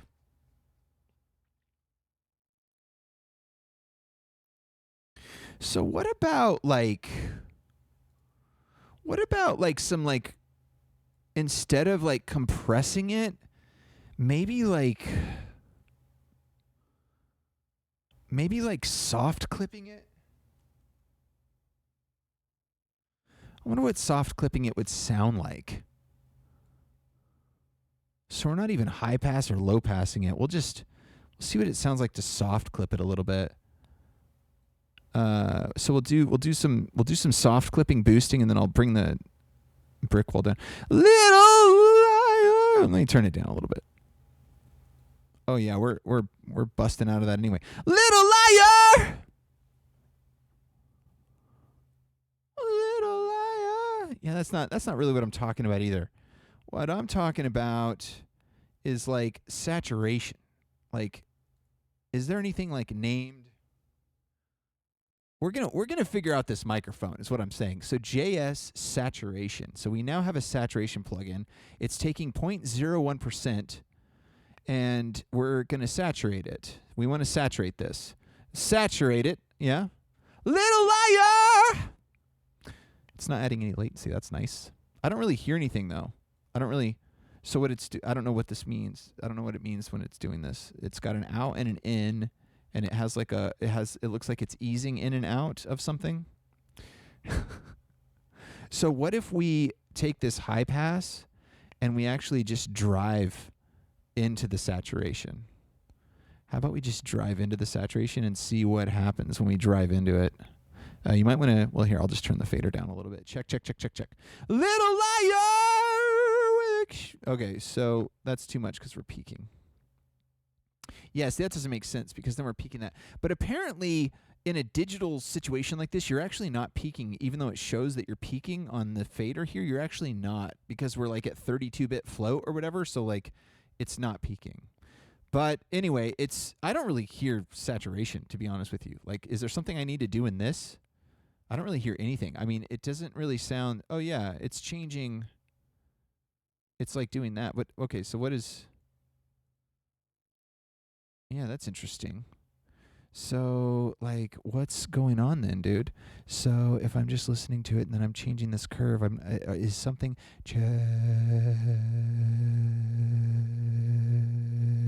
Okay, so it is changing something. So, yeah, it definitely is changing something. There's no question about that. But what is... It's like, it's changing the frequency response or something? I don't know, Because, like, what I was looking for was more of, like, a little bit of, like, distortion saturation, Air saturation filter. I guess you could just look at distortion, see what distortions there are. Because I don't want some crazy distortion. I just want... Maybe that's why I had the tube drive. Because I think I did have tube drive on there. Maybe I've already been through this. Maybe I'm, like, reincarnated as myself, and I've already done this before, and I'm just going through everything I've already done. But the point is that we want to make sure that if we're going to do that, we take a look here, and if we drive it in, what does that do? What does it sound like when we drive it? Tube driving. See, that's what I'm talking about. Yes. And the saturation, see, that's too much saturation, though. I don't want it to be totally saturated. Little liar, little liar. Yeah, I don't know. It's like, yeah, the kind of distortion we're looking for. Okay, so if we turn that off and we turn this off, and we bring this up to the very top, and we're literally just a microphone now, and we're driving. Little liar, little liar, little liar, little liar, little liar. I wonder if the headroom means. So like we could drive it past the 0. Little liar, little liar, little liar, little liar, little liar, little liar, little liar. Check 1 2 test. Check 1 2 test. Check 1 2 test. Check 1 2 test. Check. Yeah, we're driving it pretty hard at this point. But then if we still take out, oh geez, now we've really got some serious boost on the low end. Let's definitely bring that back a little bit. Little liar, yeah, well you're gone.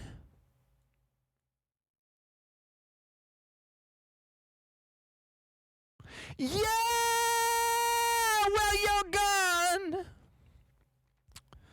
Yeah, well you're gone. Yeah, well you're gone. Yeah, well you're gone. Yeah. See, I like that. I like it because it's like it's kind of rolling off that piercy stuff a little bit. Yeah. Let's see what it sounds like in context. That's loud. Holy God.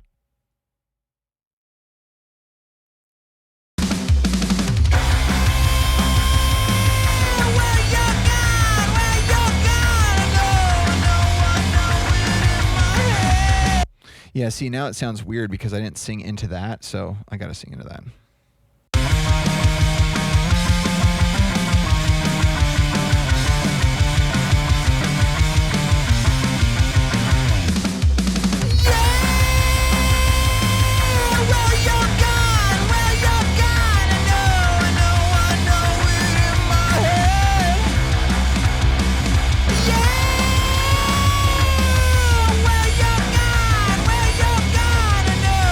Yeah, it's not right. It's not right.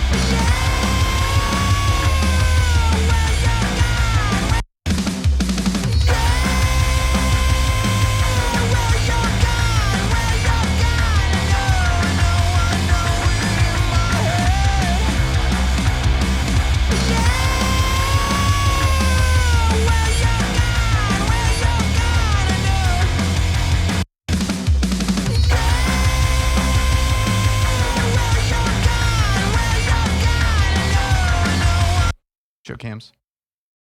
Show cam 8.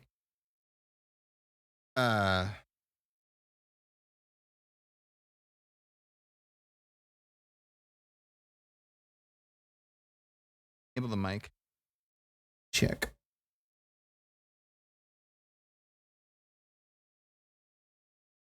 So, if you do this.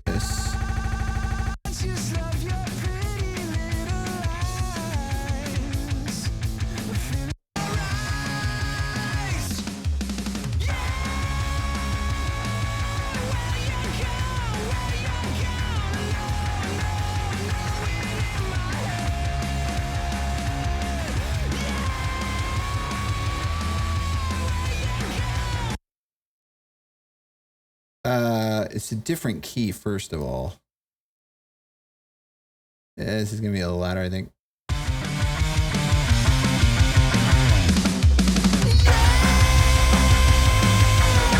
Yeah, it's like the compressor. It's like I could drive it so freaking hard. And also I was screaming so hard. Like so much of that is just the performance. It's just I cannot scream like that. Like I could scream like that like once, you know? If I had to do it once, I could scream like that once. But I ain't screaming like that every day, brah. Go Cam 8. CP Tevens. What's going on?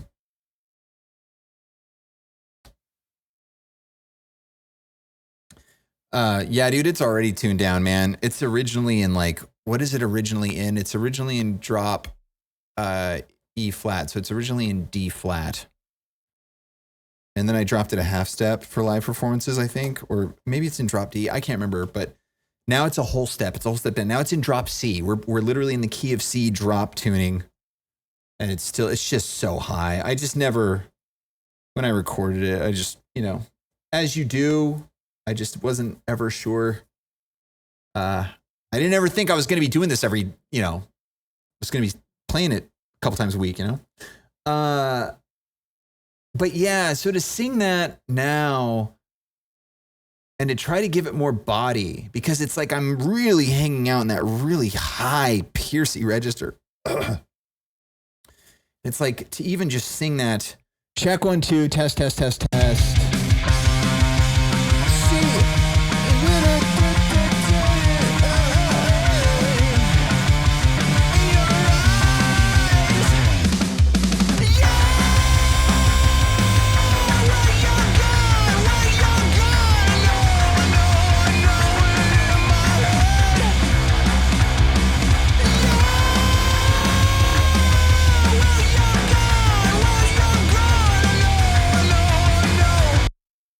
Oh, I wasn't recording. Yeah, because I was consciously trying to do it more of like in a low voice, like more like, instead of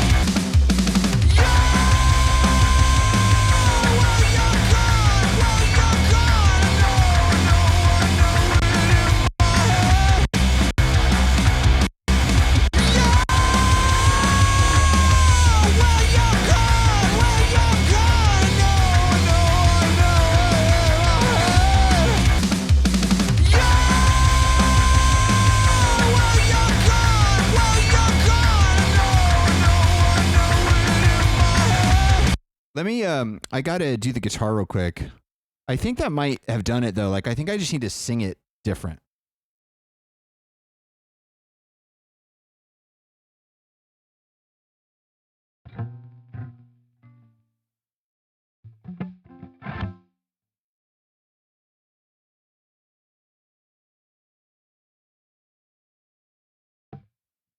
quarter step. I mean, you could technically move it a quarter step, but then I'd have to tune the guitar a quarter step, and that's just something I'm not willing to do.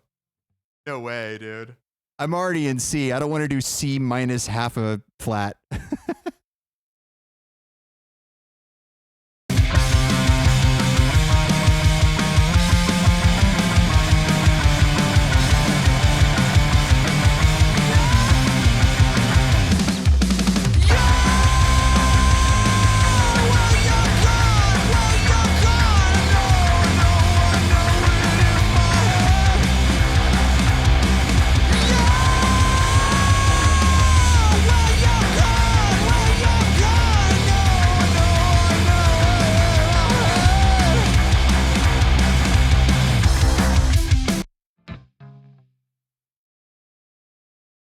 So now I can just at least hear the guitar while we're getting this figured out. But what's super interesting is this is the most I've liked it so far, and there's literally only the compressor on it. It's gating, and then it's the compressor. And I like to make it a practice to just get rid of stuff like immediately. Like I got rid of all that other stuff because it's just like it's just the habit. It's like the habit of like the habit of having modern technology at your fingertips. It's just I've always done that. It's just like I'll add something. I'll add a plugin. I'll add an EQ. I'll add another EQ. I'll add another gate. I'll add another compressor. I'll add another reverb. And it's just like, just back to the basics of using, if we're using two JS plugins, we're using 0.02% Show Reaper. We're using 0.02% CPU right now. So it's like, that's the thing that you got to keep reminding yourself to. Let me kill this though. So this microphone, I mean, this sounds really good. Like this sounds fine. Like there's nothing really else. I mean, it's capturing the full frequency response of my voice. Yeah, it's really, I think it's the performance. I think that I need to just like project it out. I just need to like project it out.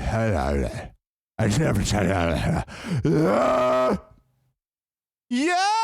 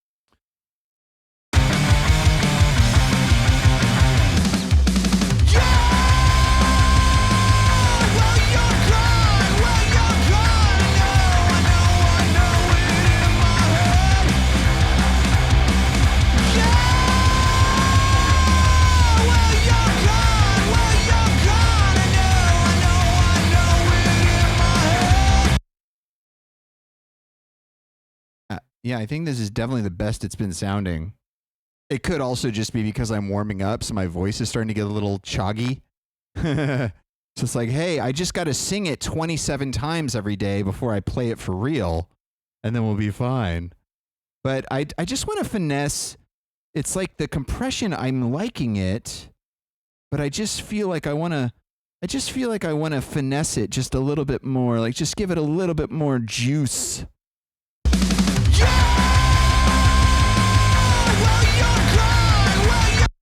What happened? Order. What? Oh my God.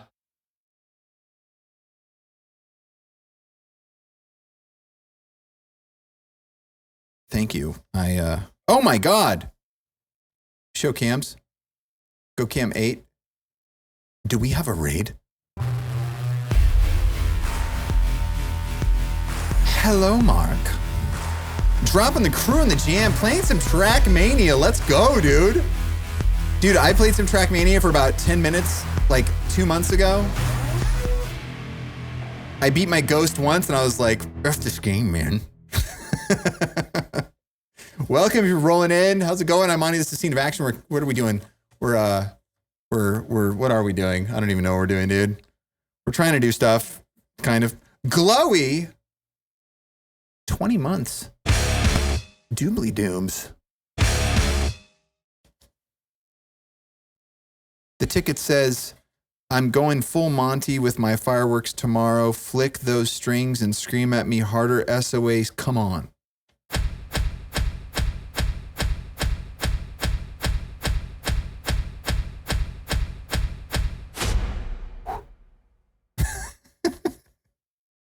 Chloe, thank you so much for the 20. Much appreciated indeed, as always. As always, happy 4th. Hello, Mark. Thank you so much for the raid. We've had a great stream. Welcome to the jams. If you're just rolling in, welcome, welcome. Jackie GC. 92 months. Nana Dubes. Most of them in a row. That's a lot of months. The ticket says 6-7.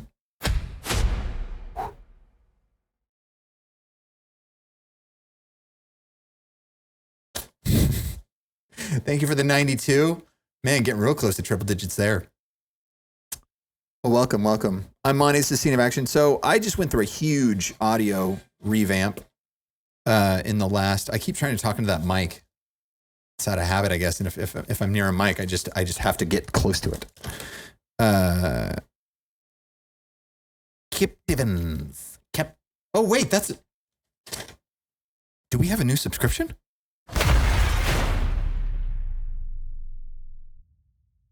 Captain Evans. Captain Evans, is that what it is? Please correct me if I'm wrong.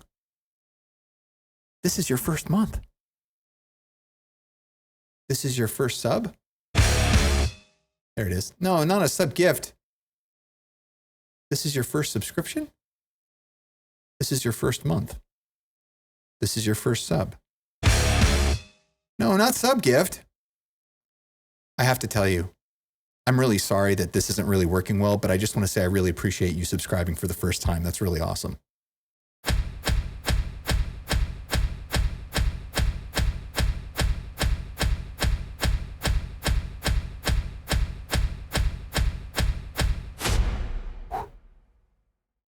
Thank you very much. Velkommen. I just went through a very huge change in these setup over this past week, and it's completely turned everything upside down in a good way, of course. And so right now we're just trying to get some baseline set up. Already done is already done. It's the only one that's actually done. It's from the new album Stuck.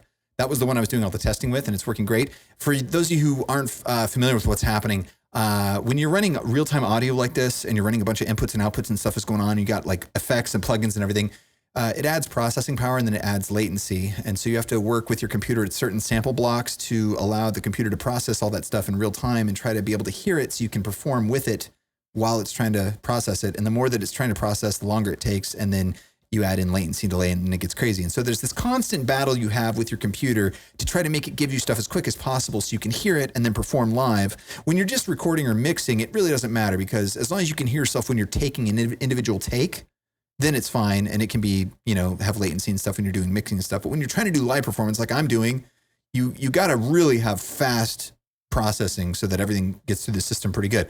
And since I go overboard on everything, I'm working at the fastest possible sample block latency I can do, which is 16 sample blocks. It's only available on certain interfaces, and it is available on mine because it's a Thunderbolt interface by Presonus called the Quantum 2626.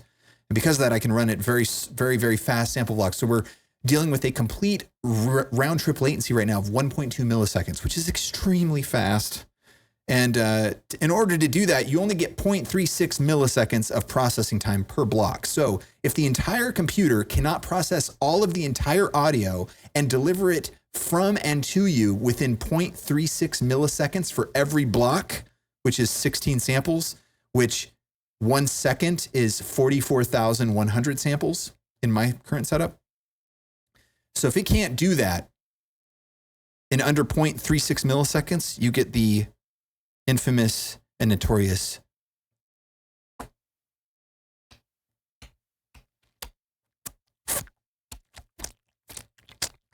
that's what it sounds like.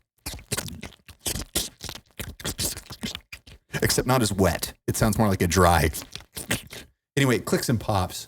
So you got to get your processing under 0.36 milliseconds so it doesn't click and pop. And I've accomplished that in some of my stuff. And so now we're just going through, we got to go through all the songs and we got to like make them right. But while we're doing that, you know, I've been streaming for 11 years now on Twitch. And when I started streaming, it was like sort of like very much a startup mentality of like, just get going, you know, which I highly recommend if anybody trying to get going on something, you know, just get going on it. And so there were a lot of situations in which I just wanted to get going. So I would just like quickly do things and make decisions really quickly, which is good in that sort of environment. But then time passes, you gain experience, knowledge, and you start to reflect. And I'm at a point now where it's time to finally turn back around and look at everything that has been built and refine it to be a nice, presentable, cohesive package. And that starts with the very first album, Circles, which is this one that we have open right now. And I'm just trying to get this vocal right. I just want to get the vocal track correct on this song because this song has the most piercing, obnoxious vocal. And so if I can get that one to sound okay, then I can extrapolate that track to all the other vocals on this album. Because this album is a very straight ahead rock record. Very minimal drums, bass, guitars, and vocals. Not really any harmonies, a couple harmonies, basically 2 guitars, one on the left, one on the right, and then a couple solos here and there. But overall, very, very simple, very, very stripped down album.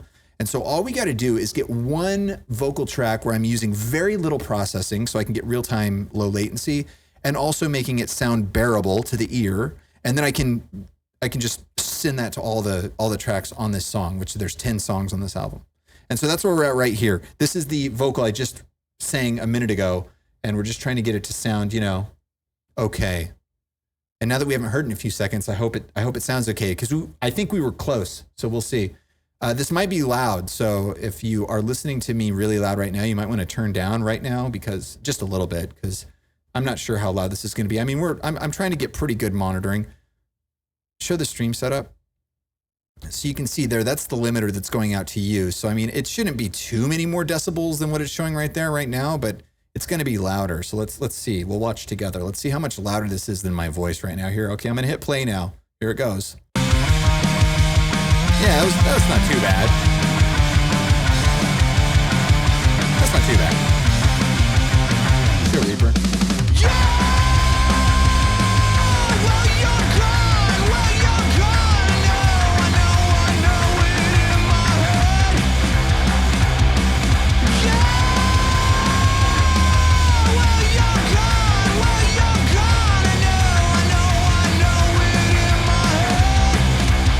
You know what's blowing my mind right now is that this is the most satisfied I've been with this vocal track since I started working on this today.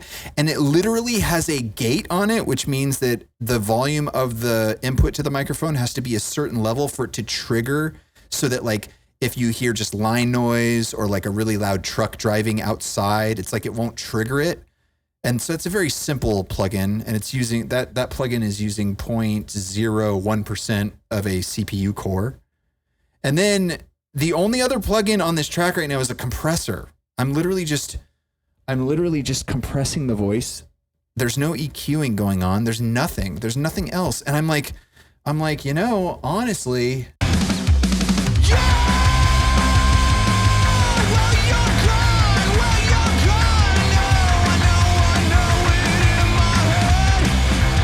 yeah, so it's literally just the microphone going into the preamp of the interface, not clipping, but kind of hot, and then going through the gate and going through the compressor.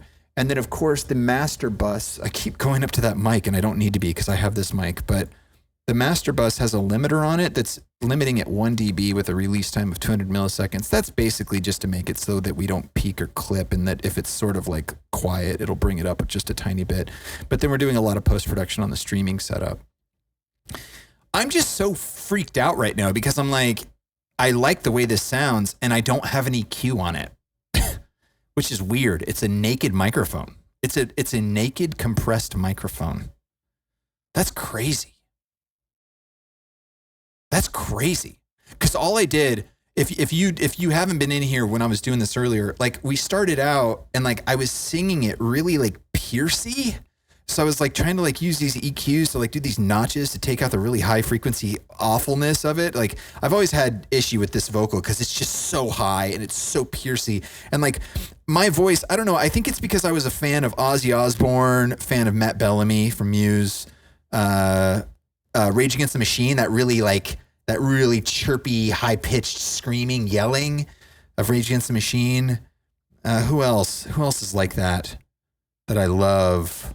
Marilyn Manson kind of had that vibe a little bit, but I think mostly Ozzy and Matt Bellamy. I think those are the two who had the most influence over me, because Chris Cornell is like my idol vocalist, but it's like his voice is so sultry, you know? But I feel like Ozzy and Matt's like, they really like, I think honestly, I think it's Ozzy, because I really loved Ozzy when I was a kid. Like the first songs that I covered when I was like covering with like drum machines and stuff, when I first started getting into music, when I was like, before I was like a teenager, was I covered No More Tears by Ozzy Osbourne. So I was like super into it. Like I loved Perry Mason. And of course, then I went to the old stuff, Black Sabbath, the original album, and then like Iron Man and Crazy Train and all that stuff. I got into it. I loved Ozzy when I was a kid, loved him. And so I think that like he just sort of like got into my bones, and I just that really high piercy, you know. But the thing is with him, he would double his vocals on everything, and like that was like it had this, so it kind of had this like thickness to it. Anyway, I digress. I think that's where it comes from though. So I always, especially in the early days, I always recorded with I would record so high. It was almost like a challenge to myself of like, how high can I sing on this part? And it's just like, and then of course the Mars Volta. I didn't listen to them too much, but I listened to them some. So like the Mars Volta, I think, had a little bit of an effect, because I feel like sometimes this reminds me of the Mars Volta a little bit, like that super high, like, I can't remember any other songs specifically, but there's that one song that's like, what's up, Scalesinator? Is that the dude's name from Mars Volta? Does some Flea play on that album? Anyway, I'm freaking out right now because there's nothing on this track, and I'm like, is this really it? Am I gonna give this track to all the vocals?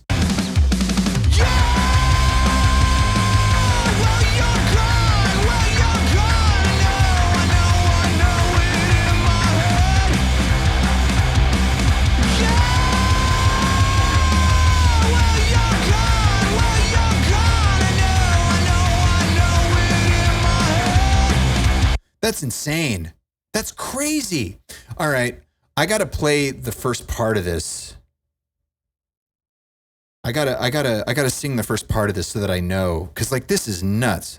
Like I would have thought that I would have had to put something on there. I just by default, I would have done that. But if I can save the processing, dude, we're so in business.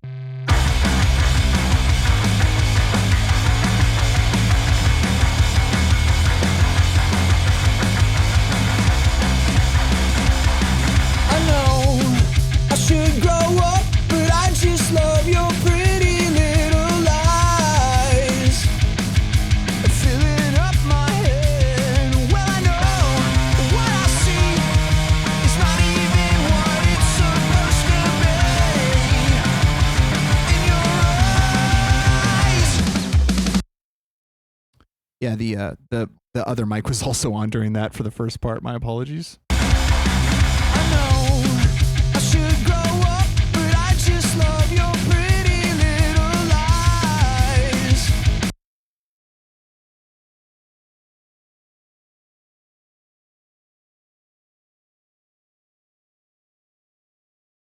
Check. Did you see that? What camera is it on? Did you see me almost kill myself? Dude, these stands, they're great stands, but because the stability requires that their legs be like 3 feet long, so each leg on the stand that's holding this camera and holding the light is like 3 feet. From Rat, I'm familiar with Rat, but like, I feel like I would know some of the songs if I heard them, but I never like extensively listened to them. I just gotta play this guitar part so I can hear what the thing is doing.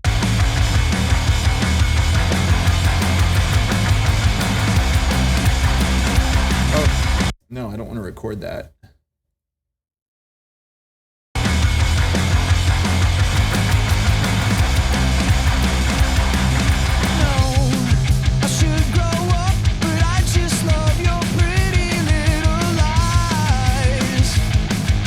Filling up my head.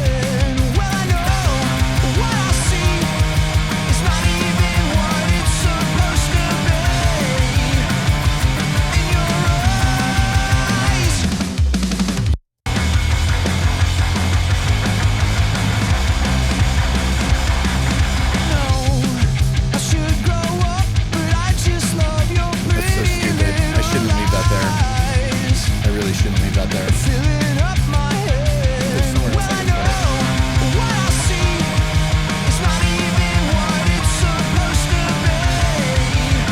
be. Dude, I'm sold, man. I think I'm down with this. Like, I don't think I need to add anything to it. I think just the nakedness of this microphone and being the quality that it is with that compressor going through it, it's fine. I mean, right? Do you hear anything that like sounds gross about it? I don't really hear anything that sounds gross.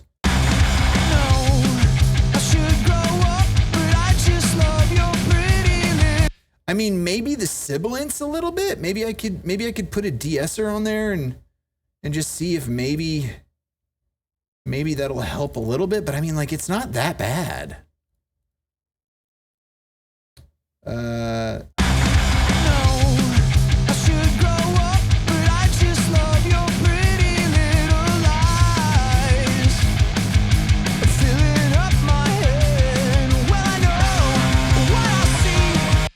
So right there, let's listen to that.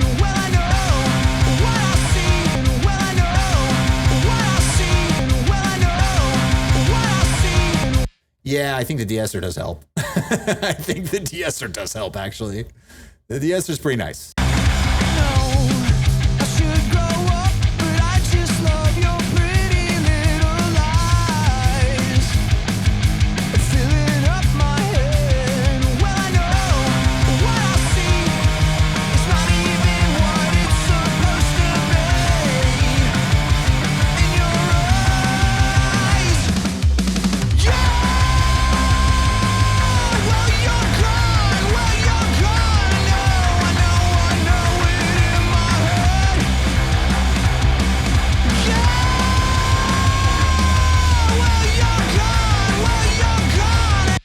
Yeah, see, the only thing that's bothering me about it is the de-esser's adding a 0.1% of processing. That's the only issue. And I think I don't have any other de-esser. I think I only have that one. I mean, I have the smart de-esser, but that's for mixing because that uses AI and a lot of processing and stuff. DS, yeah, the smart de-esser. There's a smart DS. There is a JS de-esser. You know what's so funny, dude? The older I get, the more I get into this, it's just, look, I know I talk about this all the time. Go Cam 8. I know I talk about this all the time. But like, just hear me out. Reaper's like really good, okay? It's like, it's crazy. Like, it's got like a lot of stuff. Like it's got like EQs. It's got like compressor. Like literally, if you had like zero money, but you had a laptop and a microphone cable and well, actually, hold on. Hold up. Let's take this like for real though. Like say no money, but you had a laptop. Okay, so you have no money, but you have a laptop. So the laptop has a built-in microphone in it. You could literally download Reaper for free. And you could literally make a hit record on a laptop for free with Reaper and make it sound like AAA gold standard Grammy award winning produced album with just Reaper. It's crazy. It's crazy. The tools. There's so many tools just built into it. And it's free. You can get it for free. It's free. It's not for purchase. I mean, you got to purchase it if you want to do, you know, if you want to like use it for like, you know, if you don't want to have the evaluation screen, because like if you don't buy it, it has this like evaluation screen that shows up for like 4 seconds, and it's like, you don't want to buy me? 3. Do you want to buy me? 2. Do you want to buy me? 1. Okay, you don't have to buy me, and then you click a button and then it opens. So it's like if you want to avoid that, you got to buy it. But if you don't care about the 4 seconds that you lose when you open it, there's no restriction on the features. Anyway, it's got a de-esser. Of course it has a de-esser. It has no presets though. So we have mono, so target, high pass. We're not monitoring it. So yeah, you tell the frequency and then the bandwidth, and then you have a threshold and then you have a ratio. So that S sound was really getting it. Okay, that was weird. Yeah, right there. So if we just do this, and then we turn off the DS. What I see, what I see, what I see, what I see,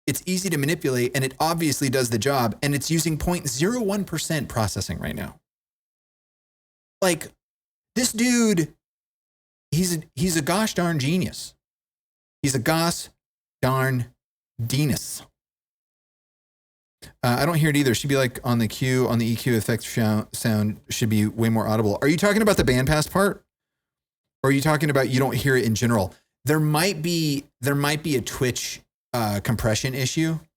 It could also be toggle stream audio.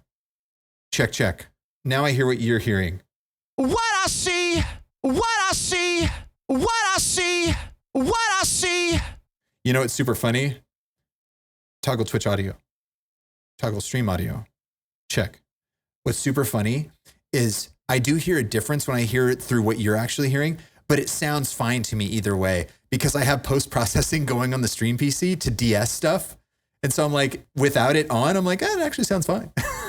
But trust me, on here, dude, with the de-esser turned off, it's like the most piercy sound you ever heard. Well, I'm pretty happy with that, and we are using 0.03% processing now. So let's see what this whole part sounds like. Show Reaper.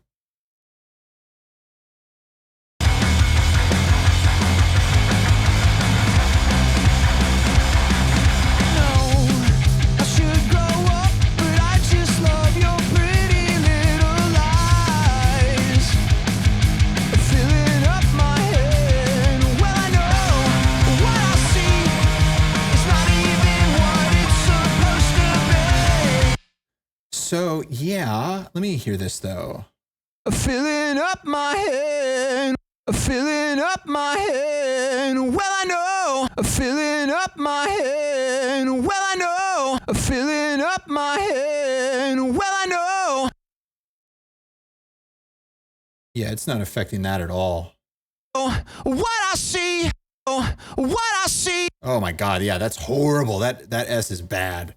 So, yeah, that fixes it. So, Filling, yeah. filling up my head. Well, I know what I see. It's not even what it's supposed to be. In your eyes, yeah. Well, you're gone. Well, you're gone. I know it in my head. Yeah.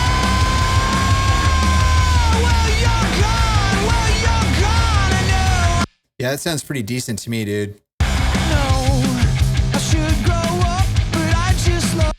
No, with the bandpass, I totally hear it. Oh, yeah, absolutely. Thank you, unsub. Kenny Goya. Hi, I'm Kenny Goya.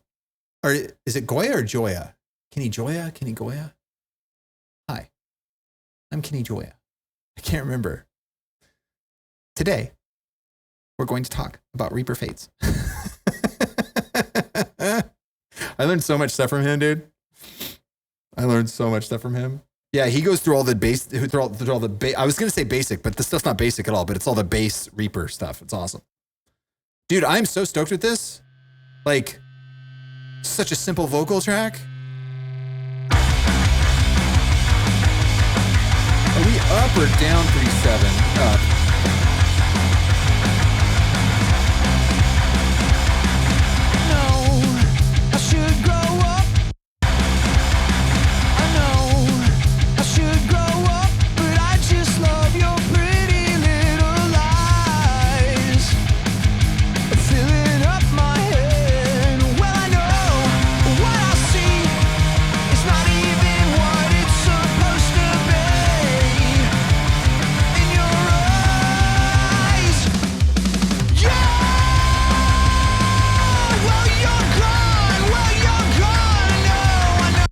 Yeah, so the only other thing I'm thinking about with this, which I'm probably not gonna do it, but the only thing I'm thinking about, so like I heard that first note and it was like, it's obviously a smaller wave than everything else, so I wasn't really singing that loud. So it's like, that's the first issue is like, you know, you got to make sure that like when you're performing into a microphone that you're doing it correctly. I mean, that's really the most important thing. I mean, you know, when you're producing a record, you can do whatever you want because there's so much you can do in post now. And, you know, you're experimenting and you're being creative, and that's great. When you're doing a live performance and you're trying to like do something, you know, correctly, it's like you got to really like pay attention to like what you're doing with your body and the tools that you're using at that moment. And it's like that is a situation where it's like, I just need to sing that correctly and put my mouth at the correct distance from the microphone, as opposed to like, well, maybe I could like have some kind of like sidechain compression with the EQ curve, and I can make sure that really jumps out every time I sing it. So it doesn't really matter if I really get close to the mic or not. I can just make sure I can have that ready, and then it's all good. You know, you don't want to think like that. You want to think like, okay, how do I sing this correctly? How do I actually perform this correctly in front of the microphone, so I don't have to think about any of that stuff, and then I can still be only at 0.03% processing. But the other thing I was thinking was having like maybe a sidechain compressor going on the music that is being triggered by the vocal, but I don't know if I want to do that, but I do want to hear it. So I'm thinking this will be the last thing I do. I'm not going to put an EQ on this. I think I've decided I'm not going to put an EQ on it because I feel like it sounds fine. Like, I feel like this microphone, if you are singing correctly, it's going to the preamp fine. And it's like anything that you add to it or take away from at this point is really just going to be like, I don't know. I mean, I'm listening to it by itself, and compared to my lavalier mic, which is heavily processed, it's like, yeah, I could definitely cut some mids, boost some lows, and boost some highs. But then I'm going to be affecting that for everything. And it's like, it sounds fine in this mix. Like, it sounds totally fine in this mix. So it's like you start doing that. Ooh, mix, mix, mix, mix, mix, mix, mix, mix, mix, mix. There. Just got to adjust the gate just a little bit. It's totally fine in this mix. So it's like, I don't want to mess it up for that. It's like you start EQing stuff gets weird because it's all relative. Everything in music production is relative. Anything you affect on its own channel, it's going to sound so different compared to what it's being played with. And so right now, when I compare this to the lav mic, I may want to boost the lows and I may want to boost the highs. But right now, if you play this in the music, it sounds perfectly fitting in the music. However, I do want to hear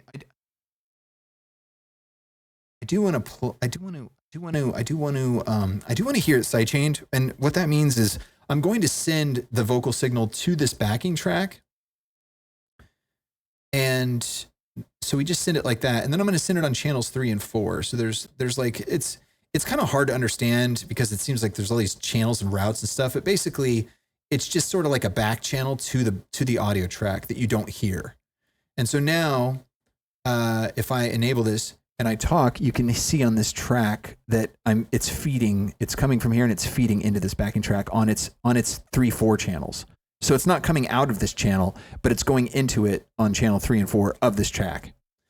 And so now what you can do is on this track, which is the music, you can add a RIA comp. I'll just add a RIA comp. Or a comp. Yeah. And then what you can do is, instead of detector main outputs, I think if you do auxiliary, auxiliary, there you go. So now this compressor, which is on the music track, is being triggered by my vocal that I'm speaking in this track. So as I speak and the music plays, if I choose to compress this, which you don't hear it compressing my voice at all because this compressor is not on my voice. This compressor is on the music. So if I choose to bring this slider down while the music's playing, you'll hear that it really digs in, and I'll play it with the vocal and we'll see if it sounds any better. If it sounds good, then maybe I'll keep it as a side chain and I'll do it on all the songs. But it may dig too much into it, and I may just leave it the way it is, where the vocal is sort of just like with the music and kind of enveloped in it, as opposed to actually compressing it and giving itself room in the music. But you'll hear it; it's very stark. I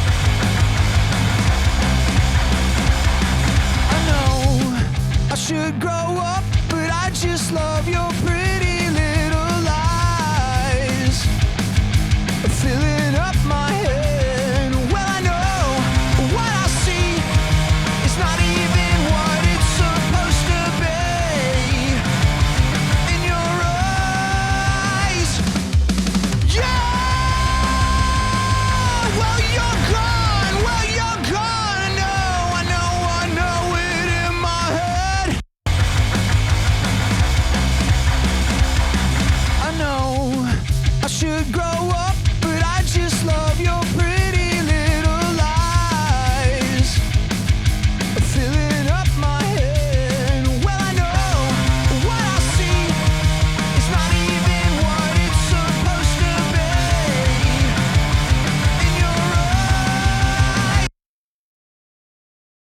so the thing is, if I do that, which I'm sort of on the fence about it, but if I do that, hold on, I gotta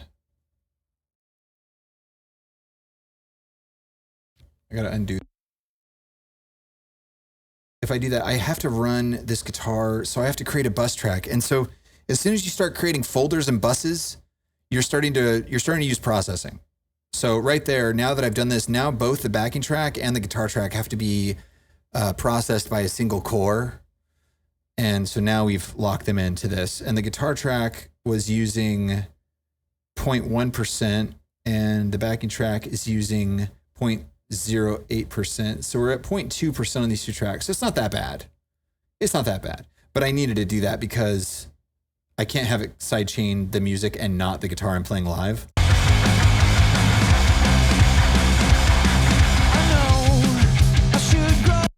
Oh, but now, yeah, and now I gotta get rid of that receive on this track, and the compressor I'll put on the bus because it's got to be on the bus now.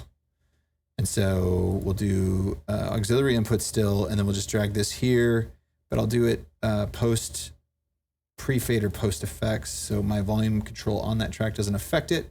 Okay, so now we should. I got rid of that, right? Yeah, I got rid of that. That doesn't have that. It doesn't have the. It still does have the compressor. I gotta get rid of that. Okay, and then if I go back to the compressor on here now. I know I should. Did I not? I didn't send it to the correct channels. I got to send it to 3 and 4.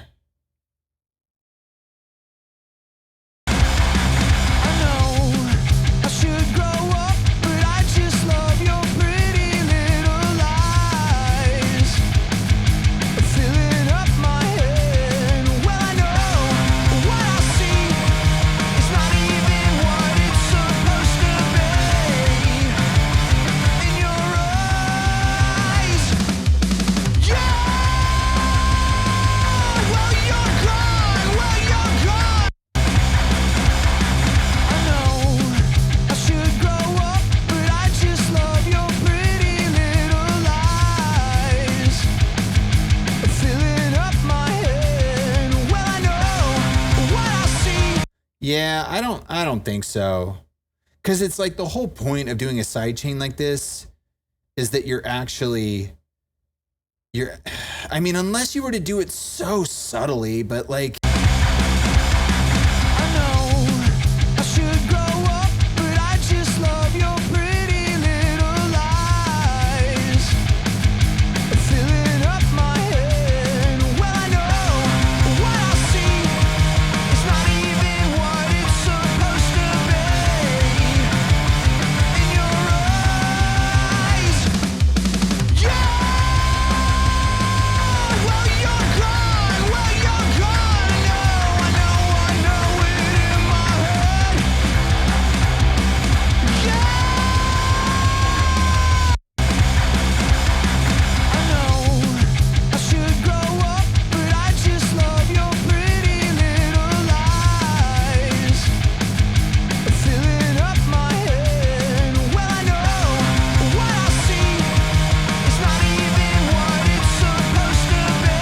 yeah, I don't really like it.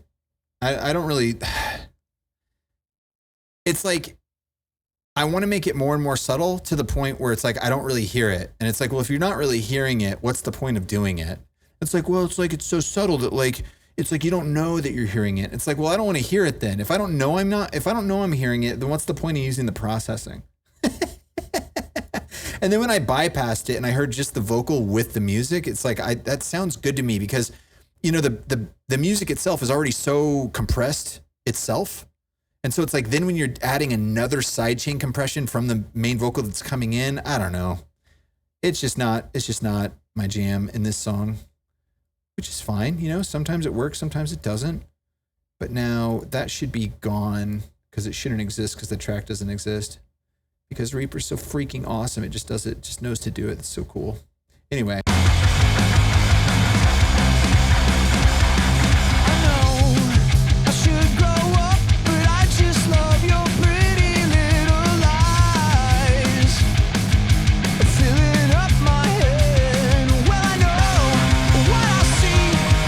It's not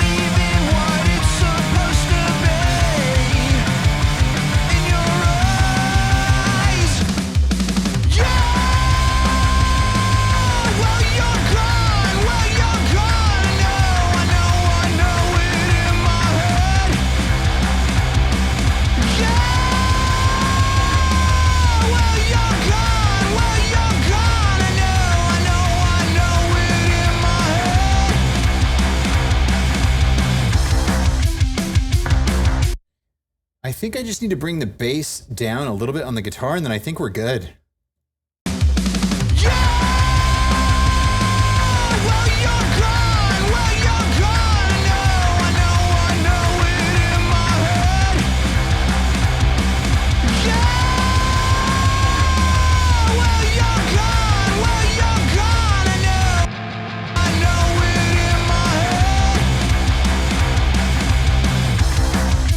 Yeah. Yeah. I think that's it. I think that's the guitar, and I think that's the vocal. And we're at 16 sample blocks. And if we look at the performance monitor, it looks like we've been holding our millisecond processing. Now, granted, I did take off the colorization plugin on the video, which is good because it'll be off anyway. I'm gonna I'll get those all transcoded so I can load them in. But right now it's just playing the regular video, so this is what it's gonna be. It's just gonna be the different color. But so we've been holding our longest block and our longest processing time, and it's been half of what we've allotted ourselves. And we're at this. So you're telling me right now, if there was an 8 sample block interface that I could have this hooked up to right now, and we could be running it, 0.6 millisecond round trip latency, this song would work. Because we're at a third. That's what it is. We're at a third of our required. Wait, no, that's not right. This is 12 milliseconds. I'm totally full of it. Oh my God. How embarrassing. Oh yeah, okay, there we go, 0.12. All right, let's see what this is looking like right here though, if I hit play. 0.20, 0.31, yikes. I know I should grow up, but I just love your feeling. Oh, I fell it up my head. Oh, no, what I say, not even what it's supposed to be. You know. Oh God, Jesus! I just hit the volume on my in-ears. Oh my God. Oh God, that was horrible. I just caused myself some serious hearing damage. All right, we're still at 0.32. That's not too bad. Need is running at 0.05. We have nothing on the video, which is good. FX 0.69%, and it looks like it's the backing tracks is at 0.12. Oh, it's because of that EQ. It's because of that EQ. And I am happy. I am more than happy with the way this EQ is sounding. And we're dealing with some real-time dynamic EQ on this, and it was that guitar was kind of bothering me, and I am so happy with it now. So what I'm gonna do, so here's the thing though, I guess what I'll do, here's what I'll do. I'm gonna render this out as a new take. And there, now it's laid in that EQ, and I'm just gonna turn that off because I have a feeling that the other songs might feel the same way. And so I'll keep that EQ around just in case I need it, but I just disabled it. I'm just gonna disable the effects on that track, period. And then I'm gonna hit that to no input. Should probably save this too. It's been a minute since we saved. Okay, I think I enabled backups though. I think I enabled backups. I'll have to take a look. Anyway, so now that that's disabled and we're not using that 0.1% for processing for that. Oh, and I brought this song in too. It was on its own track, although it wasn't processing.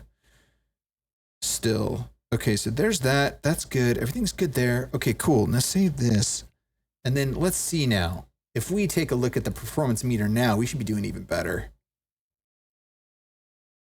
Reset graph. Here we go.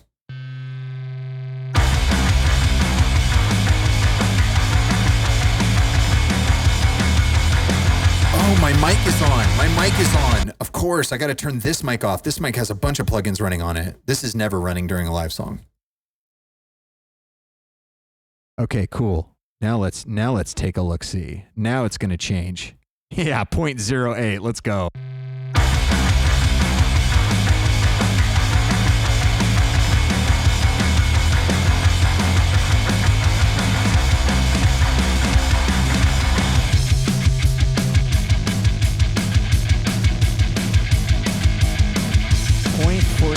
Oh, there's a 0.23. I wonder if it's because I started actually using the microphone. So if I'm getting level. Yeah. I'm singing songs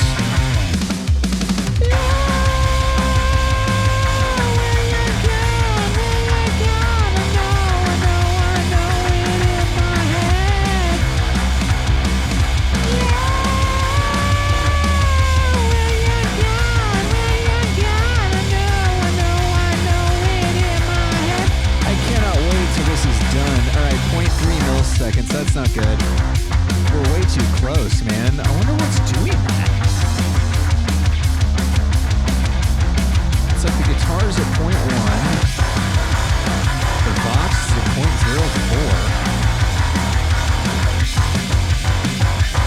The blinders are running a little.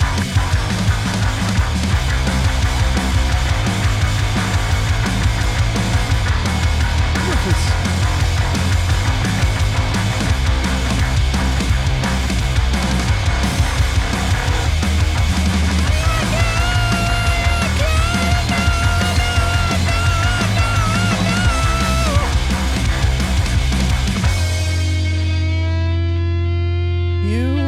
This track hasn't been enabled the whole time? Oh no. Well, it wasn't muted, so it was still processing. I'm making a stand. I'm making a stand. I'm making a stand. Come make a stand.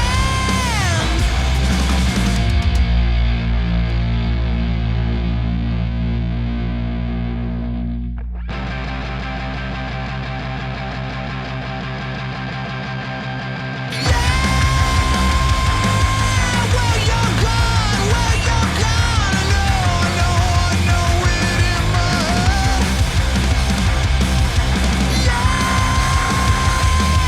Well, you're gone. Well, you're gone. I know it in my heart.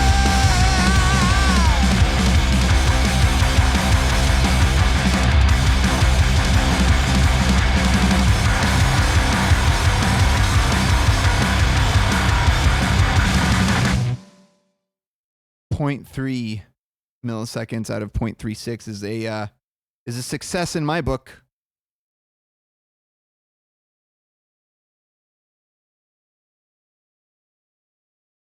That is success as far as I'm concerned. We're still at 0.3. We haven't even broke that, even with this microphone on. Excellent. Excellent. Reset all sliders, desk lights, toggle close up. Oh, did you guys die? Oh. The little DMX receivers died. They ran out of the battery. It's all right. I had them on since this morning. They've been running. What's up, Tex? They've been running many hours, many an hour. But I got 2 backups right over here. I got 3 technically, but the other one I already switched out. So it's charging. Dude, the battery system in this situation is so awesome now. I mean, the whole setup is just so stellar right now. Like, I can't even believe it's never been better. So stoked. I was just thinking, like, auditioning that last part of that, it's like, I just cannot wait till this is over. Like, I just want to be, like, back to explicitly creating and performing music. Oh, I gotta switch the things out. And like not doing all this technical stuff. Like it's just been so technical lately. I'm just so tired of all the technical stuff. I mean, it's fun.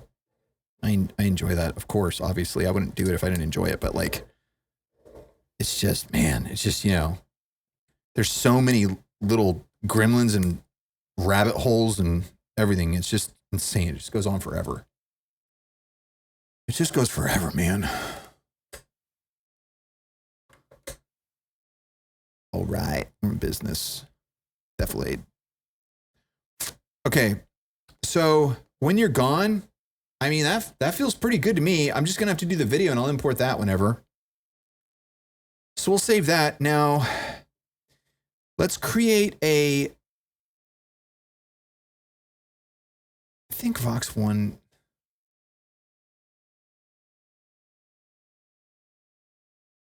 That's fine. Okay, so I'll just create a Vox and a guitar track.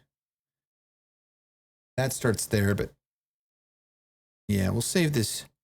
Save tracks as a template. We'll save the envelopes. Okay, so we'll name this 01. I gotta clear this out because I've named so many things 1 now and 2 and other numbers. Okay, so 01, and then we'll do circles, Vox, and guitar. Save that and kill the mic.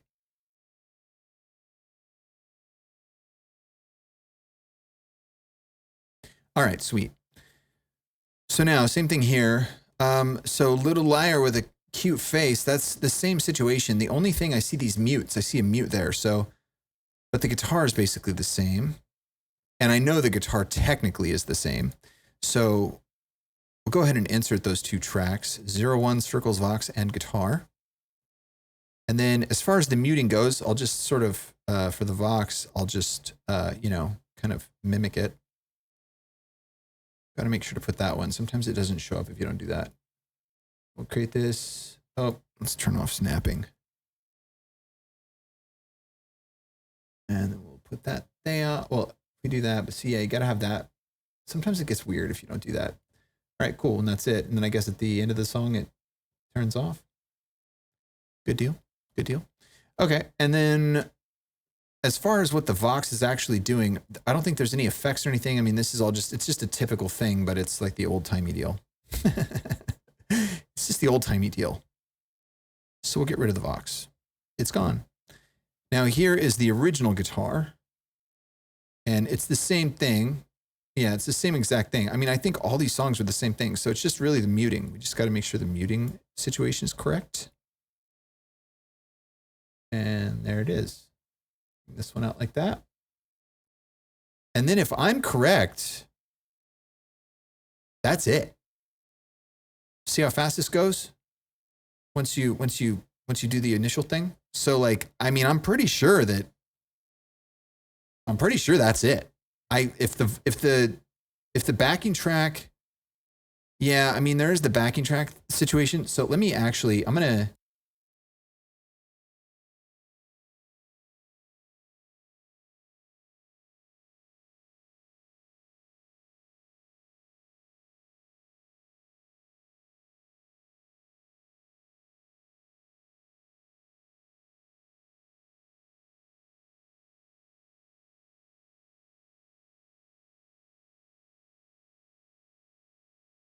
okay. And then if it sounds awful, then I'll just bring that plugin in. If it's the guitar, it's the guitar that's doing the issue. So if it sounds horrible, I'll bring that plugin in and I'll affect that track. Otherwise, I think we can just run through this one real quick and make sure that it works.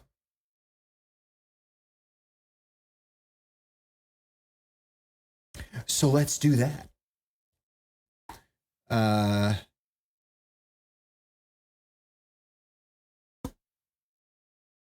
Show cams. Kill close up. Desk lights. Hit it, Reaper.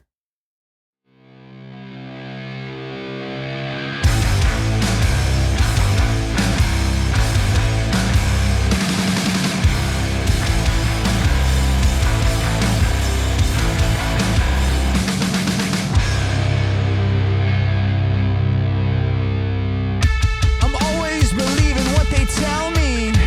Can't shake a monster that you can't see. I don't wanna wait for tomorrow. I don't wanna wait for a hero. I don't even know myself lately. I don't even know what you need. I don't wanna wait for God's sin.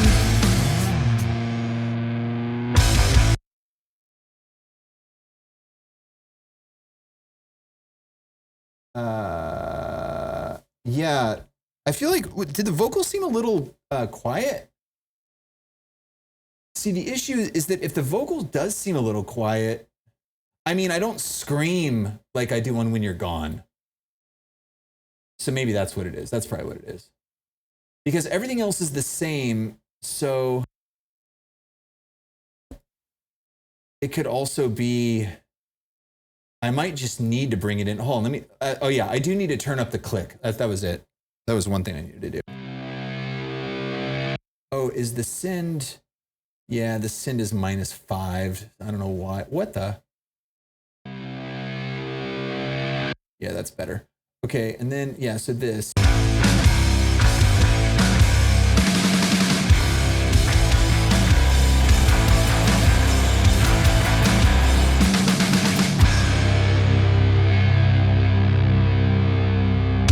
I'm always believing. Oh. Can't shake a monster that you can't see. I don't wanna wait for tomorrow.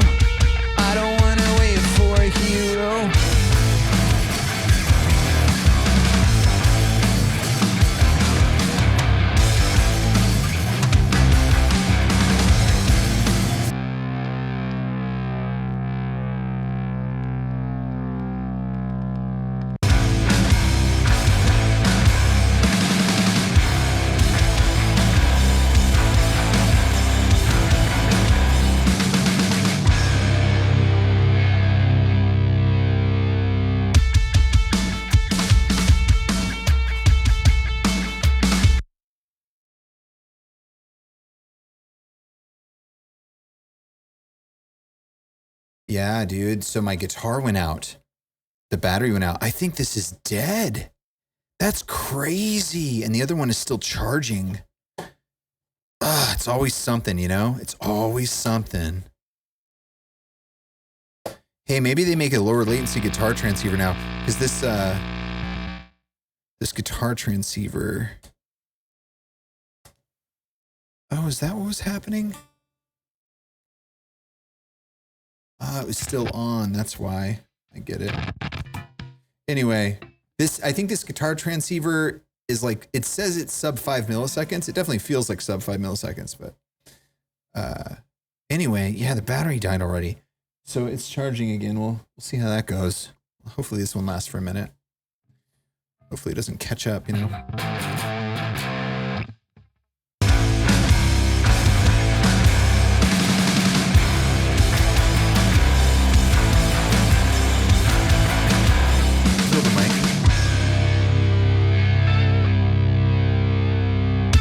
I'm always believing what they tell me.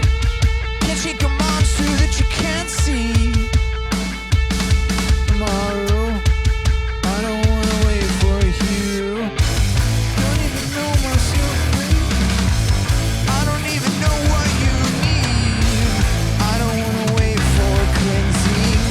I don't wanna wait for a little liar with a cute face, a little triad in the same place, and nowhere, nowhere, nowhere.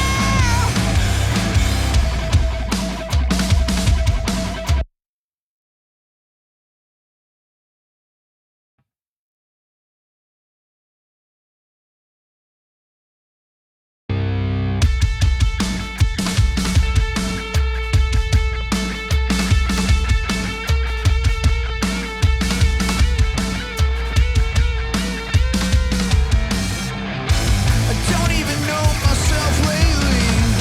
I don't even know what you need. I don't wanna wait for a godsend. I don't wanna wait for a little liar with a cute face, a little triad in the same place, and nowhere, nowhere, nowhere.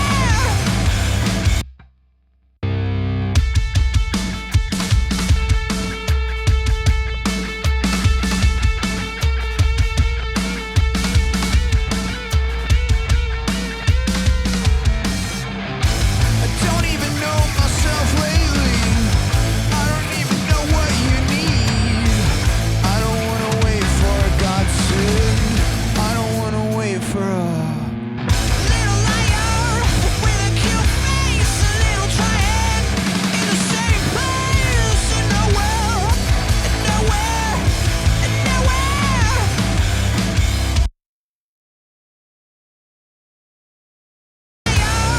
With a cute face, a little triad in the same place, and nowhere, nowhere, nowhere. Yeah, I think that's fine. I was just looking at how I had to turn down the guitar a half dB. So it's like, is that because the music is not as loud as when you're gone? Because like here, if we're listening to the music on When You're Gone,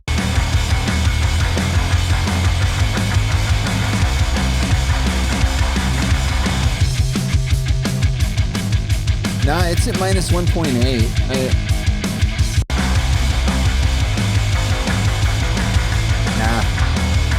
Maybe it's like a harmonics thing with like what key or what. Well, it's the same, right?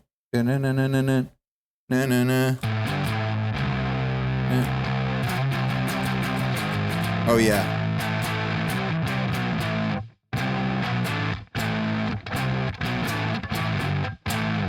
Anyway, yeah, it's pretty close though.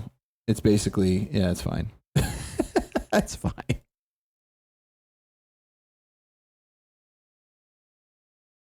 I just want to get this stuff right, you know, because it's like I don't want to deal with this again. Like I just want this to be right. I've just been winging it the entire time, and I'm like, I'm tired of doing that, and like I just want to know that this is what it's supposed to be now. You know, it's fine. It's It's where it is. It's where it's supposed to be. Everything's great. So yeah, so the only other thing I think is I like the levels. I like everything else. That's great. And then I brought that up a little bit, I think, or maybe I didn't. Anyway, it doesn't matter. Point is, let's look at it with a performance meter and just make sure that we're doing decent. I'm going to kill this mic and hit record on these two. And then let's see.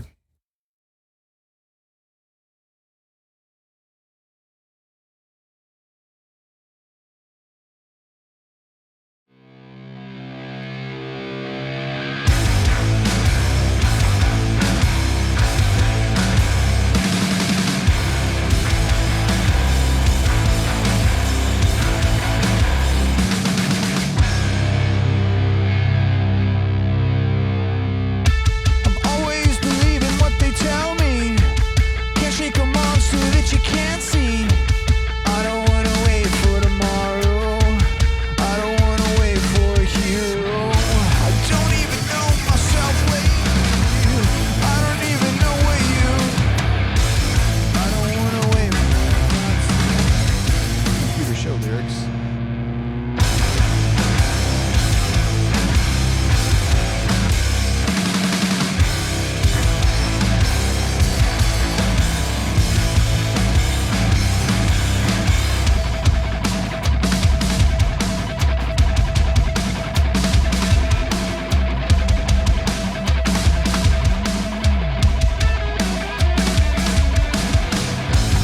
Don't even know myself lately. I don't even know what you mean.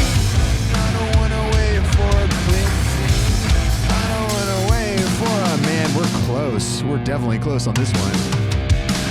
little liar with a cute face, a little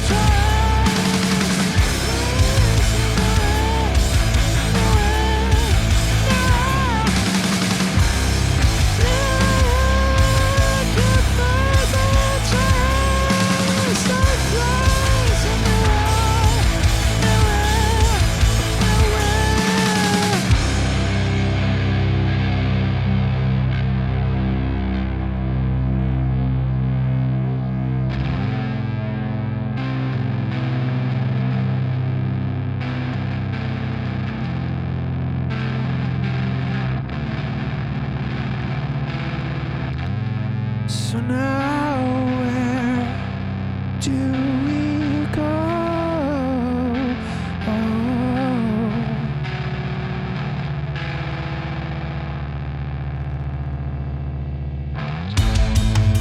Nothing I say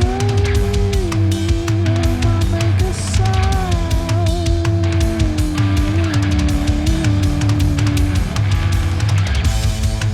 Nothing I do might make you turn around.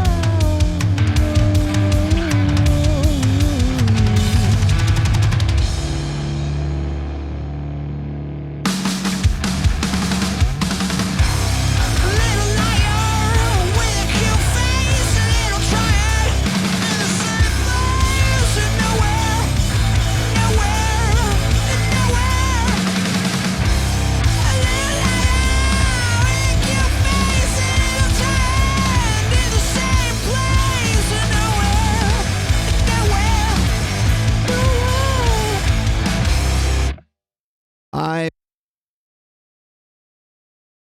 I would say 0.33 milliseconds out of 0.36 is a success. Success.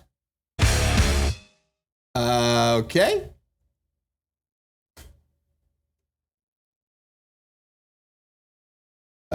What am I trying to do here? I went to the stuff, so it's all screwed. Okay, there we go. Desk lights, toggle close up. Yeah, that one was a close. That was close, but we're all right. We're all right. We made it. Okay, so that's good. That's good. So now the next one is the one that gets a little weird because the next one has a reverb. The next one has a reverberation. So let me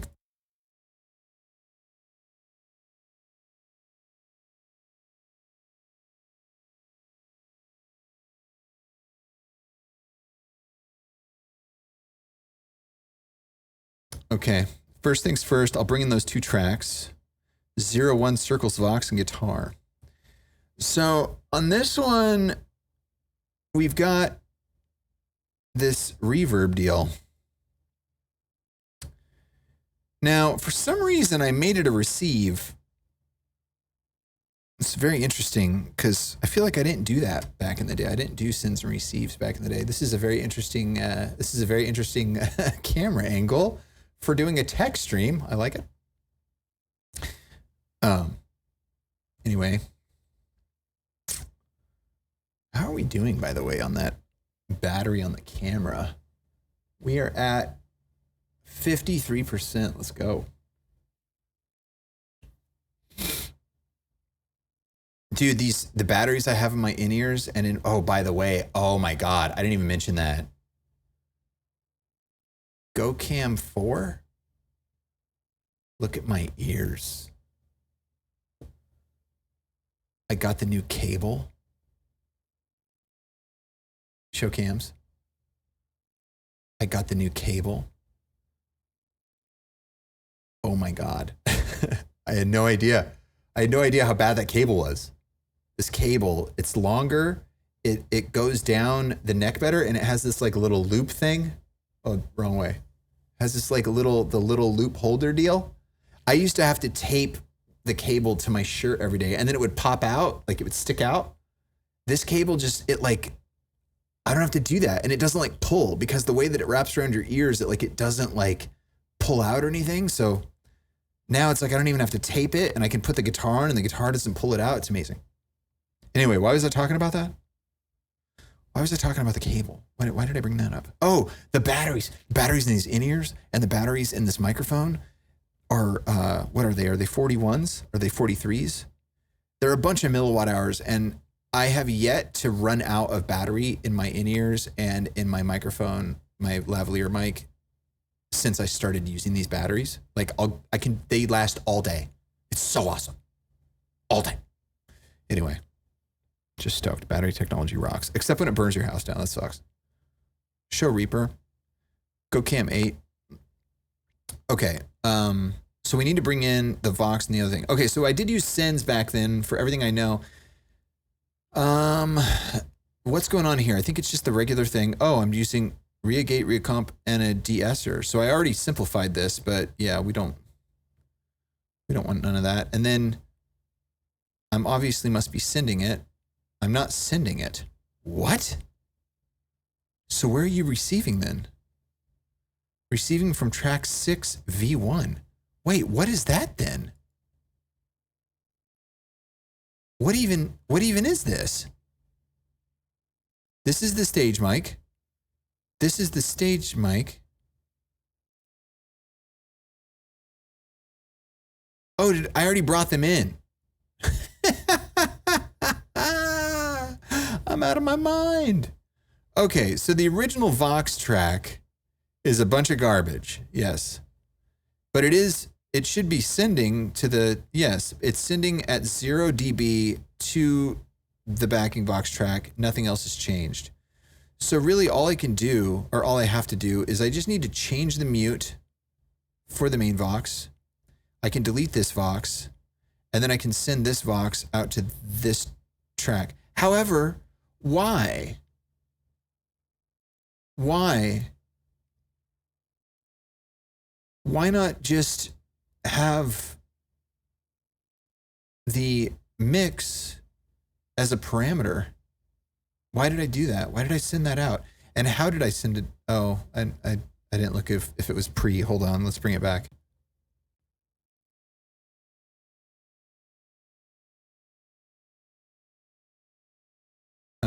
Yeah, let's look at the send and see, it's post fader, post pan. So there's literally no reason why I'm doing a send, because that's just more processing, especially since it's only on one track. That's very weird. I don't know. Anyway, we're going to go ahead and throw this on the actual Vox track itself. We'll go ahead and delete the Vox track, the other one. And now we can, on this, we can say show visible track envelopes in envelope lanes. And then we'll go like this, and we'll select all of this and hit go to the beginning and then hit copy. That's the volume of the track. Very interesting. Anyway, so what we'll do here is we'll open up this, find the reverb itself, click on mix, and then do parameter show track envelope. And then we'll click right here, all, and then paste. Okay, so for some reason it screwed up that envelope pasting. Oh, because there's no beginning envelope here. See, it's a weird anomalous thing. Sometimes it gets weird like that. Oh God. Okay, so copy this and then paste it there. Okay, and now we can just delete this completely. And then, so that guitar's down 17. That's insanity.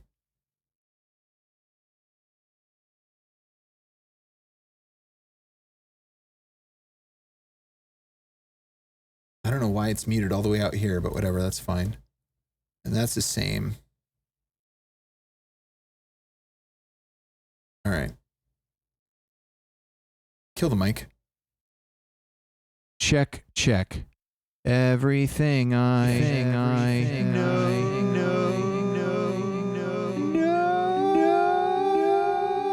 tells me what you.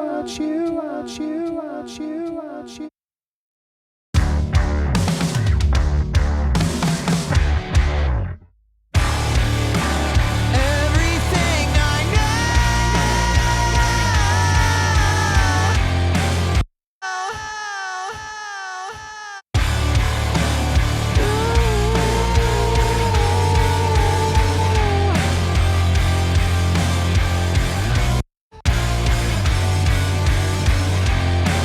tells me what you are, but I'm afraid to go.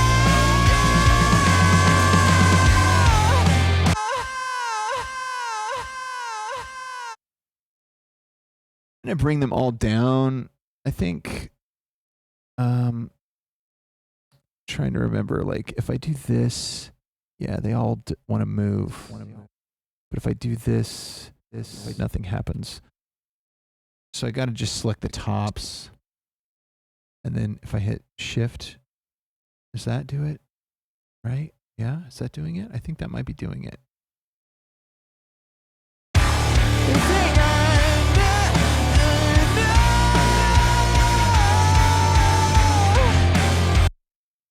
Maybe a little bit more than that.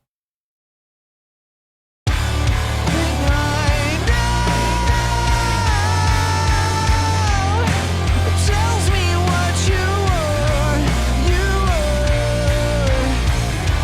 but I'm afraid to go. I'd lose you in the stars. I think that's all right. I think that's okay. Now the guitar thing. So the guitar's at 50 here, but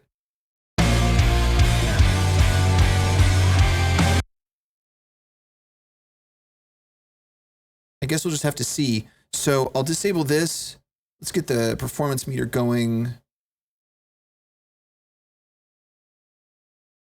Computer show lyrics. Audio show Reaper. Oh, okay. So we will reset the graph. Is there anything else? I'll just cut this mic. And then when I say hit it Reaper, it'll turn off that mic anyway, because that's part of the action when I say hit it Reaper is that it turns off my lavalier microphone. I do need a tune up for this one, however.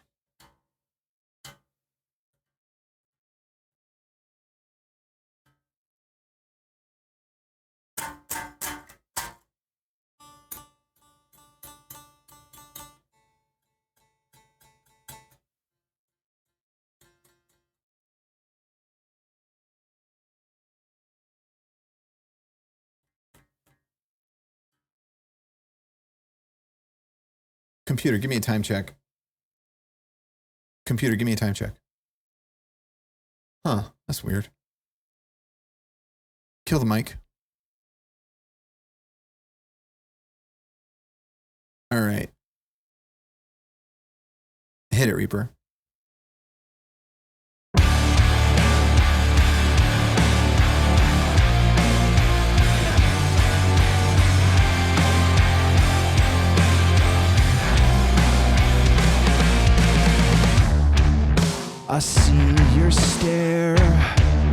It's everywhere. I know I can't escape this faith. It keeps me here.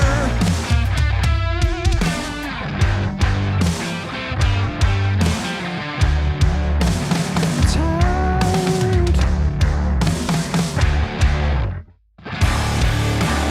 Everything I know tells me what you were, but I'm afraid to go. I'd lose you in the stars.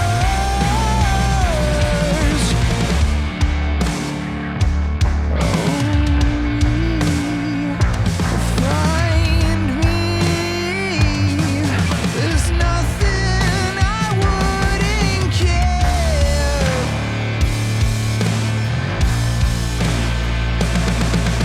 to hold you. But everything I know tells me what you were, but I'm afraid to go. I'd lose you in the stars. I'm up against the wall. I'm up against the wall. I'll never take you far. I'm gonna let the walls. Everything I know tells me what you are, but I'm afraid to go. I'd lose you in the stars. Man, we're really skirting the edge with that 0.34 out of 36 milliseconds. I will call that a success.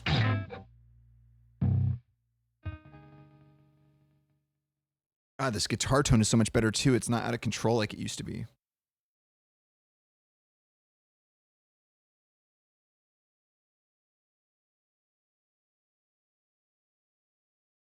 Toggle close up.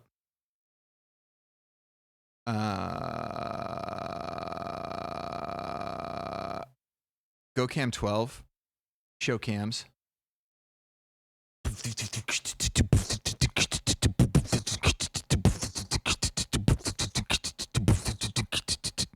I feel like this is like one of those channels that's just like the freeze frame, and it's just like 24/7 chill vibes radio. Go Cam 8. Go Reaper. Okay, so why isn't that not muted? Because the mute is muted. So is there a reason it's not muted? Because that's kind of weird. Because the mute is right here. Oh, it's because we're still playing back.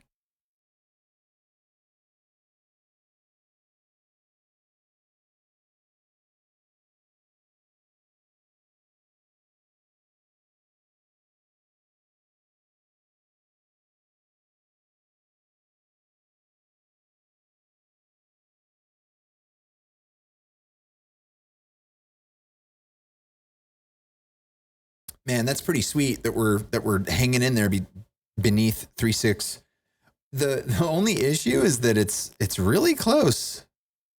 It's really close, and that's kind of concerning considering these songs are so simple in terms of the actual real-time processing. I mean, like once you get into songs, but I mean, it is true that most of the time what makes something complicated during live performance, it's like I'm either playing a piano, which now I'll have a real piano, so that won't be an issue.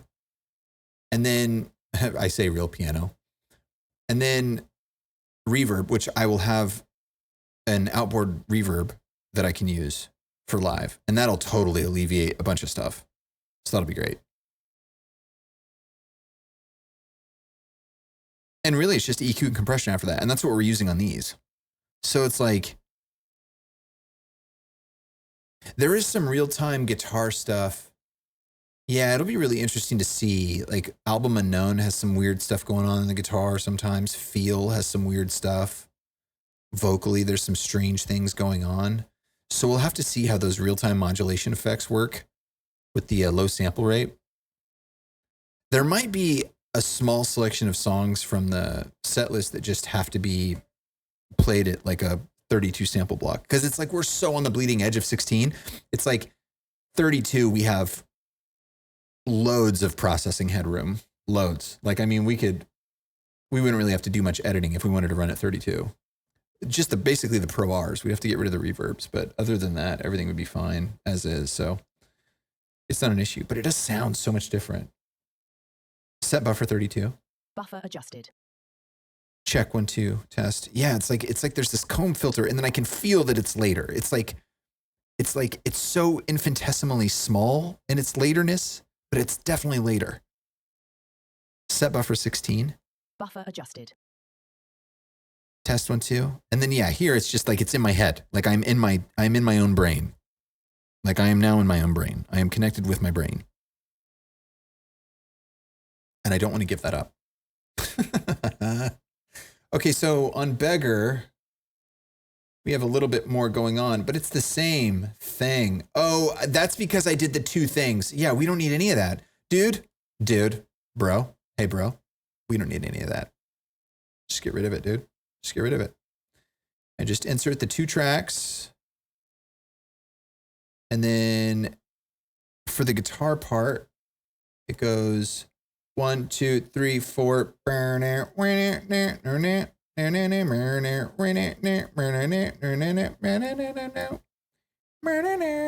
then right here is when the vocal starts. Just make sure that this is loud enough because it hasn't been loud. So it's been at -5. If I go up from that, it's usually fine. Yeah, that's fine.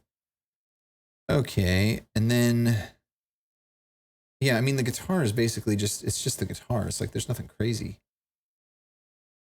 I did have muting, I think, on it just for like parts if I didn't want to.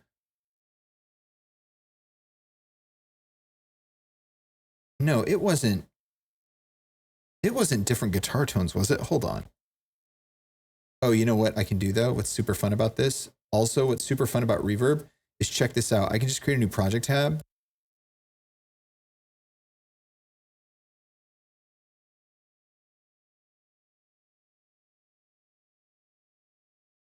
And so now I'm in the saved version of that, but I can guitar, Beggar, clean, and then the regular guitar. So what is going on this? Is it's still the Lead 800? Is the preamp just lighter? Like what's the difference? Okay, the preamp's all the way up here. So what's crazy, dude, bro, we're not even going to worry about it.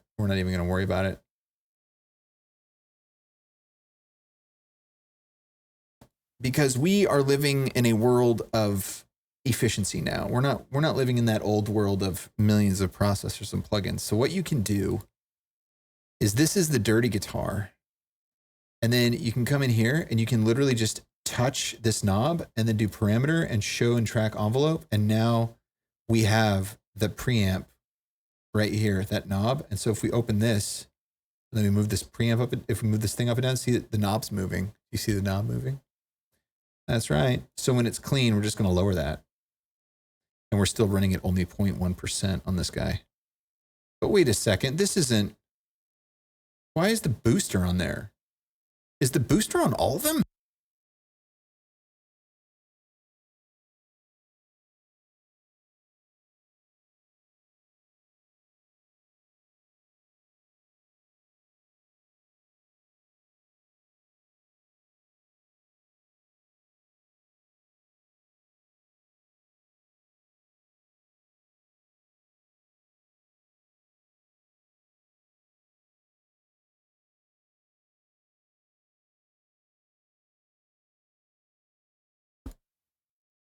Okay.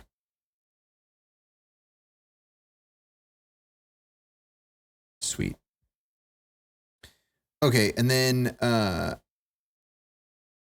so internet, and then right here is where that will change. So it'll go down.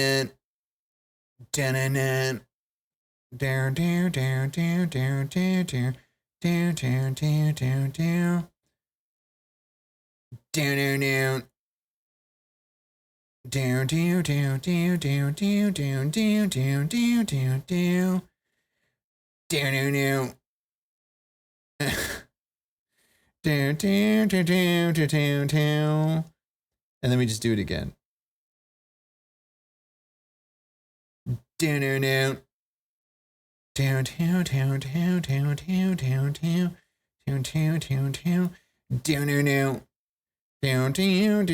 that's it, I think. I think the rest of it's just heavy. Okay, cool. So that's cool. That was easy. No, you don't need multiple tracks. Literally just one little envelope with some little changes. And then, yeah, this we'll just see what we need to do when we get there. See how clean we need to make it. And then the Vox is right there. That's coming out there. That's good. That's closed up there. And then that's already brought that up. So yeah, I think that's that. So you save this. We'll cut the microphone.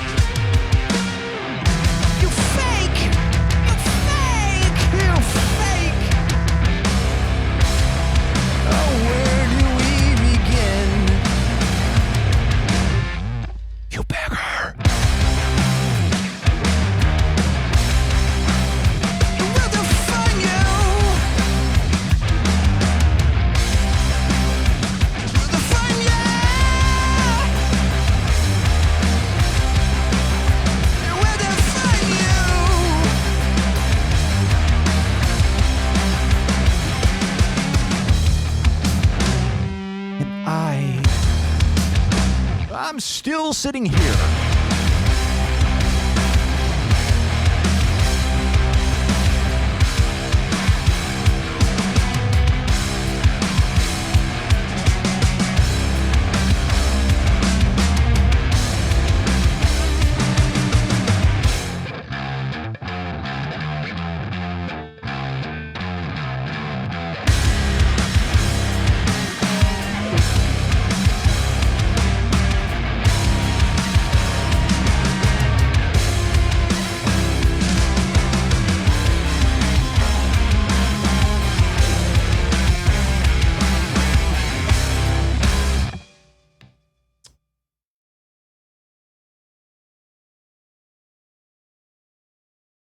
Toggle close up. Go cam 8. 0.32. That's better than the other ones. I feel like that clean tone is like the slightest bit too hard.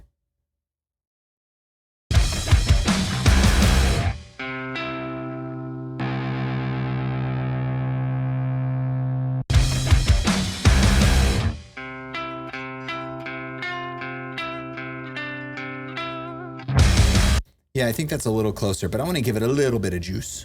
Just a tiny taste.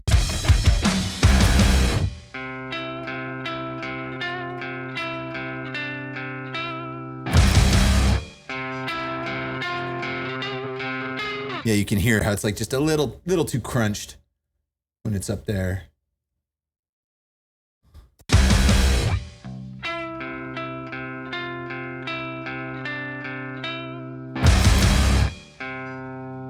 Ah, what's that?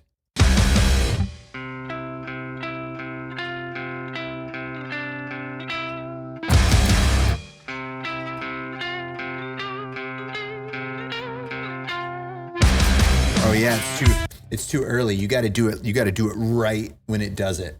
Yeah, see that? That's way too early. You got to have it right when it hits. And then have it go right to where it stops. And then right here with this one, same. You gotta have it right when it hits.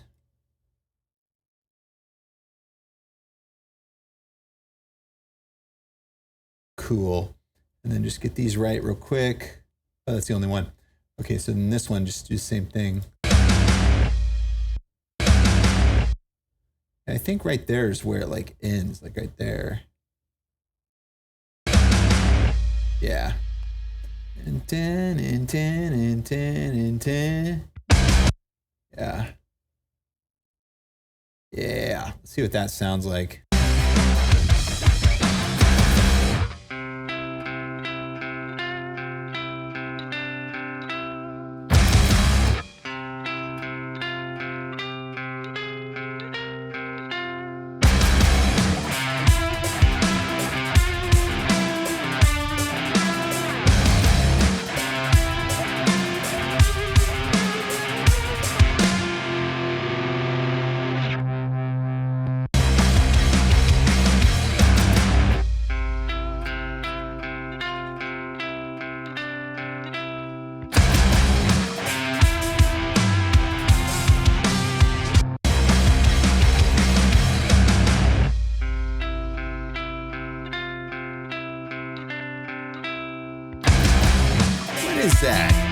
What is that? Is that in the track? Is that in the track? Is that in the track?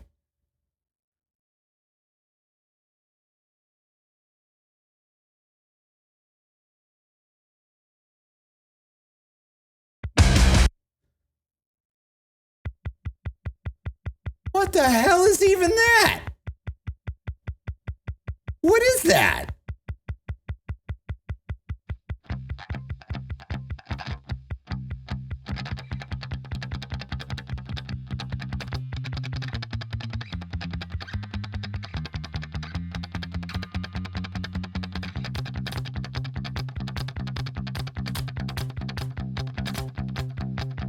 I leave those clicks, I leave those pops.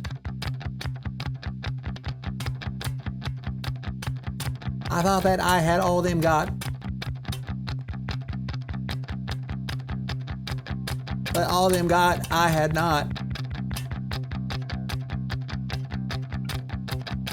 Now they are all I got.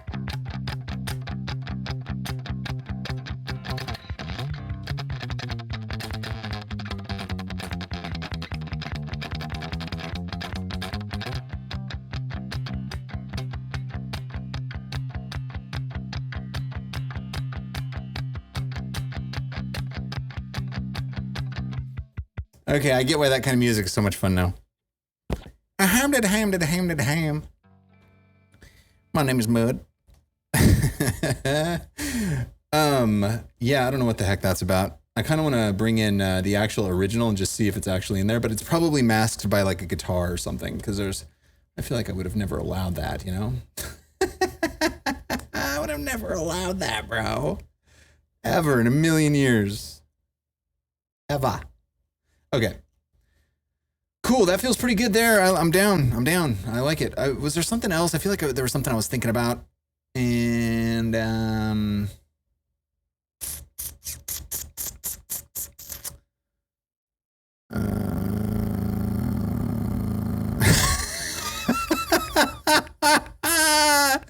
you guys.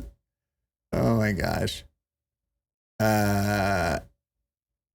Yeah, as far as this, I did that. That's all fine.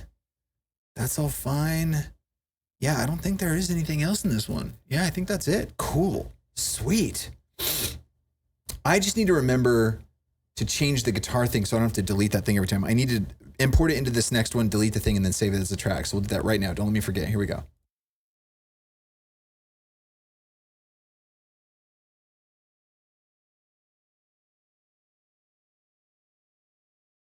Okay, too much at stake. This one's very, very straightforward. Although we do have 2 vocals. So the first vocal is regular, and then the second vocal probably has that tube driver. Yeah, that's ridiculous. And then it's got all this stuff going on. So yeah, we don't need any of that. We're just going to use the one vocal. And then the guitar is the whole thing. So let's just delete all this. And then underneath click, first of all, let me do the click thing and bring it back up to 5, 0. And then we'll bring this up to 0, and that should be good there. And then it's funny how zeros are correct now. It's like I got everything worked out, so now 0 is actually the best. Okay, and then so I need to change that thing on the guitar real quick. I need to delete this, cut, and then save these as a template, and then save them to this. Save, replace, yes. Okay, so now I don't have to worry about that at all. And then the guitar is right here. My name is Mud.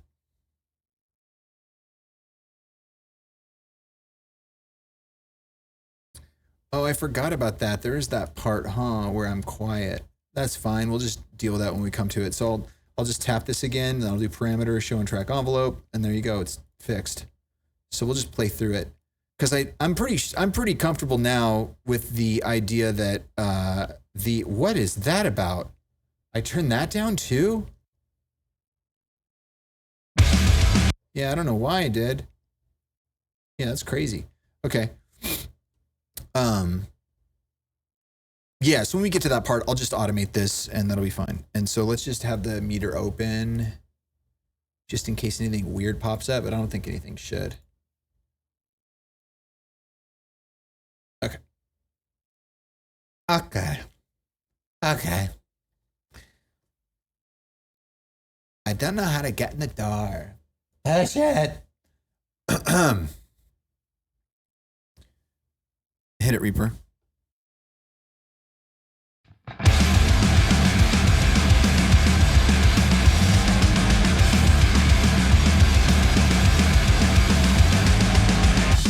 don't want to break your mind. I just got to figure out what tone this is because the thing with the deal and it's different stuff.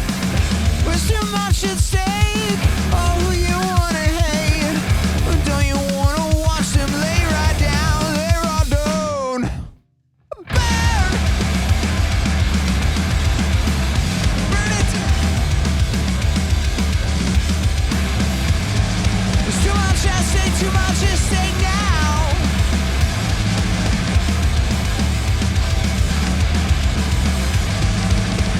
Oh, my head's against the wall and I don't even care.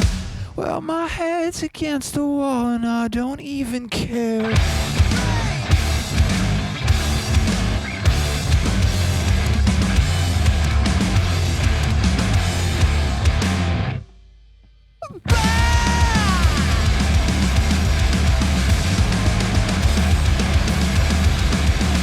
Yeah, there's no automation. I remember now.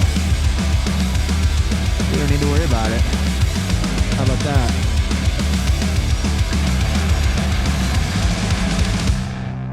Well, my head, it went away.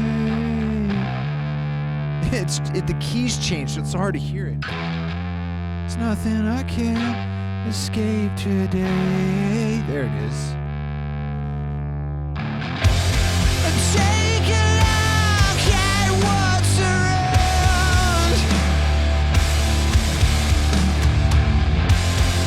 We're a savage animal,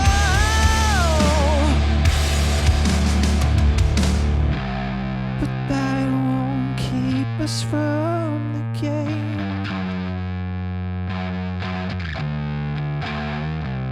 We've still got days and days to play.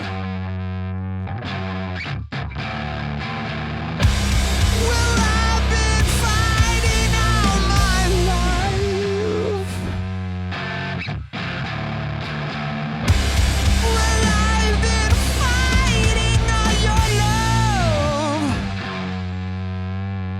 I can't believe this is just a gate and a compressor, dude. It's nuts. No more, no more, no more, no more, no more, no more, no more, no more, no more, No more burn.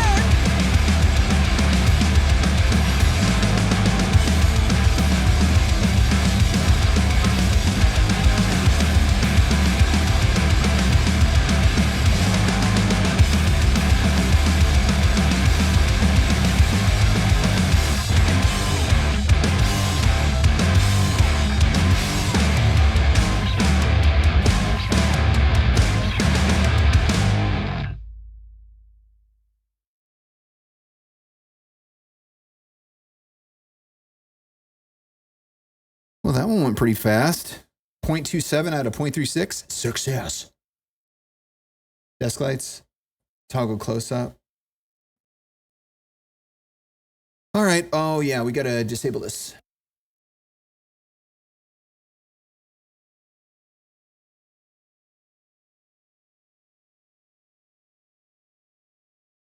And we'll be the rise. God, I wish every album would go this fast. If every album would go this fast, we'd be done in like 12 days. 12 days. If every album went this fast, we'd be done in 12 days. Okay, so this one's so straightforward. See, I think the rest of the record is pretty straightforward. So we just, we'll just do this. The click has to be at 0, and the other part's already at 0. And then we'll insert the 2 tracks and then bring that like that. And then bring this like that. Bring like that. And then, yeah. And then that's that, dude.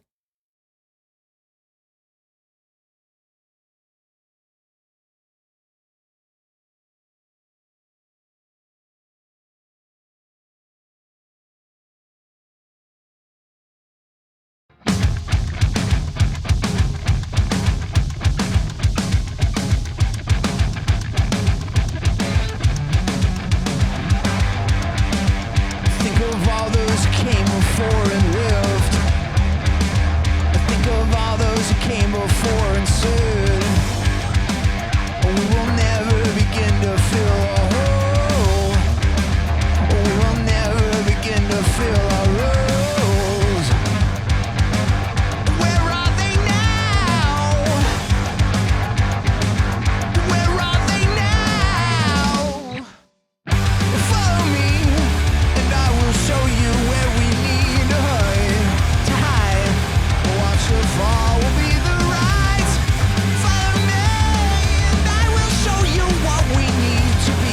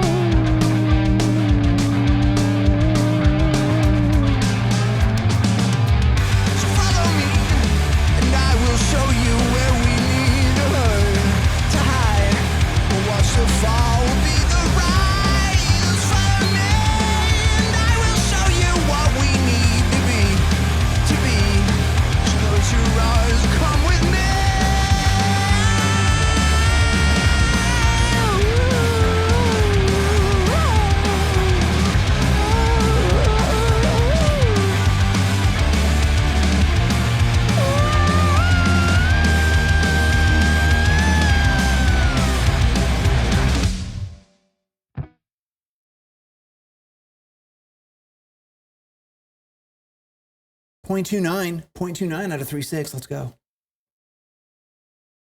We are running at 16 sample blocks, 1.2 milliseconds round trip latency. See, now that's one of those songs where that really shines through because some of the syncopation of the rhythm of like, follow me, ba, ba, ba, ba, ba, ba, ba, ba. It's like, I can just like, finally, I can actually just do it. Like, I can just be like, I can just like sit in the rhythm of it and just be like, because like, you know, sometimes like when you're dealing with 13 milliseconds of latency and you're trying to play a guitar part, you're like literally playing it early because to make it on time in the sound, you're like automatically adjusting your muscle motors to be like too early so it'll hit right where it's supposed to hit. And now it's just like I can just actually play. God, it cannot be overstated how important low latency is, especially once you've had a taste. So this thing is doing the thing with the tempo again. What is up with that, I wonder? That's really weird, dude. Unless this is the only time it happened and I'm just seeing it.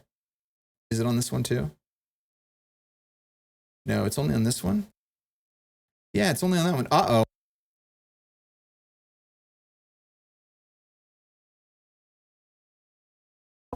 Okay. Everything's fine. All right, so we'll be the rise. Good, good. Toggle close up. Go cam 8. Was there something else? I don't think so. I think just save it. Just turn off this mic and save it.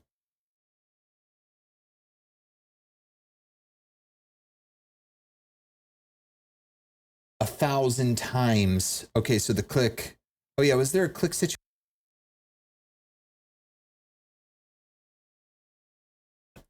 A 1,000 times the click. Bring it up to 0. And then that's that. Okay. And then this is the same situation. It's the exact same thing. See, finally, toward the end of the album, we get back to like where it's just the real deal. It's just the guitar and vocal. And so we'll add those in there. I need to save these without that thing open. Save tracks is track template. Yes, yes. Replace, yes. Okay, and then this is the guitar. Yeah, and that's it. That's literally it. Okay, cool. Very cool, man. All right, and then, so we'll mute that. We'll show the performance meter.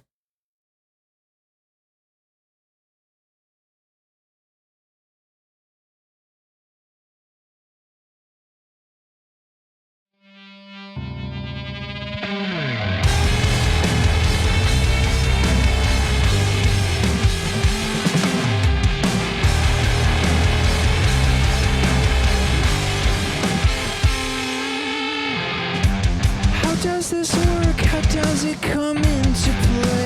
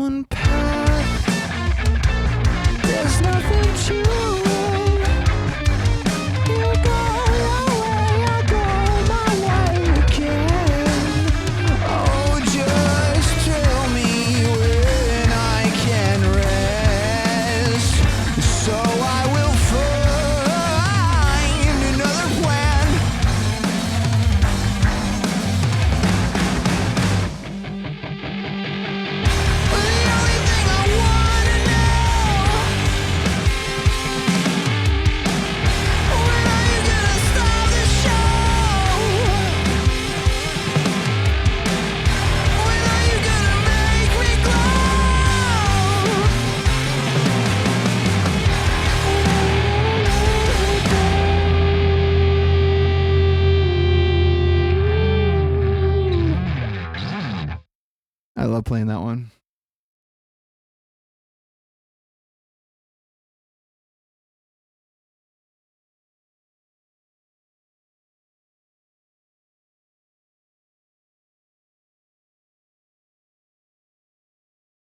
Okay, so this one, it looks like the vocal mutes a couple times, but other than that, wait, what the heck? Why does it mute this whole time? Is it just literally, you make me, yeah, that's right, it is muted. Okay, yeah, whatever. It doesn't matter now though, because the gate is so perfect on this microphone that the guitar doesn't pick up. I used to do that because the guitar would trigger the gate when I wasn't singing, but now I don't think so. Now.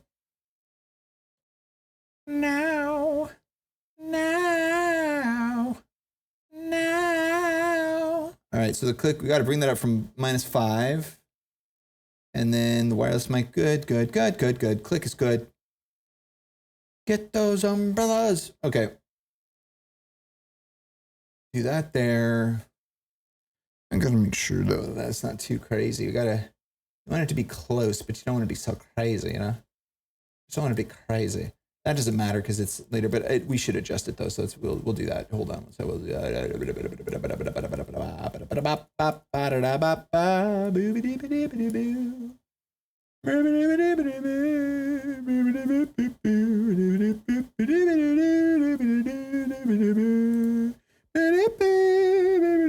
Oh, not big clock pause. Whoa. Watch yourself.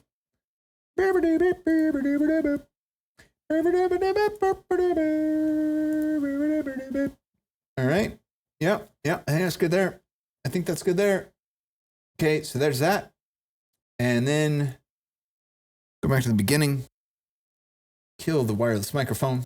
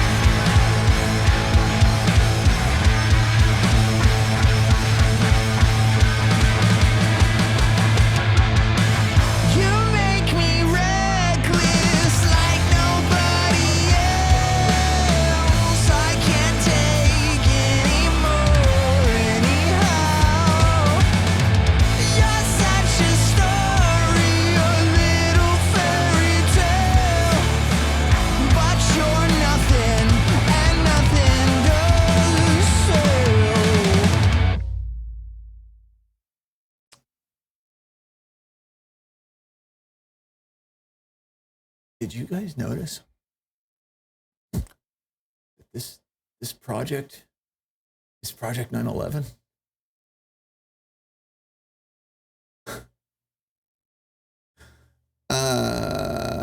Cool. So we'll save that.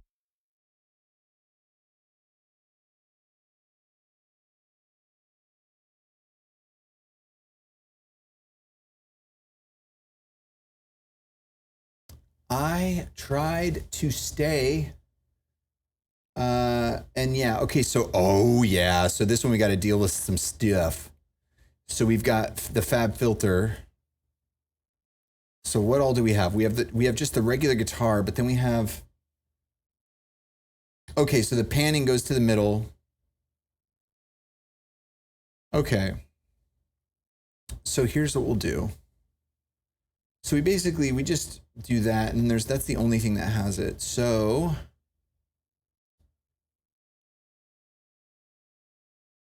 and then the vocal is the same as everything else. So we'll take that out right now. Oh, let's fix the click real quick before we do anything. Let's fix the click real quick. Yes. Okay, and then so we'll insert those 2 tracks. And the Vox is good to go. I remember, so it starts right away. And then yeah, it's fine. Okay, so then this guitar thing, basically the guitar's at 0.5 up. So let's go 0.5 up with it here. I don't know what that's even doing, that level situation. That can just go. The panning is correct though. That's good. We want to keep that. And then we'll just go ahead and get rid of that. We don't need any of that. And then here, we'll just put that there. So really, I just avoided doing a pan. That's hilarious. Okay, I just avoided doing a pan automation, thankfully. Never want to waste your time doing pan automations. Okay, so we'll put the Valhalla reverb on this. And it's a VST3, I do believe. And it's going to be the Valhalla Vintage Verb. And then let's go right here to where it goes to the middle.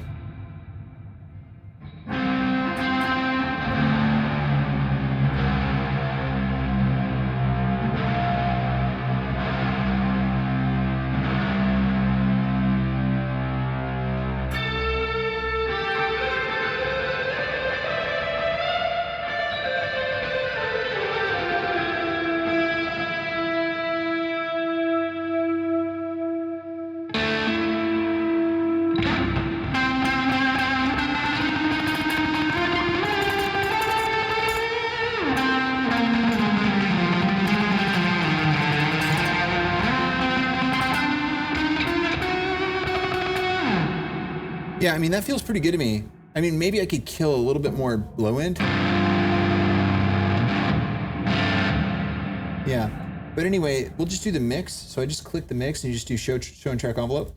And then I like where that is, just based off of ear, the guitar's falling, just based off of ear alone. I'm kind of just leaving it right there because that kind of sounds like what I remember it being for that part. And then this part, it's just clean. So then it goes to this part. And I think we can just play it now.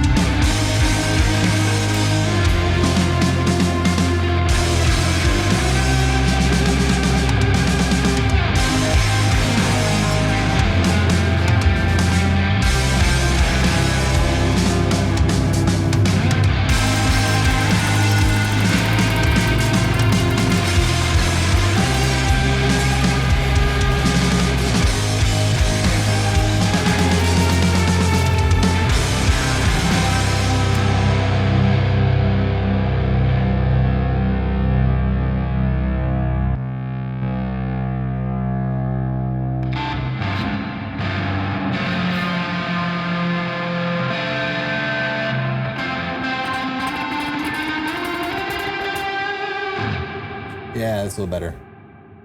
That's a little better. Look at this reverb, 0.02%. That's how much processing it's using, and it's a reverb. Isn't that crazy? I mean, that's insane. That is insane. Okay, reset the graph. Yeah, we're already at 0.30. See, that's so interesting. So it's like it's only using 0.02%, but we're already at 0.30 milliseconds just for no reason. It's very strange. I wonder if when I reset it, something just got weird because now we're at 0.16. Okay, I did put the vocal in there. The vocal's good to go. The guitar is right here, good to go. Does the guitar not have a starting mute? Oh, it's there. Okay. That's weird. All right.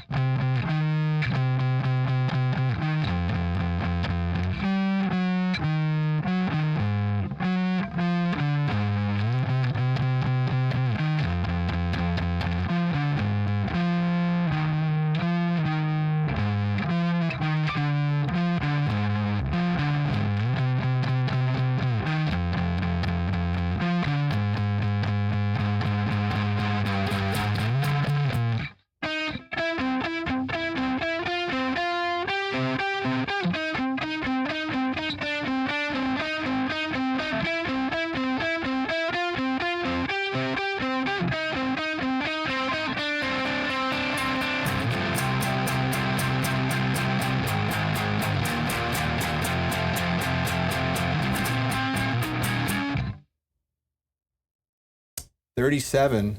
This isn't good. Why are we at 0.37? Why are we at 0.30? Oh, it's because my mic's on. Duh.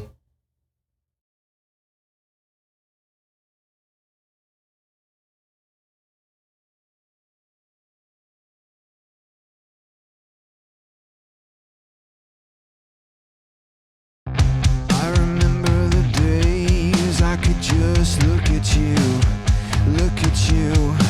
look away, all those faces.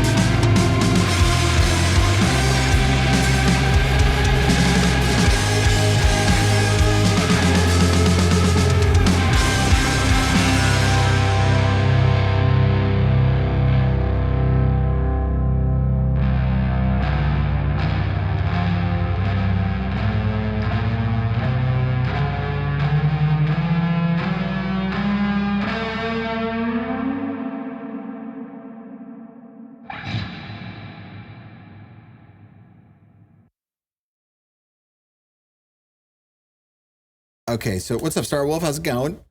I think I just need to add like a half of a dB of volume. So I removed that volume, freaking envelope. And it was good that I did that because it was like at a really ridiculous rate. But like, I'm thinking like just ever so slightly, like maybe a half of a dB, like, yeah, like that maybe.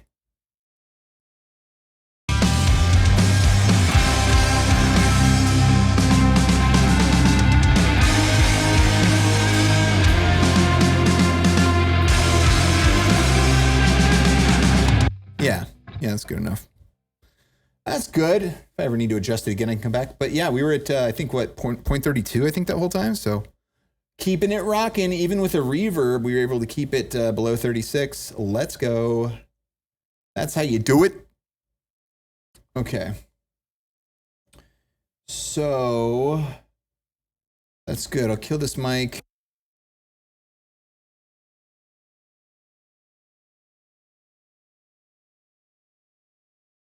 All right, can you believe it? We're to the last song now. And this does a similar thing. I think this one, wait, what's going on here? So it's left. So it goes to the center, so it's just a solo. It's not a reverberating solo. Okay, cool. Well, that's awesome. Oh, Jesus. All right, and then that just turns on, and then that mutes later, but then it's just the guitar. So yeah, it's just the two. Excellent, that's fantastic. So we'll get rid of those, and then we'll just import these two here, and then we'll show the pan, and then wherever that was.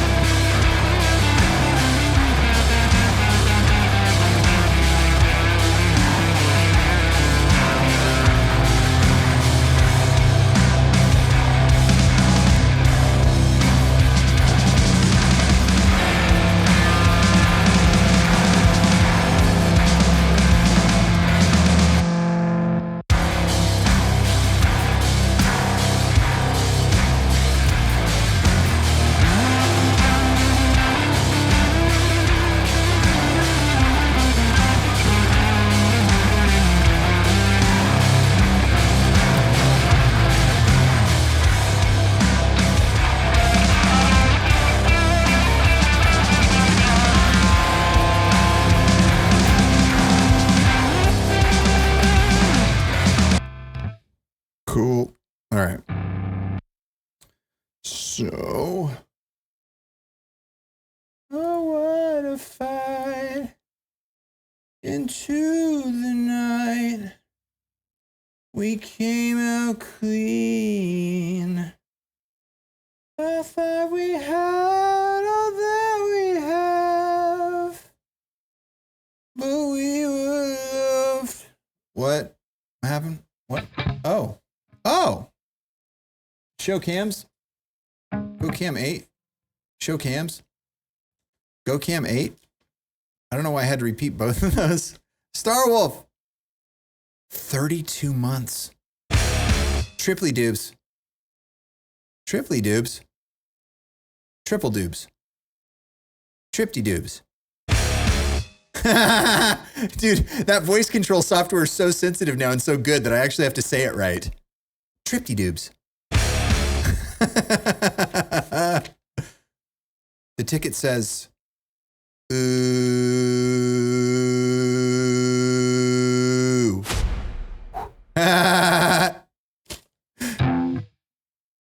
Dude, thank you for the continued support, man.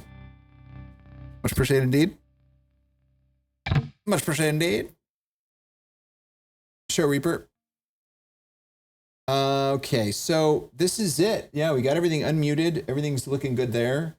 Oh, the click. I got to make sure that's at 0. And then the click itself is up. And then did I do that on the other one? Let's see. Yeah. That's good. Okay, cool. All right, so everything's good there. Everything's good there. And that's it, I think. So we'll show performance meter. This is it. Last one. Let's go. For today. All right. Kill the mic.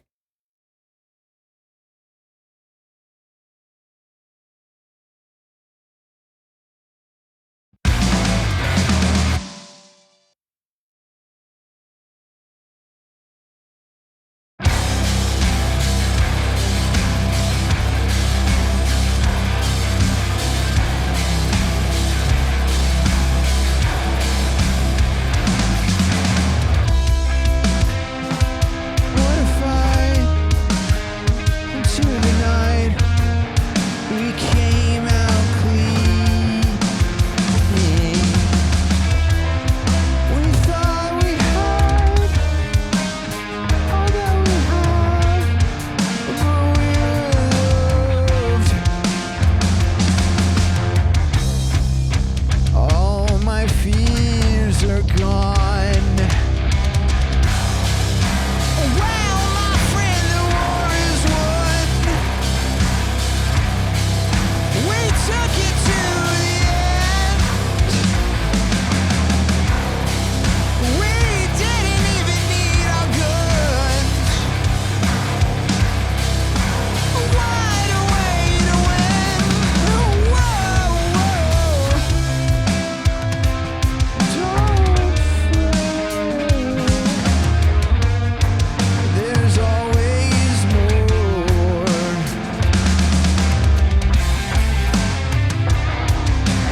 Circles and circles. We're here for. Well, my friend, the war is won. We took it to the end. We didn't even need our guns. Wide away to win. Oh, there's nothing like a fresher view. It makes me wanna sing.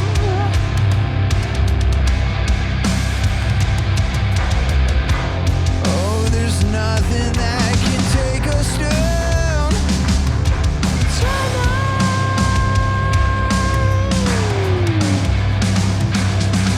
Just let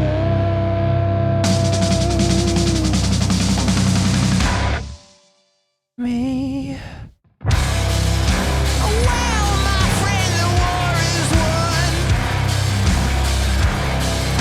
We took it to the end.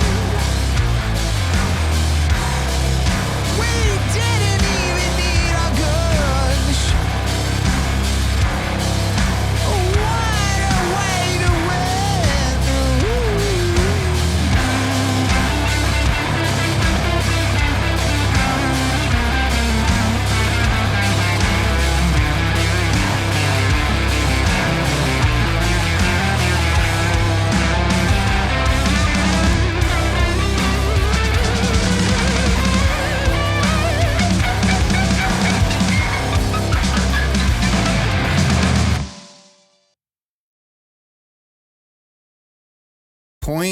.31 milliseconds out of our allotted 0.36 milliseconds availability. Circles is a success. Let's go. Hells yeah. Play music. Show cams. Desk lights. Oh, man, dude. Well, that was crazy. What a day. Now there's only about 15 more to do, right? I got to play this album in its entirety.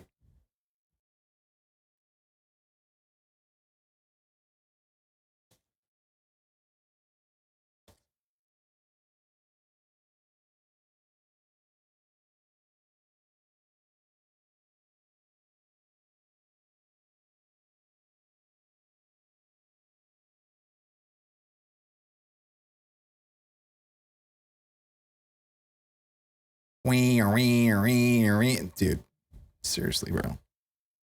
This one too. This one's on that album.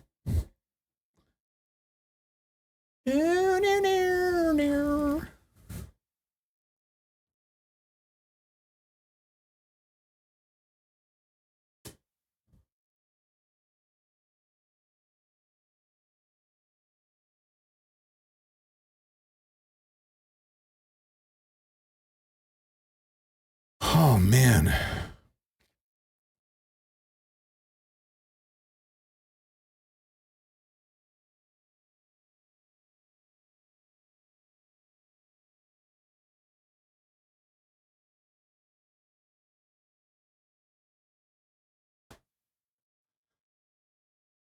Toggle close up. What are you doing way over there? Get over here.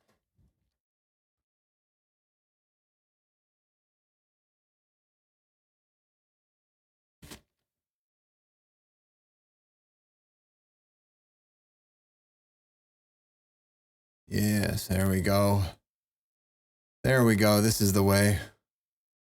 This is the way.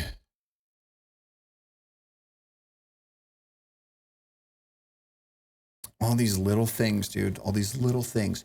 All these little twists and turns and pushes and pulls just to get to this moment where I can actually move stuff around in a reasonable amount of time. It's crazy, dude. What the hell is this from? Oh, it's from one of those guys. Just this piece of plastic. I don't know which one it goes. So I'll put it here. I'll put it back on later.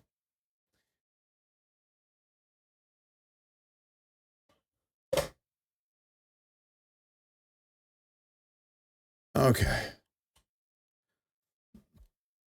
All right. Well, that went pretty well. I think what we'll do is I'm just going to do some more streams this week. And we're just going to do that. We're just going to do that.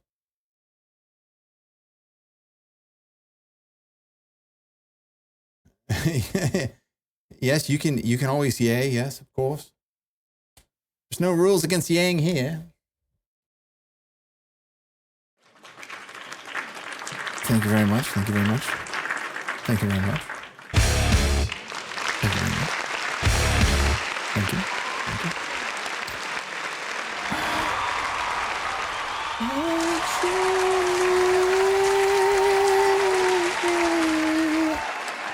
Yeah, dude. We're on our way now, man. We're finally on our way. Finally. Oh, yeah, I'm going to close all those. Hold on.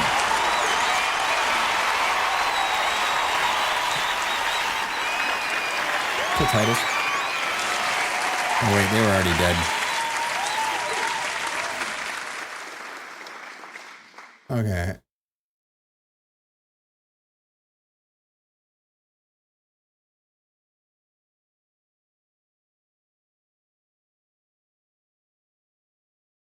Okay, I'm just going to close. I'm just going to make sure they're all saved. Yeah, that one. Computer, kill songs. Unaliving the current set list. Sweet. All right, I just want to chill. Let's just chill and do a couple piano jams, and then I'm going to take off. Oh, that takes a lot out of you, dude. That takes a lot out of you, bro. Looking at screens and then trying to like do like rehearsal at the same time, like that's crazy. But God, I'm so glad that one's done. What's sort of like bittersweet about it though is like that's definitely the easiest one. Hype's going to be fun because Hype, I'm looking forward to getting in there and remastering the main backing tracks on Hype because they were super bassy, and then there was some like high end, like really like some high end harshness that I'm looking forward to controlling and getting the backing tracks really sounding really nice and smooth for the live performances. Like the end goal is to just have it so that I can play any song in the catalog back to back with any other song, and it won't sound too jarring and too weird. So do we have view? Yeah, we do. Drink a little water. Yeah, time flies when you're focusing on that stuff too. It's crazy. I can't believe how late it is already.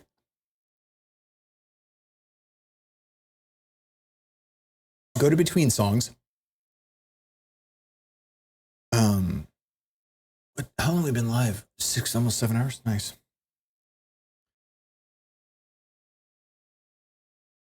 Computer, it's piano time. Okay, so that.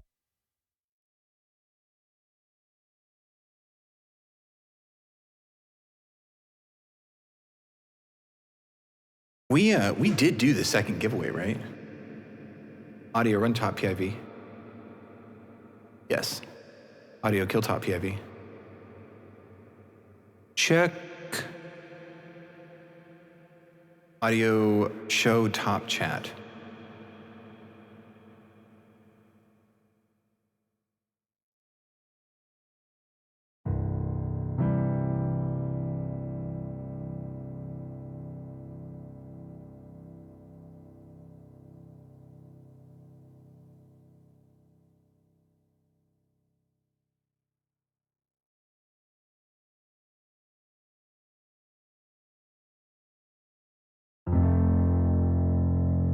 Finally on my way home.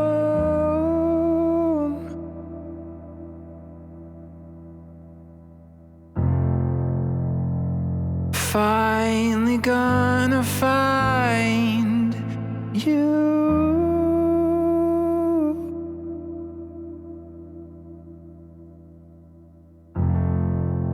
Fear nothing but the memory gone.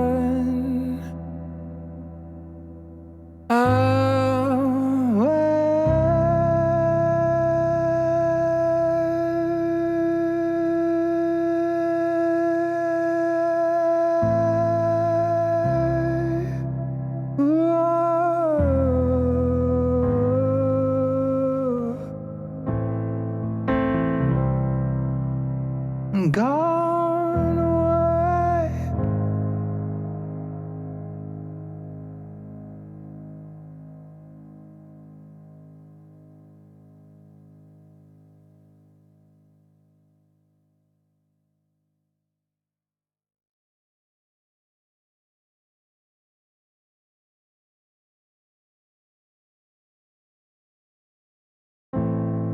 I know you aren't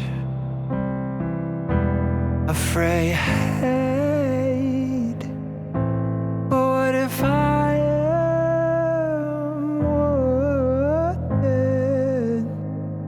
After all the revolutions, I stand alone.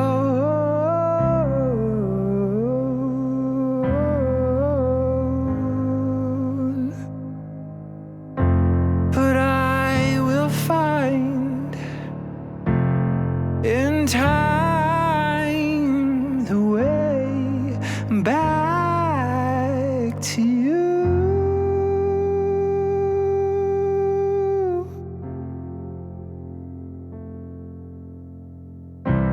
We'll break this whole world down. We'll stake and stand our ground. We are survivors.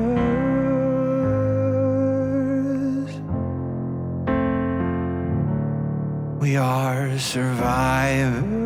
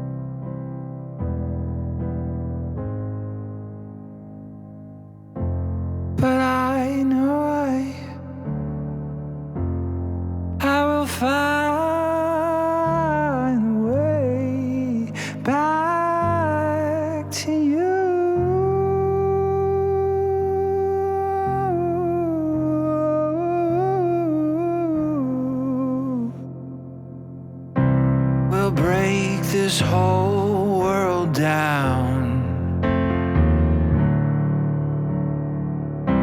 We'll stake and stand our ground. We are survivors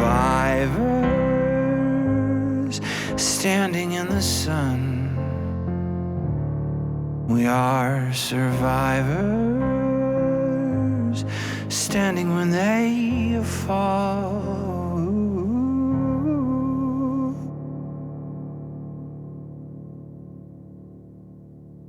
Don't think that they've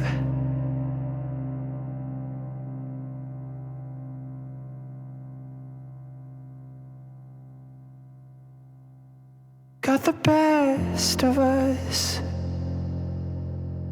We've just begun.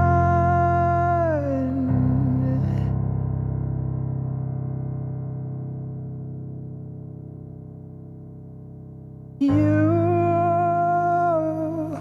were my only truth.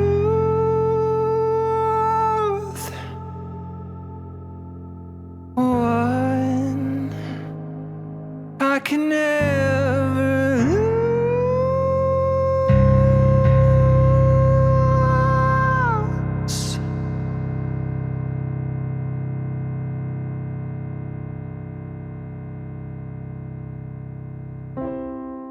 We'll break this whole world down.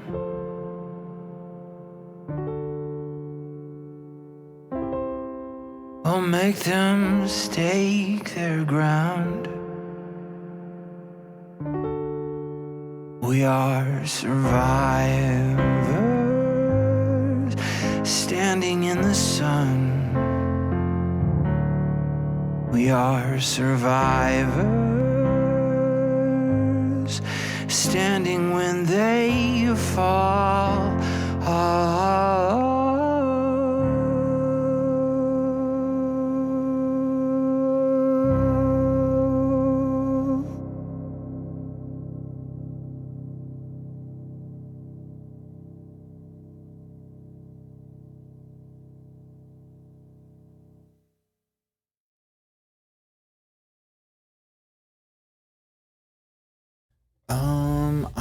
So it says it's piano analog on that, but I'm getting a little bit of weird, dude. I'm getting a little bit of weird going on. So we need to see what that's about. Oh, geez, it's the printer track. The printer track, bro. What's going on here? Show Reaper. So we've got Simplon, which is using 0.04. We're just going to go ahead and get rid of that because there's no way that we need a high pass filter. I just don't even know what I was thinking back in those days. I just didn't know what was going on. You know what I mean? And then of course we have a gate, but like we don't need a Pro G doing a 0.10% gate on the printer. And then we have the compressor, and we don't need a 0.07% compressor on there. Oh God, it's this.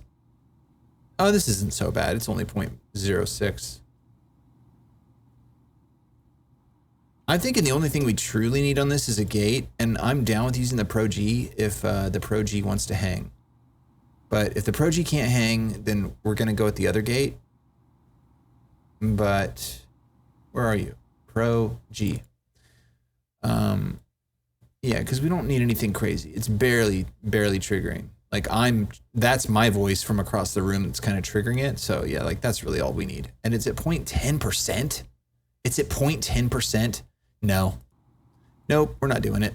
We're gonna use a typical, just the RIA gate. RIA gate, where are you? Oh, it's not. Wait, yeah. Oh, because this is all VST3. RIA gate. I could just search for it. The way I'm standing, I'm kind of too lazy right now to do anything. So I'm just gonna keep scrolling until I eventually find it. Probably, hopefully. Am I gonna eventually find it? Maybe. RIA gate. There it is. RIA pack. No. Come on. It must be up here. RIA gate. RIA gate. RIA gate. There you are. It was at the very beginning. Okay, we'll just do this. And then I'll do a quick print test just to make sure it sounds okay. Stream printer. And then let's do if somebody follows. Let's see what happens if somebody follows. Yeah, it's great. Fantastic. Beautiful. Can you believe that? We don't need all that processing on the printer track. Printer sounds just fine. Okay, so now the printer's now using 0.01%. It was using over 10, what was it, like 0.14% or something crazy? So the piano instrument is using 0.30%? Why? Oh, because of Track Spacer. Yeah, Track Spacer is pretty intense. And the Pro 3. Yeah, the Pro 3 is pretty intense too. But now that we've got the printer under control, maybe everything will be okay. So I'm willing to risk it now. Let me just take a look at the performance meter. And if we reset it, let's see what we're looking at. 0.14, 0.15. Yeah, see, this is much better. Yeah, well, we got to try a song, obviously, so to see if it's really better. Huan, what's going on? 0.27. That's all. I'm not even playing anything yet, and we're already that close. Oh, it's because my mic is on. Kill the mic.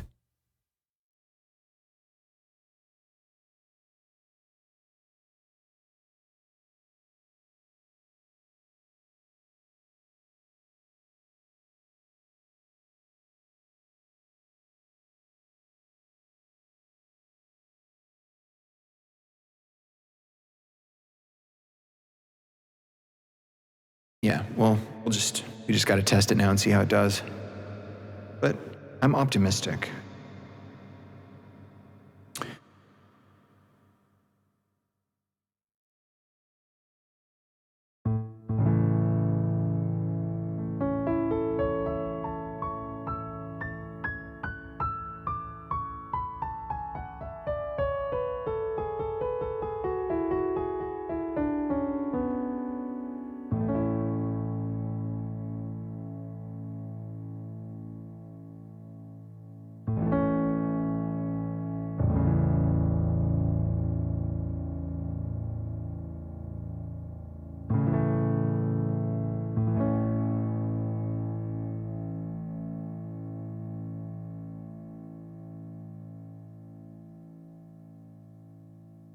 Song added.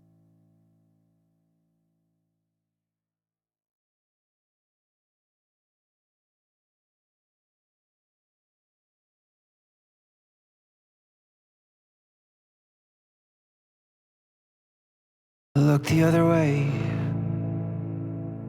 I confess, trying to say I do my best, but I know I can lie.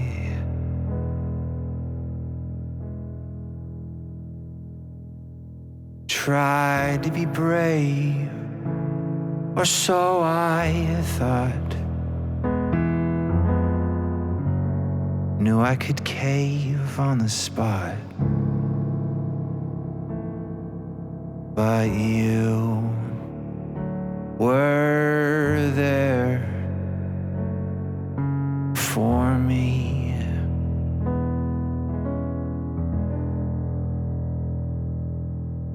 And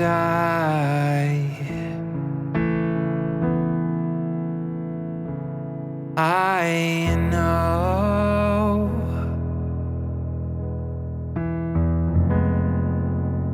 I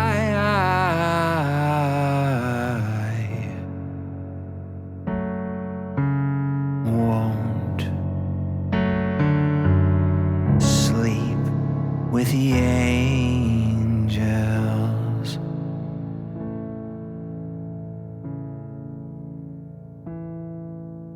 Winters would pass, I'd overcome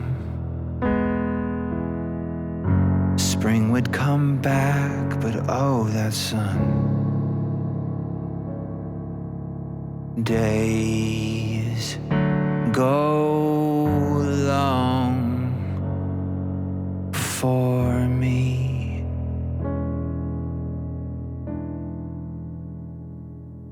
And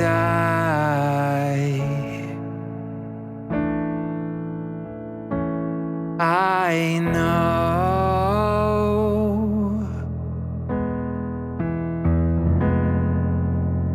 I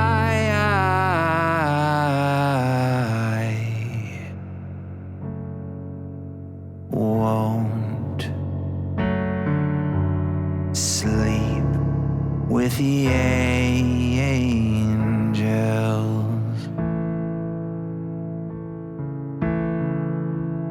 I've tried.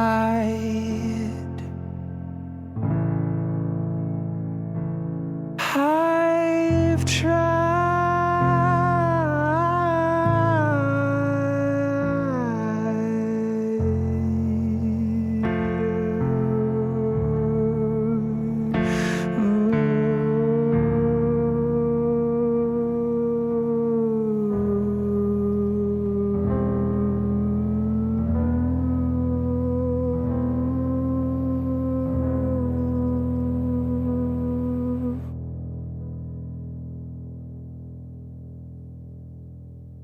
If I don't come back, promise me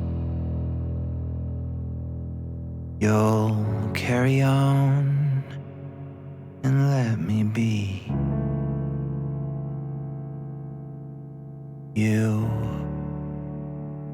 can make it through.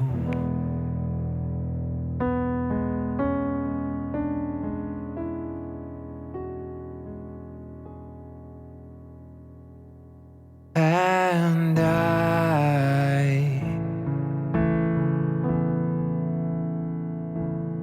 I know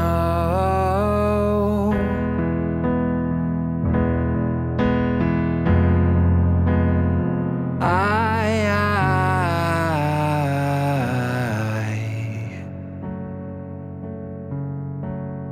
won't sleep with the angels.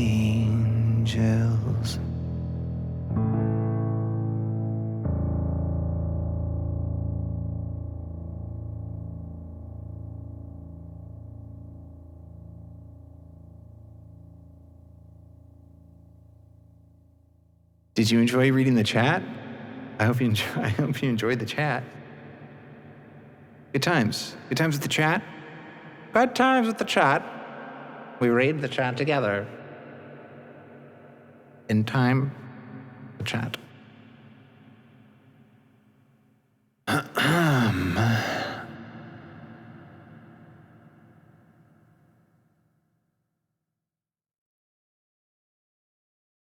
Hey, Nikita, can you please post the lyrics to Fooling You?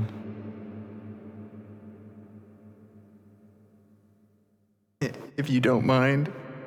Because I kind of want to do it, but like I don't want to just wing it.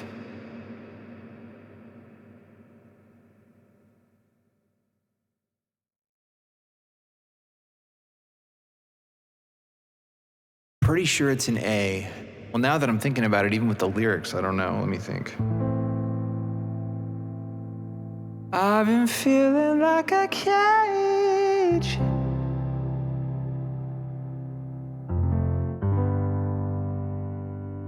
I don't know when to love.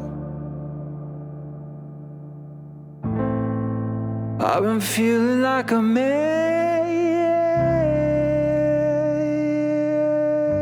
I don't know what I've got.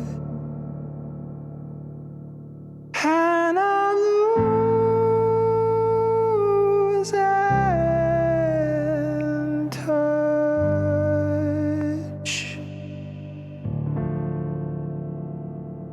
And I'm losing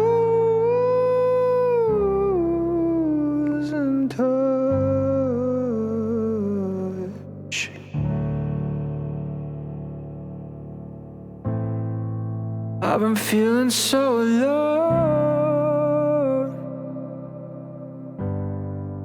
like no one is around.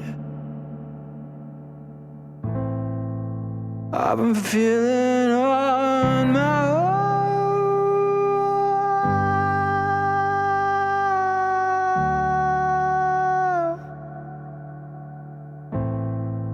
I've been feeling so cold, even though it's bright.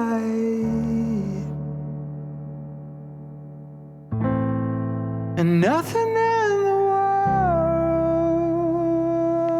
world is gonna make it right, 'cause I'm fooling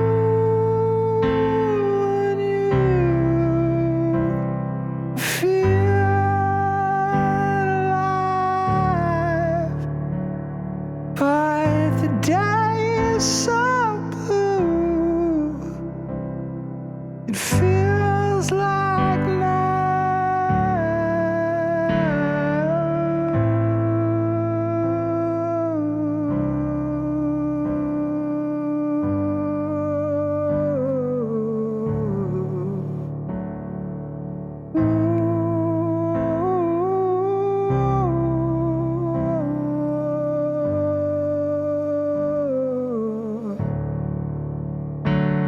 Cause I'm fooling you. Feel alive,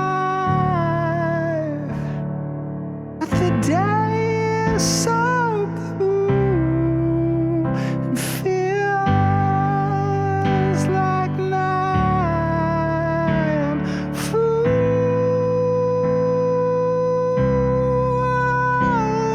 you.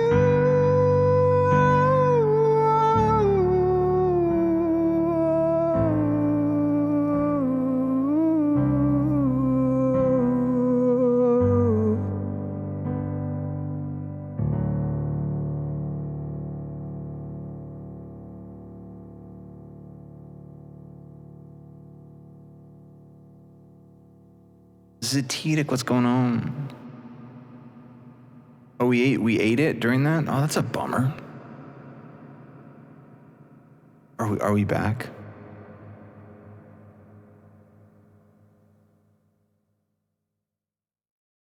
Cause I'm fooling you. Feeling alive, feeling alive.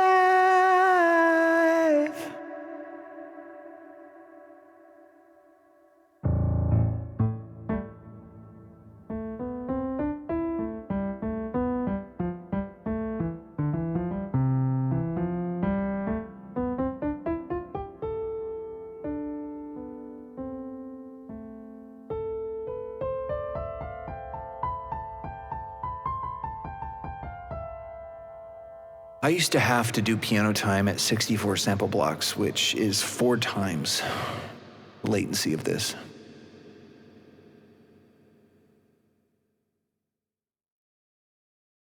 It's crazy. It's absolute insane. That's absolute insanity.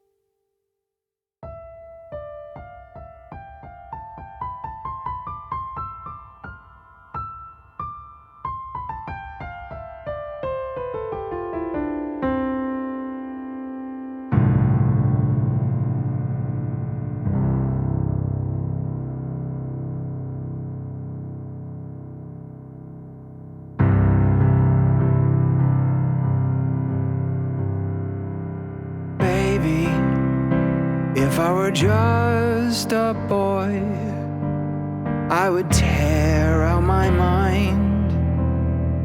Baby, remember all that joy we had inside. And right now, if I could call to you, I would give you goodbye. And lately, I've been just fine, just fine.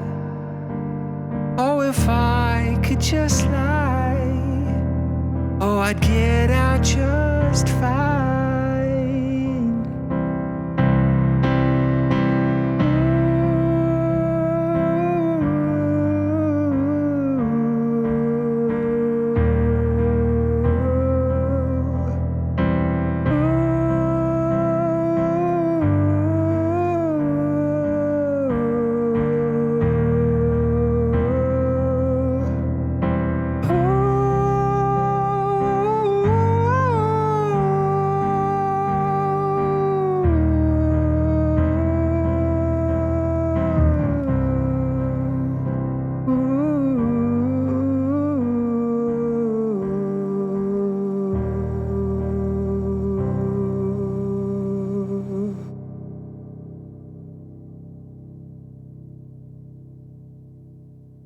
Baby,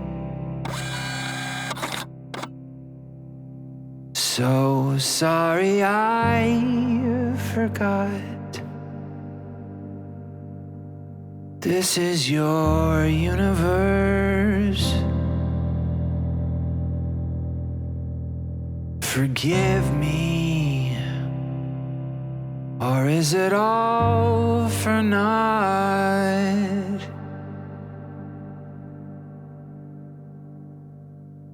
Just get by and get hurt. Just the sky and the dirt.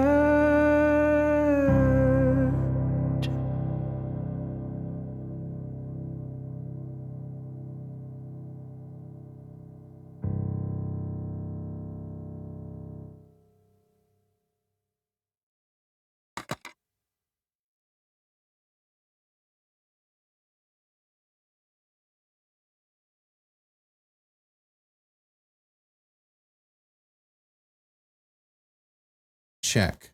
Dude, there's something going on. I think I've got to check my levels with this microphone into the streaming PC because the voice commands aren't triggering correctly.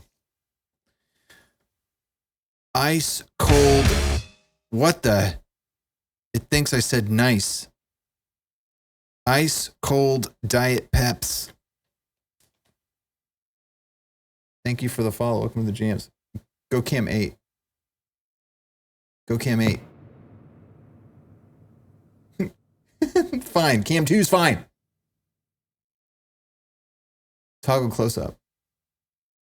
It understands that. See? It understands that command. Oh, wait, that one will work.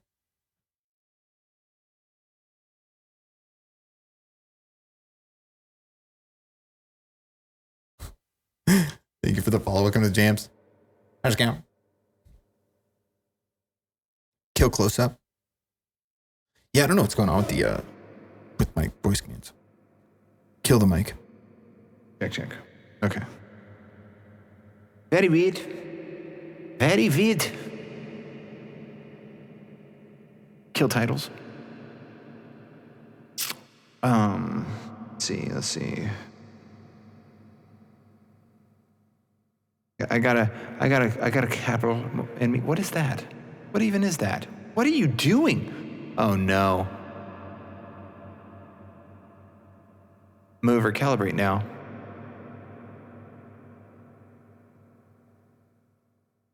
I don't think it's going to get this far over. I don't think it has enough time. It might do it. It's not rigged!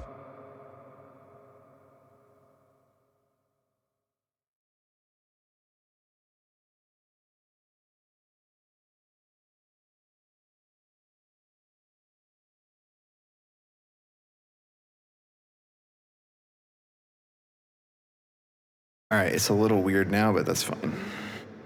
Sometimes the piano camera or the Sometimes the mover camera gets a little weird, but it's okay. It's fine. We'll make it. We'll be all right.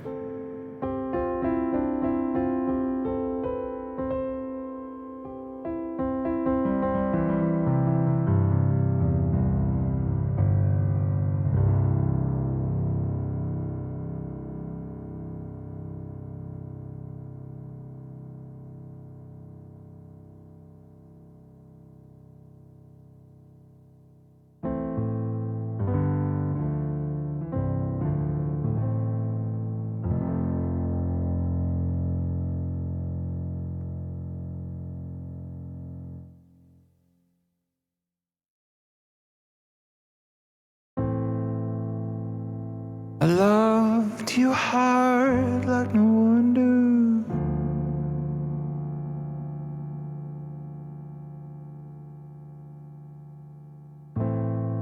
An untamed psycho with no shoes. But you could just not stop the filthy little lies. I would have killed for you, and now I wanna die.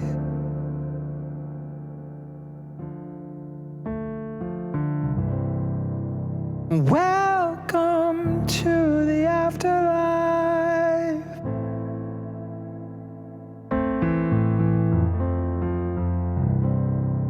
Welcome to the afterlife.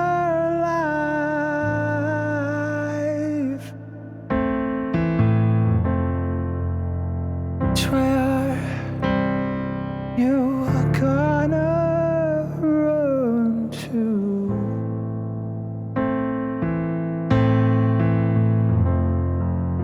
Which way are you gonna run to?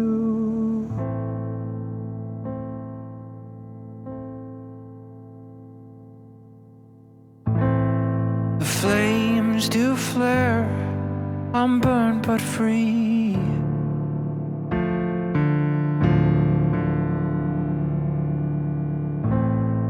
The lights I see is my soul face,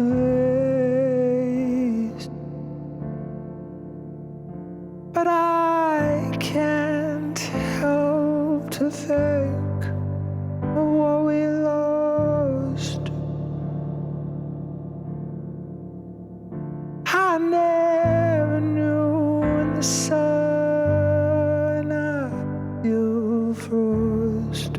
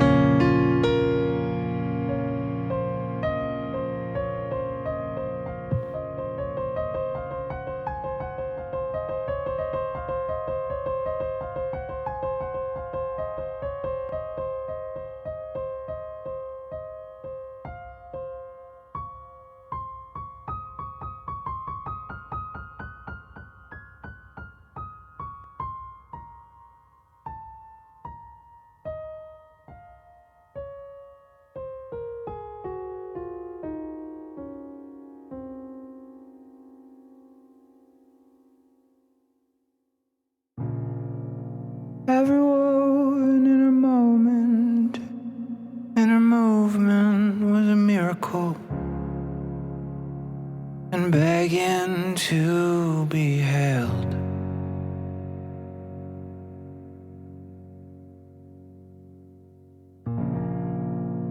When the world was a fairy tale of hate and hell, and maybe more than happy to be fed. And nothing changes in my head. I'm still explaining things I know I shouldn't have to ration out. I know I shouldn't have the ration now, but still,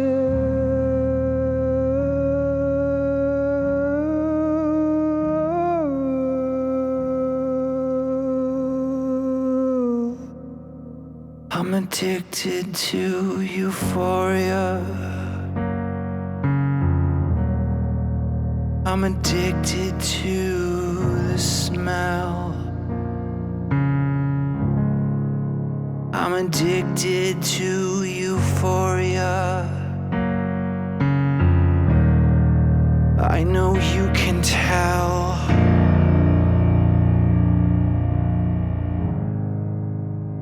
Every shape, every size,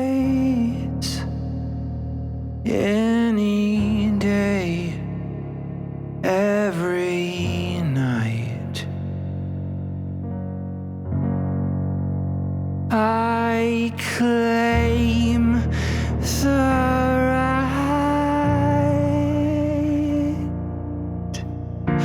Wasn't I supposed to come and conquer? Instead of hiding my face, decorating the dirt, wasn't I supposed to find her?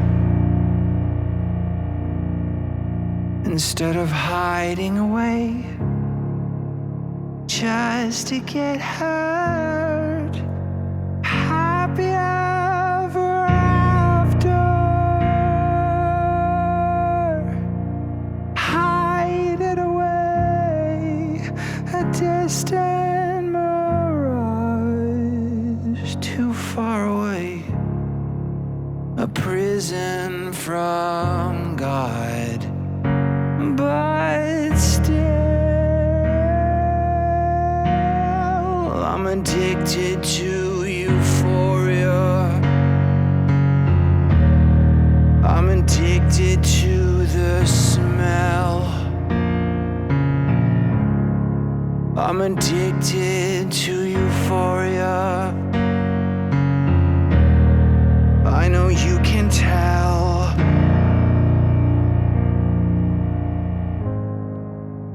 Every shape, every size, any day, every night. I claim the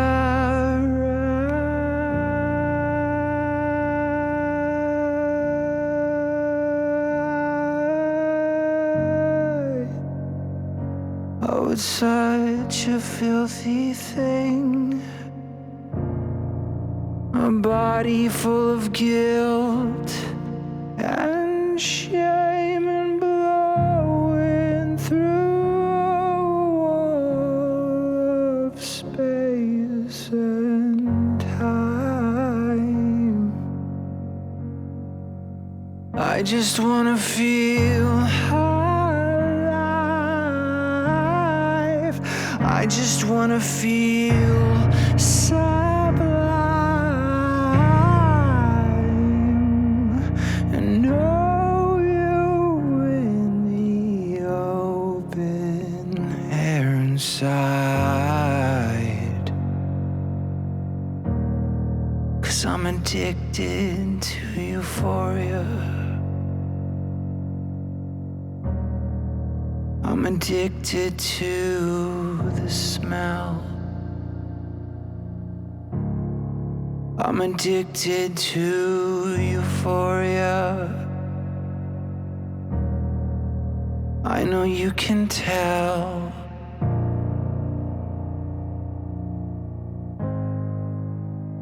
Every shape, every size, any day, every night.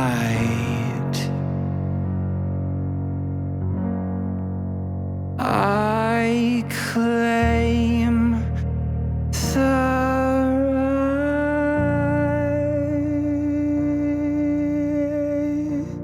right.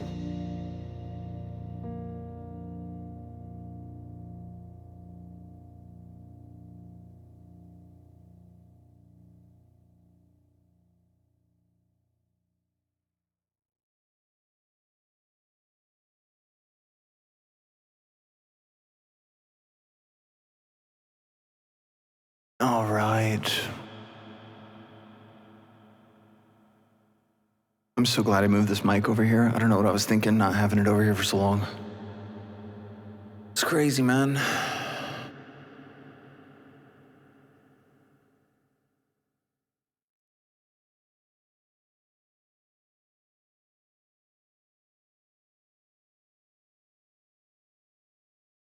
Oh, yeah, it's gonna. I'm gonna do one more jammage. What's up, K9? Thank you, Zatidic. I'm gonna do one more, and then we'll do a nightcap giveaway. I'm gonna do some more streaming this week for sure. More tech streams. We got to do some more tech streams to get the other album set up. But soon we will be to the point where everything will be good to go, and then we can just do some jams, dude. Just jams and the new record. That's the goal. We're gonna do all this. We're gonna get through this. It's gonna be great. We're gonna be at 16 sample block latency, super high performance, low latency. And then it'll be jams. We're just gonna do jams. It's gonna be all jams all the time. All jams all the time. New jams, old jams, just jams. Jams, low latency, no noise, no buzzes, no irks, nothing. Clarity, clear. Anyway, thanks for hanging out. Check out the Discord for when we're going live again. And it'll be there, but yeah, we're definitely gonna be, definitely, absolutely, 100%, yeah, 100% though, yeah, definitely, we're definitely gonna be streaming more here for the Soonages, for sure, absolutely, 100%.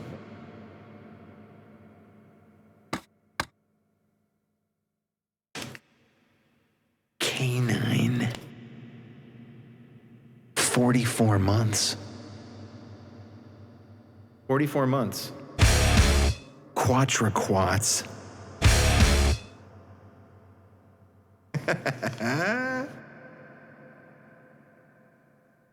Thanks for the continued support, man. 44 months. That's a long time, dude. What's up, Moj? Sorry about last week, Moj. I got completely mired, bro. Mired in hell.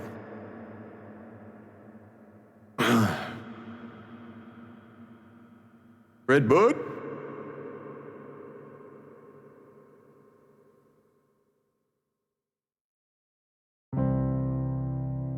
Memories of you and me. Times when we were young.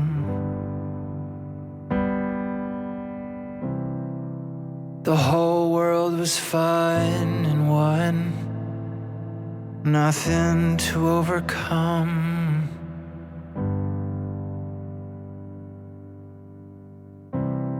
But days go by and space is wide, and time will always try.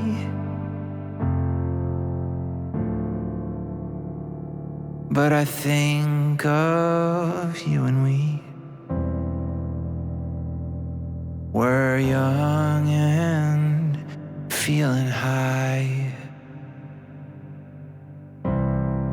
I miss you. Whoa. I won't forget you. Whoa, I'll always hold you in my mind, where nothing can stop me.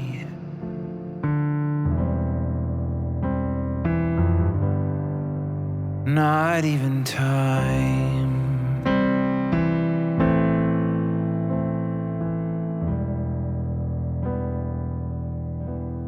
Not even time. Whoa, whoa.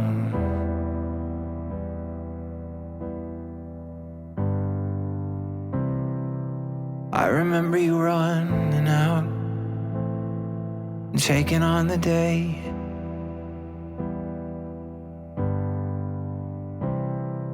And even when I was missing out, you made it okay. You were the greatest friend to ever have.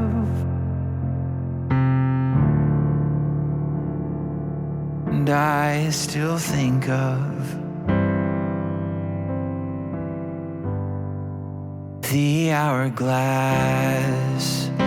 I'm missing you. Oh, oh, oh. I won't forget you. Whoa, I'll always hold you in my mind, where nothing can stop me.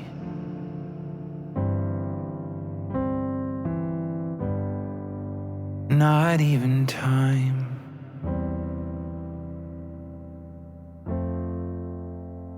You had the greatest life. No regrets and no bad times.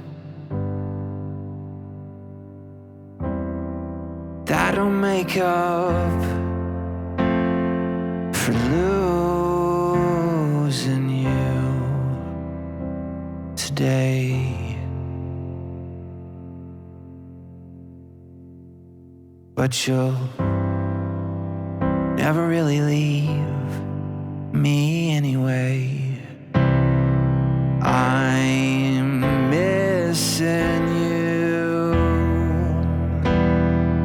Oh, whoa, I won't forget you.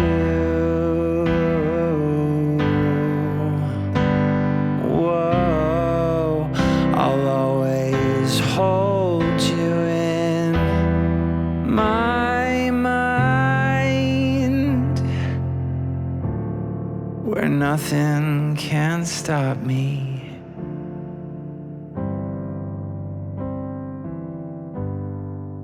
Not even time.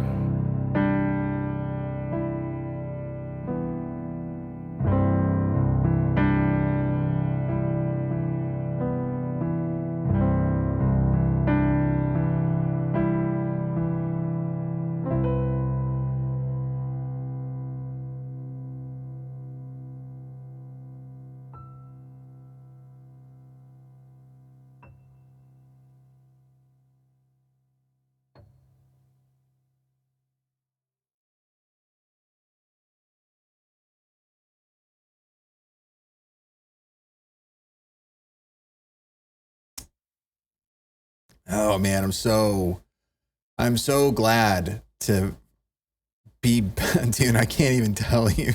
Like, it's like, I didn't realize, I look, I'm going to be honest. Toggle close up.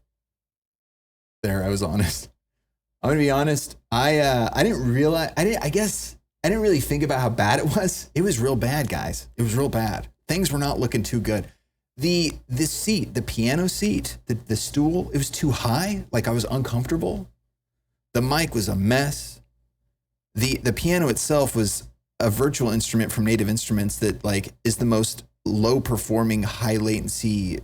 Just it sounded nice, but boy, I had to run at crazy high sample blocks to be able to play. And now to have the good microphone hooked up with completely just pure noiseless, no buzz audio with basically zero latency. It's like it feels like it's weird. It's crazy. It feels like back to the box days. Like I didn't realize how good I had it back in the box days when everything was simpler back then in a weird way.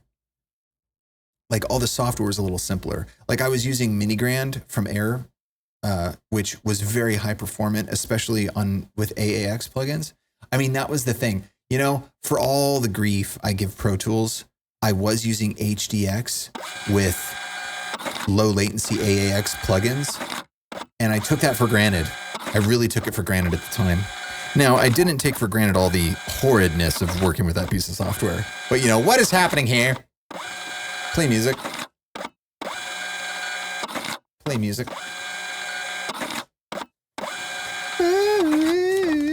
What is this, dude? How many did you gift? My God. I like the printer without a bunch of effects on it. It's just the naked, dry printer sound. Like, I'm printing! I'm printing! I'm printing! Dude, that thing already died again. My DMX wireless receivers. These are wireless receivers with batteries in them. What's super cool is I got wired ones, which are running a lot of the lights, like the lights in the back of the room are on these stands. And literally the only thing connected to them is a power cable. So I can move them around anywhere. They're totally modular in their own spot on their own racks. And it's like the Lyric TVs, everything, that's all modular. I can move it anywhere. I like to play around with it and stuff. Anyway, there's only a power cable connected, and then the DMX receivers over there are wireless, but they don't have batteries. They're plugged into an adapter. These are wireless battery-powered receivers. This is literally the only DMX hookup to the light, and then the light is battery-powered. It's a 12-volt battery inside the DMX light that was built this way. Dude, so after I got these 3 lights, here, let me replace this real quick. After I got these, so I got the first light, right? I get the first light, and then I'm like loving it, but it's too narrow of a beam because it's straight up and down, or it's vertical. So it's like, it's like lighting up a strip of my face. And I'm like, so I went and I ordered 2 more, and then I got a piece of aluminum, and then let me just move this out a little bit so I can take it off. I had this piece of aluminum, and then I was able to turn it into, oh yeah, that's right. It comes right off of that. I don't need to take this off. So it's these 3 lights. They're all wireless. They're all battery powered. And then I connected them with these aluminum grill things up here. And like the whole setup is completely wireless. But the super positive is you can just say, kill close up. So it's completely voice controlled because it's DMX. Toggle close up. So we have complete autonomy in the lighting situation. Anyway, the reason I brought that up is because I got those receivers, the battery powered receivers, the DMX receivers, so stoked because there's no cable or anything. It's just, they just plug in. They're so simple and they just plug in. And then the thing is modular. We can move it around the room. But the batteries on that, they got a little discombobulated because one of them ran out earlier today. So then I switched it, and then now they're all at odds because usually they all run out at the same time. And then I switch them at the same time. I think as far as batteries go, they're probably the shortest lifespan in the studio, and they last for about 5 hours. So every 5 hours, I got to switch them out, which isn't bad. It's way better than the 2 hours I was having to switch out like camera batteries and stuff back in the day. But now for the cameras, we got this 60, this camera that you're watching right now is it's got a 60 milliamp hour battery that it's connected to. Let me see how much juice is left.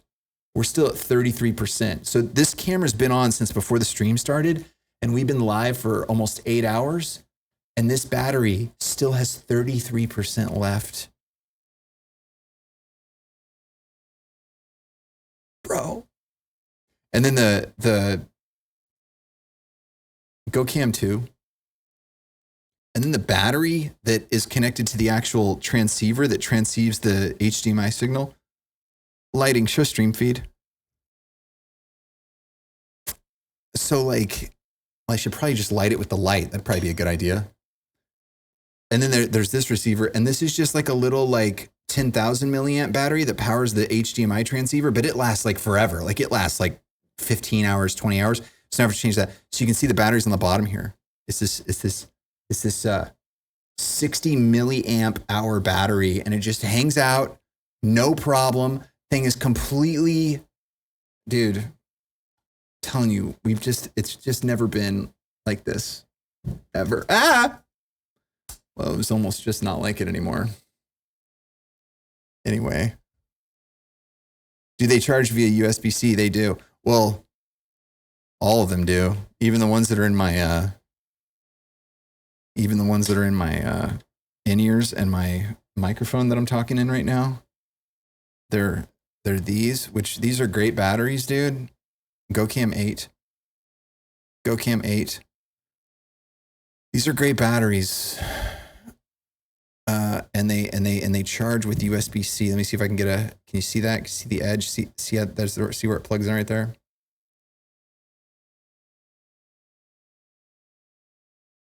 This is so difficult. There, we'll backlight the battery. God, what the hell? Seriously?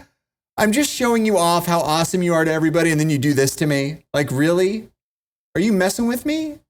Like, what the heck? Come on now. You're not supposed to do that. You're supposed to be all solid. I got the battery hooked up so you don't even mess around anymore. Sheesh. Anyway, so I had this guy, right? And God, look at that phase detect autofocus. There you go. Oh, there you go. Perfect. Perfection. So that's where the USB-C plugs in. I don't know if you were here a couple weeks ago, but I accidentally didn't plug this in correctly or something on one of them. And the battery like literally exploded. I started smelling something in the studio. I was like, what is that? And I had this huge bundle. This was before, because dude, check out this other battery. Dude, I'm so into batteries lately. I'm just realizing just now how into batteries I am lately. I'm really into batteries lately.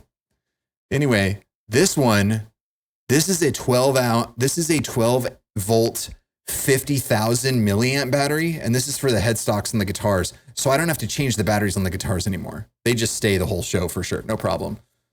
So I wasn't using this. What I was using was 8 of these, and they would only last like 2.5 hours. So I was having to change the guitar camera, like battery, every like 2.5 hours, and it was super annoying. So, but I was thinking about getting these, but I hadn't pulled the trigger on these yet because I was using these and they were working fine. But then one of these exploded because I like plugged it in wrong, and I almost burned the house down. It was horrible. Like if I would have plugged it in and then left the room, it might have lit the whole operation on fire. It was a very bad situation because I smelled it. I was putting stuff away, and then I smelled this weird, sweet chemical kind of smell, like the fog machine that one time. And then I walked over to the bundle of batteries because it was like this bundle because they hook up USB-C. So I had all these breakout cables that I was hooking them up to. And I went over there, and it was smoking, and I was like, oh God. So I grabbed it as quick as I could. I knew I didn't want to burn myself. So I like grabbed it as quick as I could and just disconnected it from the cable and just dropped it on the floor and then left. Cause I was like, if the thing explodes, I don't want to get my fingers blown off or whatever. So, and then I went back in a few minutes later, and it was like all bulbed. It was all bulbous. Anyway, so that made me pull the trigger on those other batteries for the guitars, and then I got rid of those because that was a different battery. It wasn't the one I just showed you. It was a different one. And so I still have 8 of these batteries that two in my in-ears and then 2 in the microphone. And dude, I've had these in since like hours before the stream. And like we've been live for 8 hours. So like, I mean, these have probably been on for like 10 hours, maybe 11 hours. No problem. It's crazy. I can't believe it. Anyway, that's battery talk. The whole reason that started is because this light went out. This singular strip went out because its receiver battery ran out. Anyway, dropping a 10 sub gift bundle. Care of Canine Taser. Care of Canine Taser, yes! That's a lot of sub gifts. Care of Canine Taser, yes! Care of Canine Taser, yes! Wait a minute. Do you have a emote? You should have an emote because you were already at 300. I'm going to make you an emote this week. Because you are in the 300 club. I have to tell you, 300 sub gifts is a lot of sub gifts, and that means you get your own emote. And I want to tell you, welcome to the 300 sub gift club.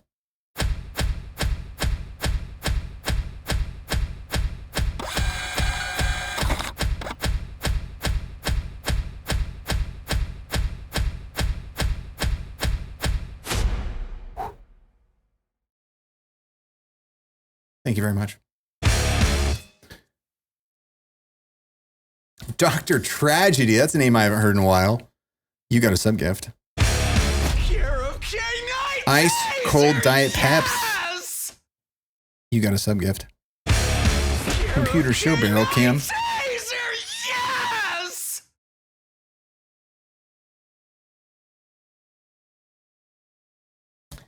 I just know that I will run. This one too, I want to play this song. I haven't played this song in forever. It's been years, literally. Vaxos. You got a sub gift. Muriel. You got a sub gift. Annie Poilagib. You got a sub gift. Roby. You got a sub gift. Milwaukee's. You got a sub gift. Hepsi. You got a sub gift. Alan One Lives. You got a sub gift. Gigi Thompson. You got a sub gift. Dropping a 10 subscriber giftage bundle on the jam. That's a lot of sub gifts. Thank you for the gift bundle. What's up, Fox? I see what you did there. It's giveaway time. Computer hide barrel cam. What the hell? Whoa. Hold up. Hold up.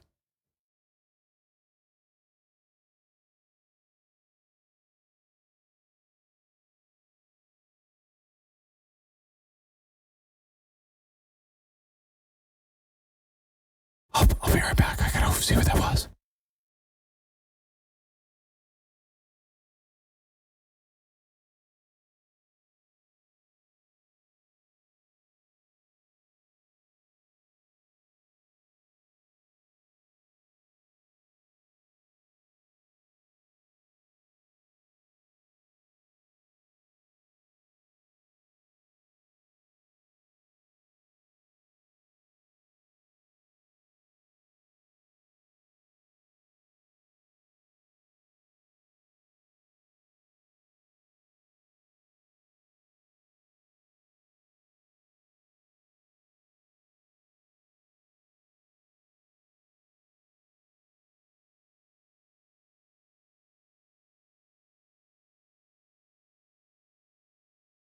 Yeah, dude, it was fireworks. I was like, it literally sounded like somebody was hammering on the wall. I was like, what is that? That was crazy, dude. Woo, that was freaky. It literally sounded like somebody was like going like on the wall. Like, oh my God, that was nuts. Hero Vopi, what's going on? Anyway, thank you very much, K9, for the very generous 10 subscriber giftage bundle on that jam. Oh, do we have another giftage? Do we have another sub gift? You know what it was? I wonder if it was the fireworks triggering the gate on the printer mic. That's probably what it was. Care of Dr. Tragedy. Care of Dr. Tragedy! Yes! Scene of action. Oh, God. Like, really? Like, we're really doing this? What do you need from me? Do I need to, like, jiggle you? Is that better? I think that's better. Scene of action. Fuck. You got a sub gift. Care of Dr. Tragedy! Yes! That's a lot of sub gifts. Care of Dr. Tragedy! 12 times 12. You know what? That's 12 times 12. Thank you very much, Dr. Tragedy. Much appreciated. Thank you for the sub gift. Stain on Mars, what's happening? You asked if I still play Star Citizen. Dude, you know what I do? You know what I actually do? I like watching content about Star Citizen. I tell you that much. Lately, I've been watching some Star Citizen content, that's for sure. Dude, bro. Bro.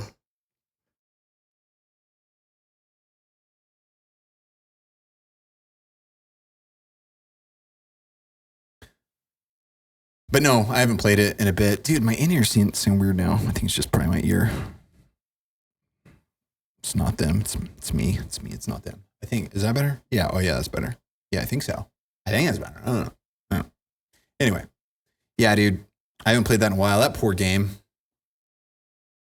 They've really lost a lot of people now. I mean, it was they were really gonna try to get it together. I feel like or not try, but I feel like they were really on their way to getting it together. Like they really had a chance when they did that tech demo in 2023. In 2023, when they did that tech demo with the Genesis Star Engine or whatever it was called, and it was an hour of just like real engine like performance. Basically, it was such a cool video. It's actually a really neat video still. If you go watch it, it's like Star Citizen's Genesis Star Engine or something like that. It's a really cool video. And it like gives you the feeling of like, yeah, this would be such a cool game.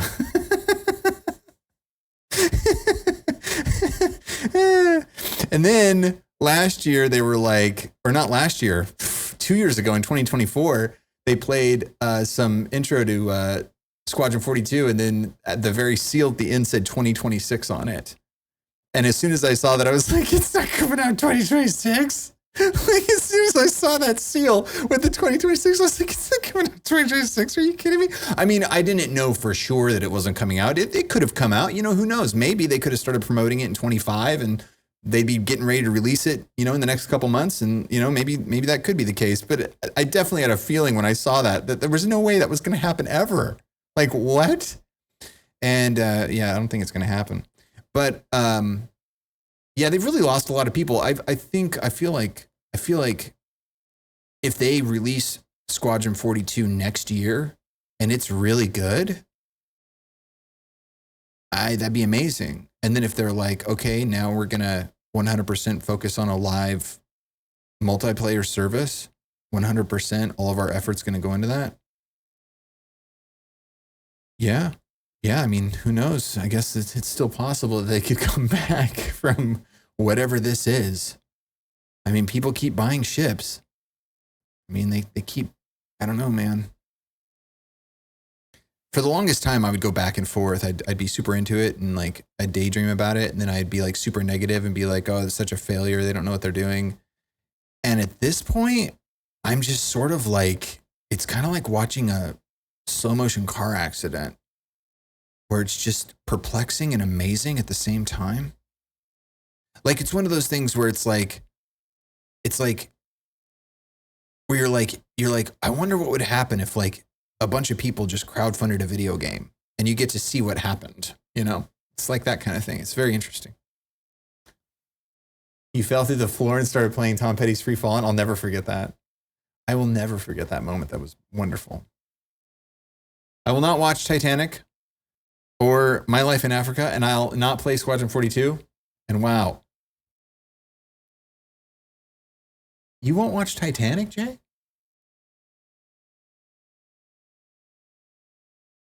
You won't watch Titanic? I enjoy me some James Cameron. I think James Cameron's all right.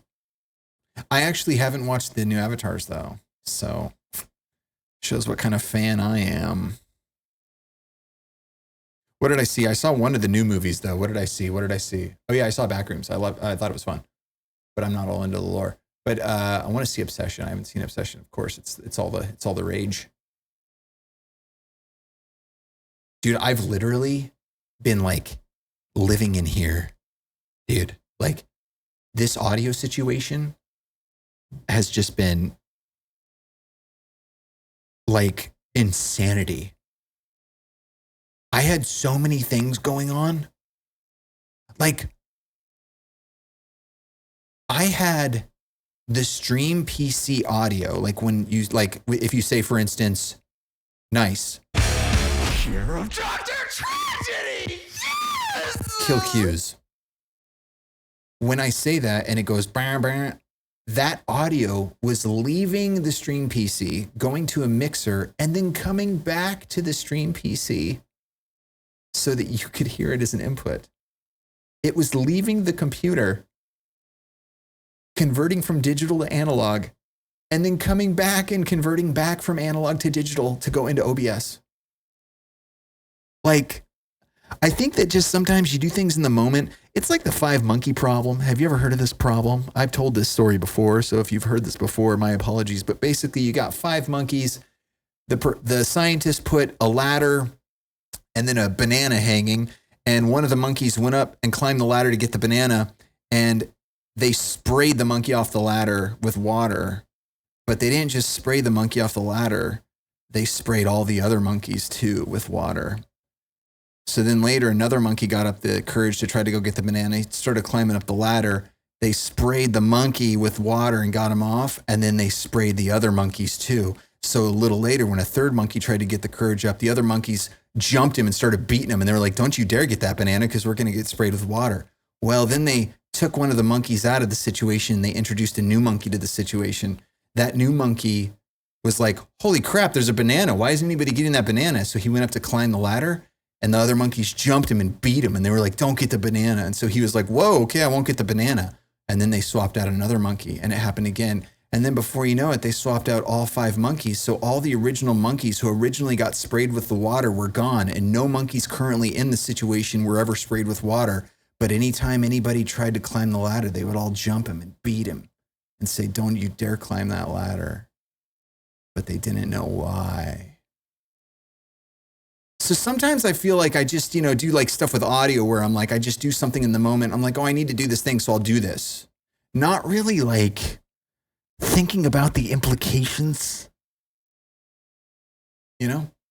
So like I'll run audio out of a motherboard of a PC into a mixer and then back into that same motherboard for input and just won't think about what that means.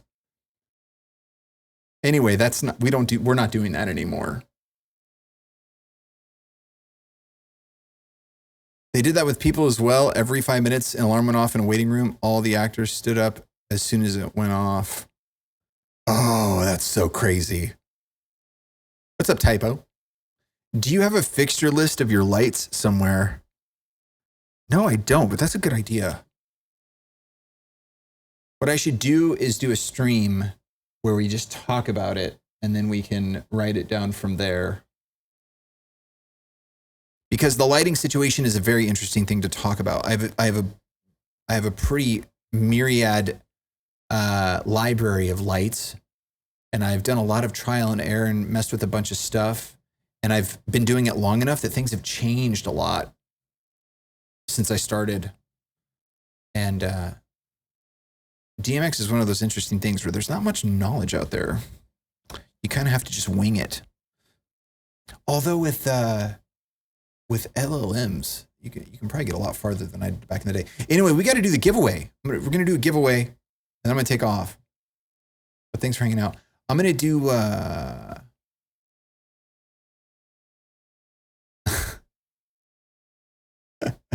Who gave you the cardboard box to float on? Are you talking about Titanic still?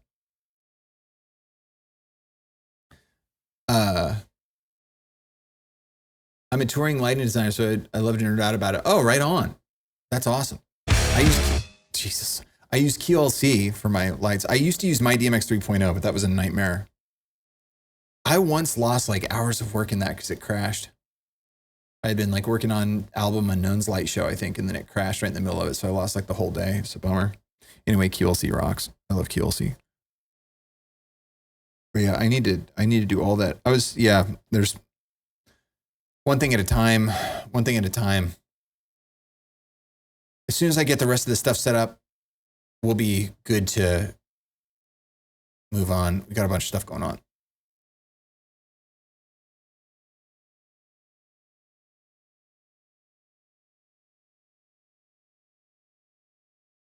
I got some post-processing going on this track on this input that all the VLC stuff's going into. I like it. MA2, what's that stand for? My jokes are hit or miss. Do you listen to any metal? Does Idols count? All right, we're doing the giveaway right now. Here we go. Ready? Are you in on it? Did we start it? Okay, we're going to reset it because who knows how long it's been. It's giveaway time. If you went in on it, get in on the thing with the deal. If you win, you'll be able to choose any of the currently available compact discs. It says Grand Ma. MA Lighting. I feel like that's the one that's like super profesh, right? Is that the profesh one? They like do classes and stuff on that one. You got to get the special dongle.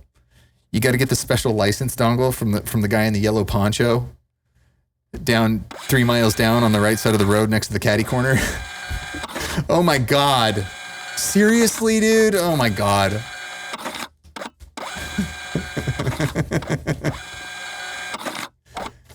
Yes, it's the industry standard. Totes. Look at this guy. Dropping 14 sub gifts. Dropping a 14 sub gift bundle. Care of JHTM1.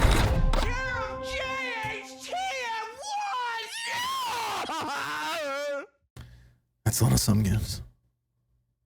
I thought it would get me. That's a lot of sub gifts.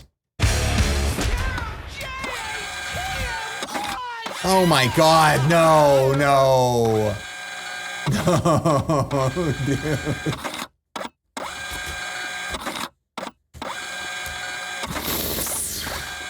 Oh my God, dude.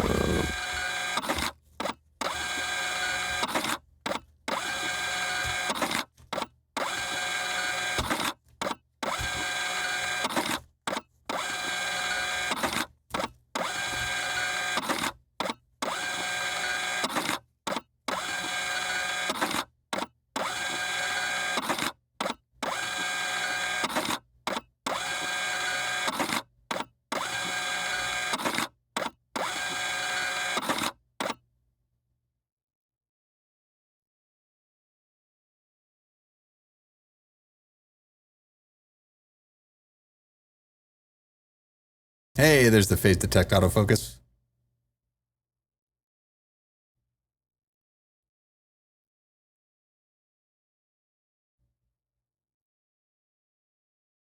Hey, there's the phase detect autofocus. Computer show barrel cam.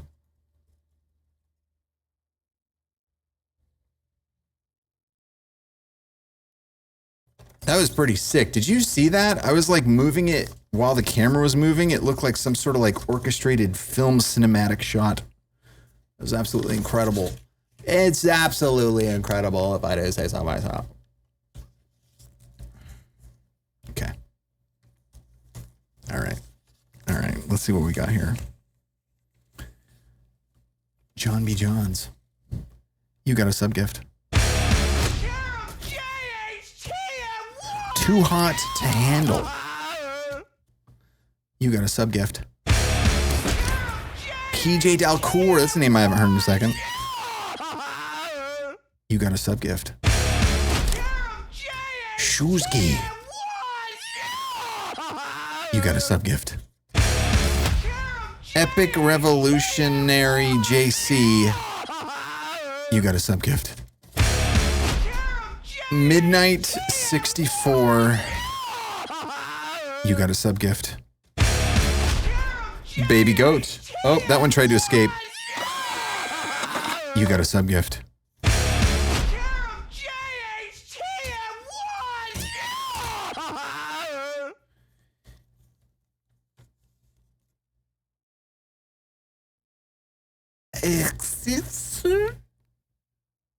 You got a sub gift. You got a sub gift. Typo IRL. You got a sub gift. Malia. You got a sub gift.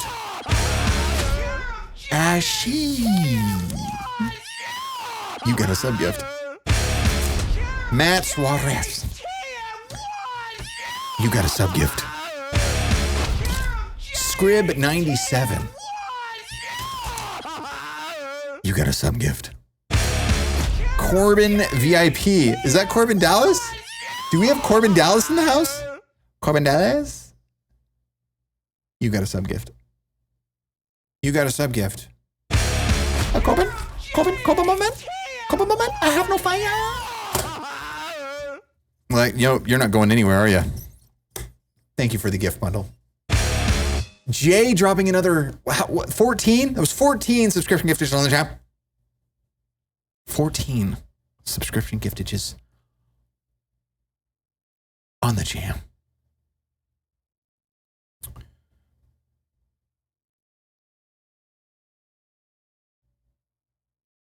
Does computer keep track of what?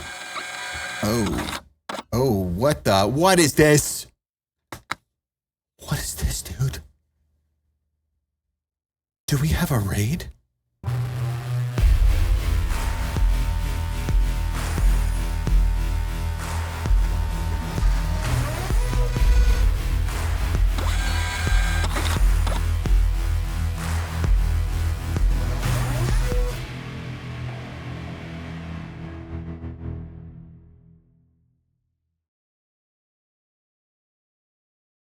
I'm the geek.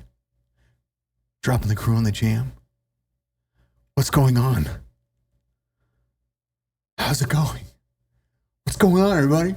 How you doing? Welcome to the jams. Make sure to click that follow button if you haven't already. And make sure I clicked it. Oh, yeah. What's going on? I hope you had a great stream. Welcome. Thank you so much for bringing everybody on by. What's happening? I'm Monty. This is Scene of Action. We kick out the live original jams here. We've just gone through a huge audio upgrade. So today we've been kind of doing like a hybrid tech/performance stream. Laser Devil, thank you for the follow. Welcome to the jams. But welcome if you're coming in with the raid. Hello. You all right? Dude, it's crazy. Like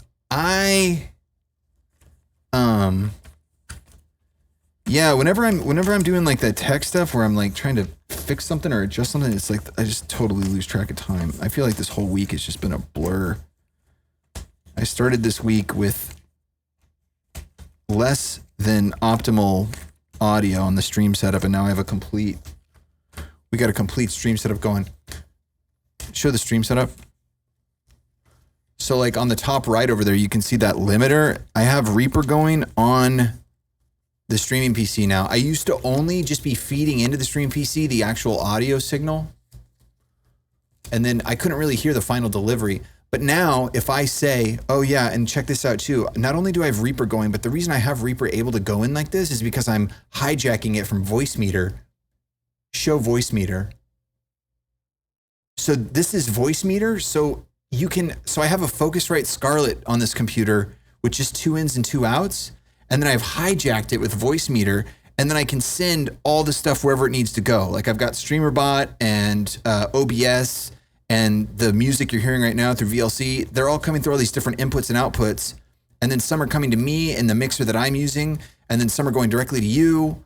But I can say toggle stream audio.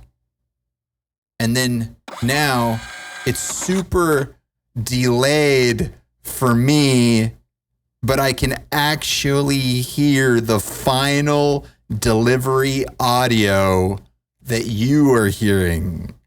I just can't talk because it's so much later than my actual voice that if I try to speak at a rate that is actually what I'm comfortable with,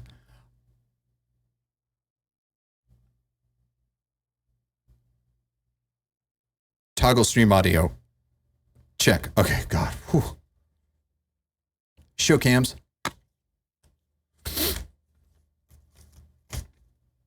Johnny Reb. Welcome to the jams. Thank you for the follow. There it is. Yes, there it is. What's going on? Thanks for coming on in. Welcome to the jams. Gaflag. 86 months. That's a lot of months. Octotubes. What's going on, man? How's it going? How's it going? Oh, right on, Typo. Check it out. Num, thank you so very much. Yes, it is a very, it is a speech jam. We're doing that. But now it's great because now I can actually do post-processing on all the audio that's going into the Stream PC. And I can hear what's going on in the Stream PC. Dude, it was so crazy. Like, I just can't believe it. I was like, I could hear everything on the audio PC, but everything else was just gone. Wasn't gone, but it was unavailable to me. And now I can hear it, so I'm very happy with that. But anyway, when I did that, I switched out a bunch of stuff with audio and everything, and then I got into this latency war with my audio PC because I want to run at the lowest latency I possibly can during the live performances, and like that's been it's been a battle. It's been a battle. And now I'm like turning into Mr. Analog guy because I'm using like an analog in piano sound from the piano keyboard because I don't want to use a VST that takes processing. And then I have a effects rack on the way. I think it's going to be here tomorrow that I'm going to send my vocal to for reverbs. If I need to do reverb during live, I'm going to use an analog outboard reverb processor. Like, who is this guy? I've always mixed in the box. Woohoo Sue. What's going on? Thank you for the follow. Welcome to Jam. How's it going? How's it going? How you doing? Welcome.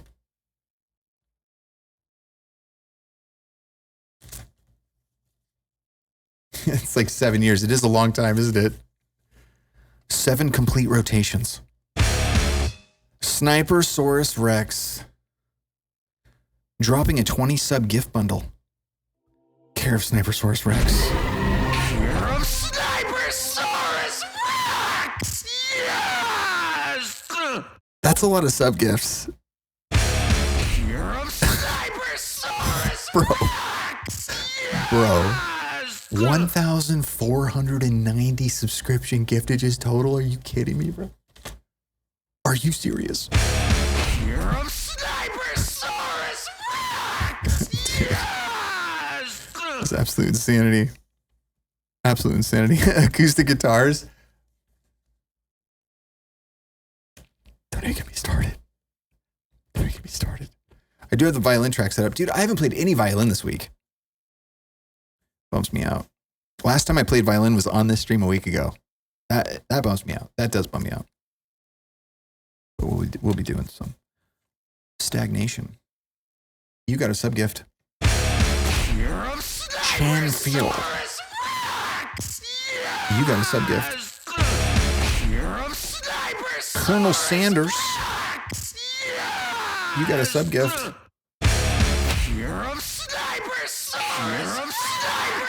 Roberto Talks.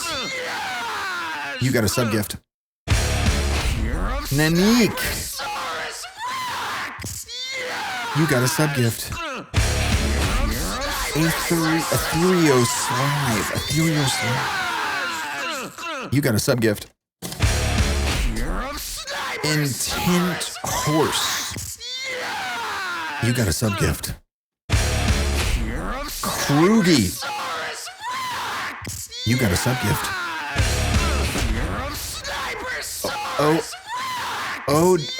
Odranus.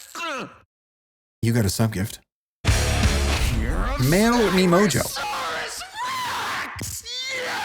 You got a sub gift. I'm fine. You got a sub gift. The House of Caro. Oh God, I dropped them. You got a sub gift. Oh God. Ugh. Grinning Prawn. You got a sub gift. Oh God, what am I hearing? What am I hearing? Oh God. Oh my God. Heavy Shores. You got a sub gift. Skyclops. You got a sub gift. East Texas Trucker. You got a sub gift. The Constantine. You got a sub gift. Red X392. You got a sub gift.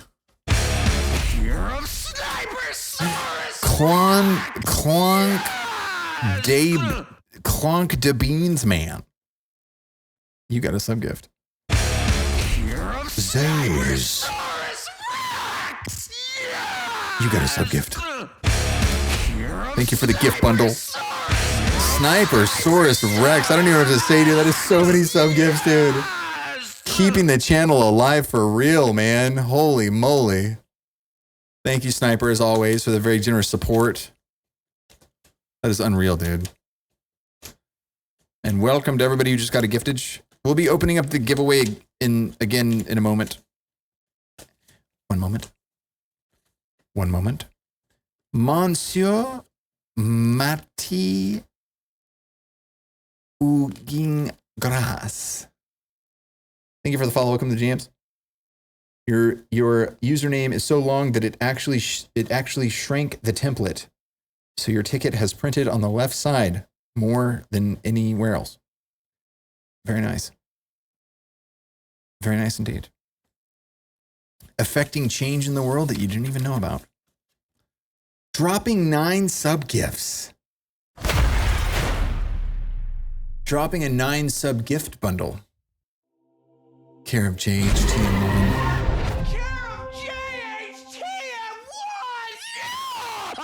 I see what you did there. Audio Runtop PIV.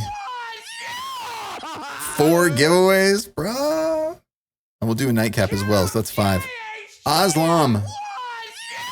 You got a sub gift. Monsieur, you got a sub gift as well, coming in with the follow, and then you get the sub gift. You got a sub gift. Multifractals. You got a sub gift. Suicide Yua. You got a sub gift. About Work.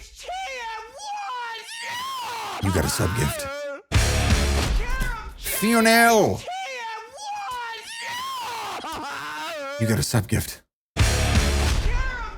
Adam Experience. Is that the Adam Experience? You got a sub gift. Battle Strategy. You got a sub gift. 330. You got a sub gift. Man, dude. That was crazy. Computer Hide Barrel Cam. Thank you very much. Thank you for the gift bundle. Very much, Jay. Seriously. Again, and Jay, another serious supporter of the jams and the continuation of said jams. We're doing 4 giveaways and then a nightcap giveaway to end the night because, yes, I am indeed taking off as well. But here's the cool thing. I'm going to be streaming more this week. We got to do so much. But the stuff that I was doing off stream is done. Dude, it was crazy. It was crazy, dude. Anyway, let me open up the giveaways. It's giveaway time. That didn't work. I have to say, I have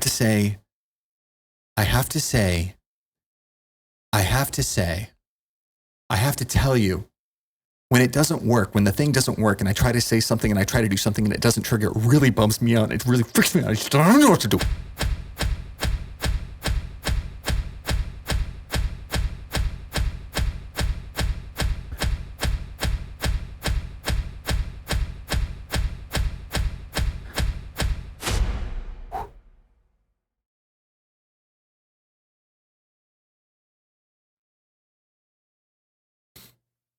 But I'm glad that works because then it makes me feel better.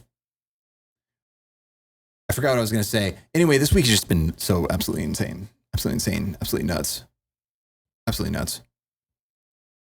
Absolutely crazy. But like I said, it's so good. What's up, Vixen? It's so good because we are on the way. We are on the way to, I don't even know I don't know a word for it. Purity. I think just audio purity is sort of like where we find ourselves, man. Seriously. It's like one of those things, like I just spent so long, like,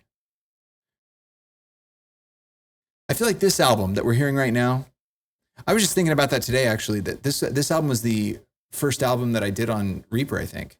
Because I technically did Album Unknown on Reaper, but I only did half of it on Reaper because the first half was in Studio One and then it overloaded Studio One because the whole session was the whole album because it was based on PUBG and a match on PUBG, which was about 40 minutes. So like the session was a whole 40-minute like game session, but an album made to go with it. And it started to bog down Studio One. So I had to move over to Reaper. And that was my introduction to Reaper was that. So it's like, it was kind of half Studio One, half Reaper, but it didn't really feel like I was actually producing a record in Reaper. But then I produced this record that you're hearing right now in Reaper. And to this day, I still feel like it's the best production album. Like, it came out the nicest. It's the most cohesive, sort of like all around well-produced record, clean, purity of sound. And like, I don't know, like, of course it's just Reaper being Reaper, but I think a big part of that too is like just your mentality of like the freedom I had because nothing was crashing when I started using Reaper and I was able to do anything I wanted in terms of like setting up actions and customizations and being able to set up the workflow the way I needed it to be as creative as I could be. And all I'm trying to say is it feels like we're getting back to that. Feels like we're getting back to that where the foundation is so strong that we can focus on the work rather than focusing on the infrastructure that makes the work possible. That's goddamn exciting. All right. Anyway, we're doing 5 giveaways right now. 4 for the milestone thing with the deals and then a nightcap. But check out the Discord if you want to know when we're going live again. If you're just rolling in for the first time and you want to check out the jams, check out the socials. We've got the Bandcamp. I got a YouTube channel. All the records are on the YouTube channel. All the records are on the Bandcamp. If you're into physical stuff, you can check out the store. Yeah, no. What's up, Dr. Tragedy? First time, kind of nervous.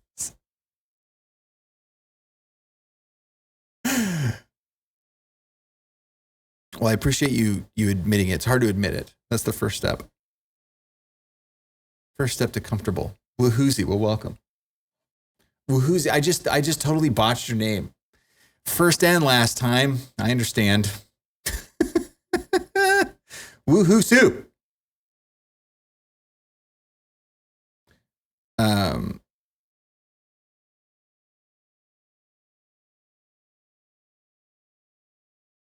That's crazy tragedy. On a couple of my monitors, I can't see your name. I can see it here though. Say it every time. Got to set the bar low. Absolutely. That's the only way to do it for sure. Okay, let's do the giveaways. Okay, are we doing it? We're gonna do it. All right, here we go. Let's do it. Here we go. Where it's happening. Here we go. let me get ready. Let me get ready. Almost ready. Hold on. Let me get the thing. Let me get the thing here. I gotta get the thing ready, and then we'll be ready. Yep. There's that. Okay. Then I need this. Okay. Drum roll, please. And the winner is EOD Tex. Congratulations, Tex. You just won yourself a signed copy of a CD of your choice. Shipped anywhere in the world. Hey, you can't win if you don't play. Can't play if you're not here. So thanks for being here. And congrats on winning a signed copy of a CD of your choice. Shipped anywhere in the world. Go ahead and click the link I just sent you and the rest will be taken care of. Congratulations to Tex. Drum roll, please. And the winner is Johnny Johns! Congratulations, John. You just won yourself a signed copy of a CD of your choice. Shipped anywhere in the world. You can't win if you don't play. You can't play if you're not here. So thanks for being here and congrats on winning a signed copy of a CD of your choice shipped anywhere in the world. Go ahead and click the link I just sent you and the rest will be taken care of. Congratulations to John P. Johns. Our 2 of 4 regular giveaways. Our 3rd one coming up right now. Happy 4th as well to everybody in the States. And just happy Saturday to anybody, wherever you are, anywhere. Drum roll, please. And the winner is Typo IRL. What a stretch. That's a stretch. That is indeed a stretch. Go ahead and click the link I just sent you. And the rest will be taken care of. Congratulations on winning a compact discus of your choice. 1 more of the regulars, then we'll do a nightcap. Drum roll, please. And the winner is JHTM1. Congratulations, Jay. You just won yourself a signed copy of the CD of your choice shipped anywhere in the world. Hey, you can't win if you don't play. Can't play if you're not here. So thanks for being here. Congrats on winning a signed copy of a CD of your choice shipped anywhere in the world. Go ahead and click the link I just sent you and the rest will be taken care of. Congratulations. Give it to Tragedy, okay? You got it. User Dr. Tragedy. There you go, Tragedy. You just got yourself the Giftage compact discus giveaway giftage. Care of John the First. There it is. Congrats. That was the 4 out of 4. We're doing the nightcap now. Let me find out where we're going real quick first. Let's go raid somebody.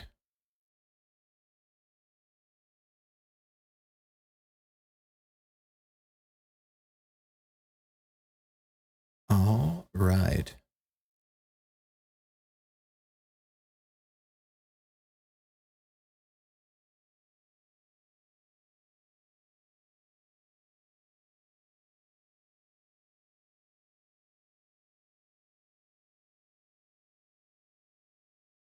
Yeah, dude, we gotta go raid this guy. Absolutely. Cool. Can you see it in my glasses? Can you see who we're gonna raid in my glasses? All right, nightcap giveaway. Here we go. Are you ready? Oh, hold up. Hold up. He's rating himself. Fuels. Oh, shoot. I didn't see this. I didn't see the gifteds from... Do we have another sub gift? Care of Dr. Tragedy. Care of Dr. Tragedy! Yes! First timer. Kind of nervous. You got a sub gift. Thank you for the sub gift. Dr. Tragedy, drop another subscription gift on the Jamish opportunity. Your ticket is in the bucket. Do we have another sub gift? Care of Dr. Tragedy. Care of Dr. Tragedy! Yes! Wiener. You got a sub gift. Care of Dr. Tragedy! Thank you for the sub gift.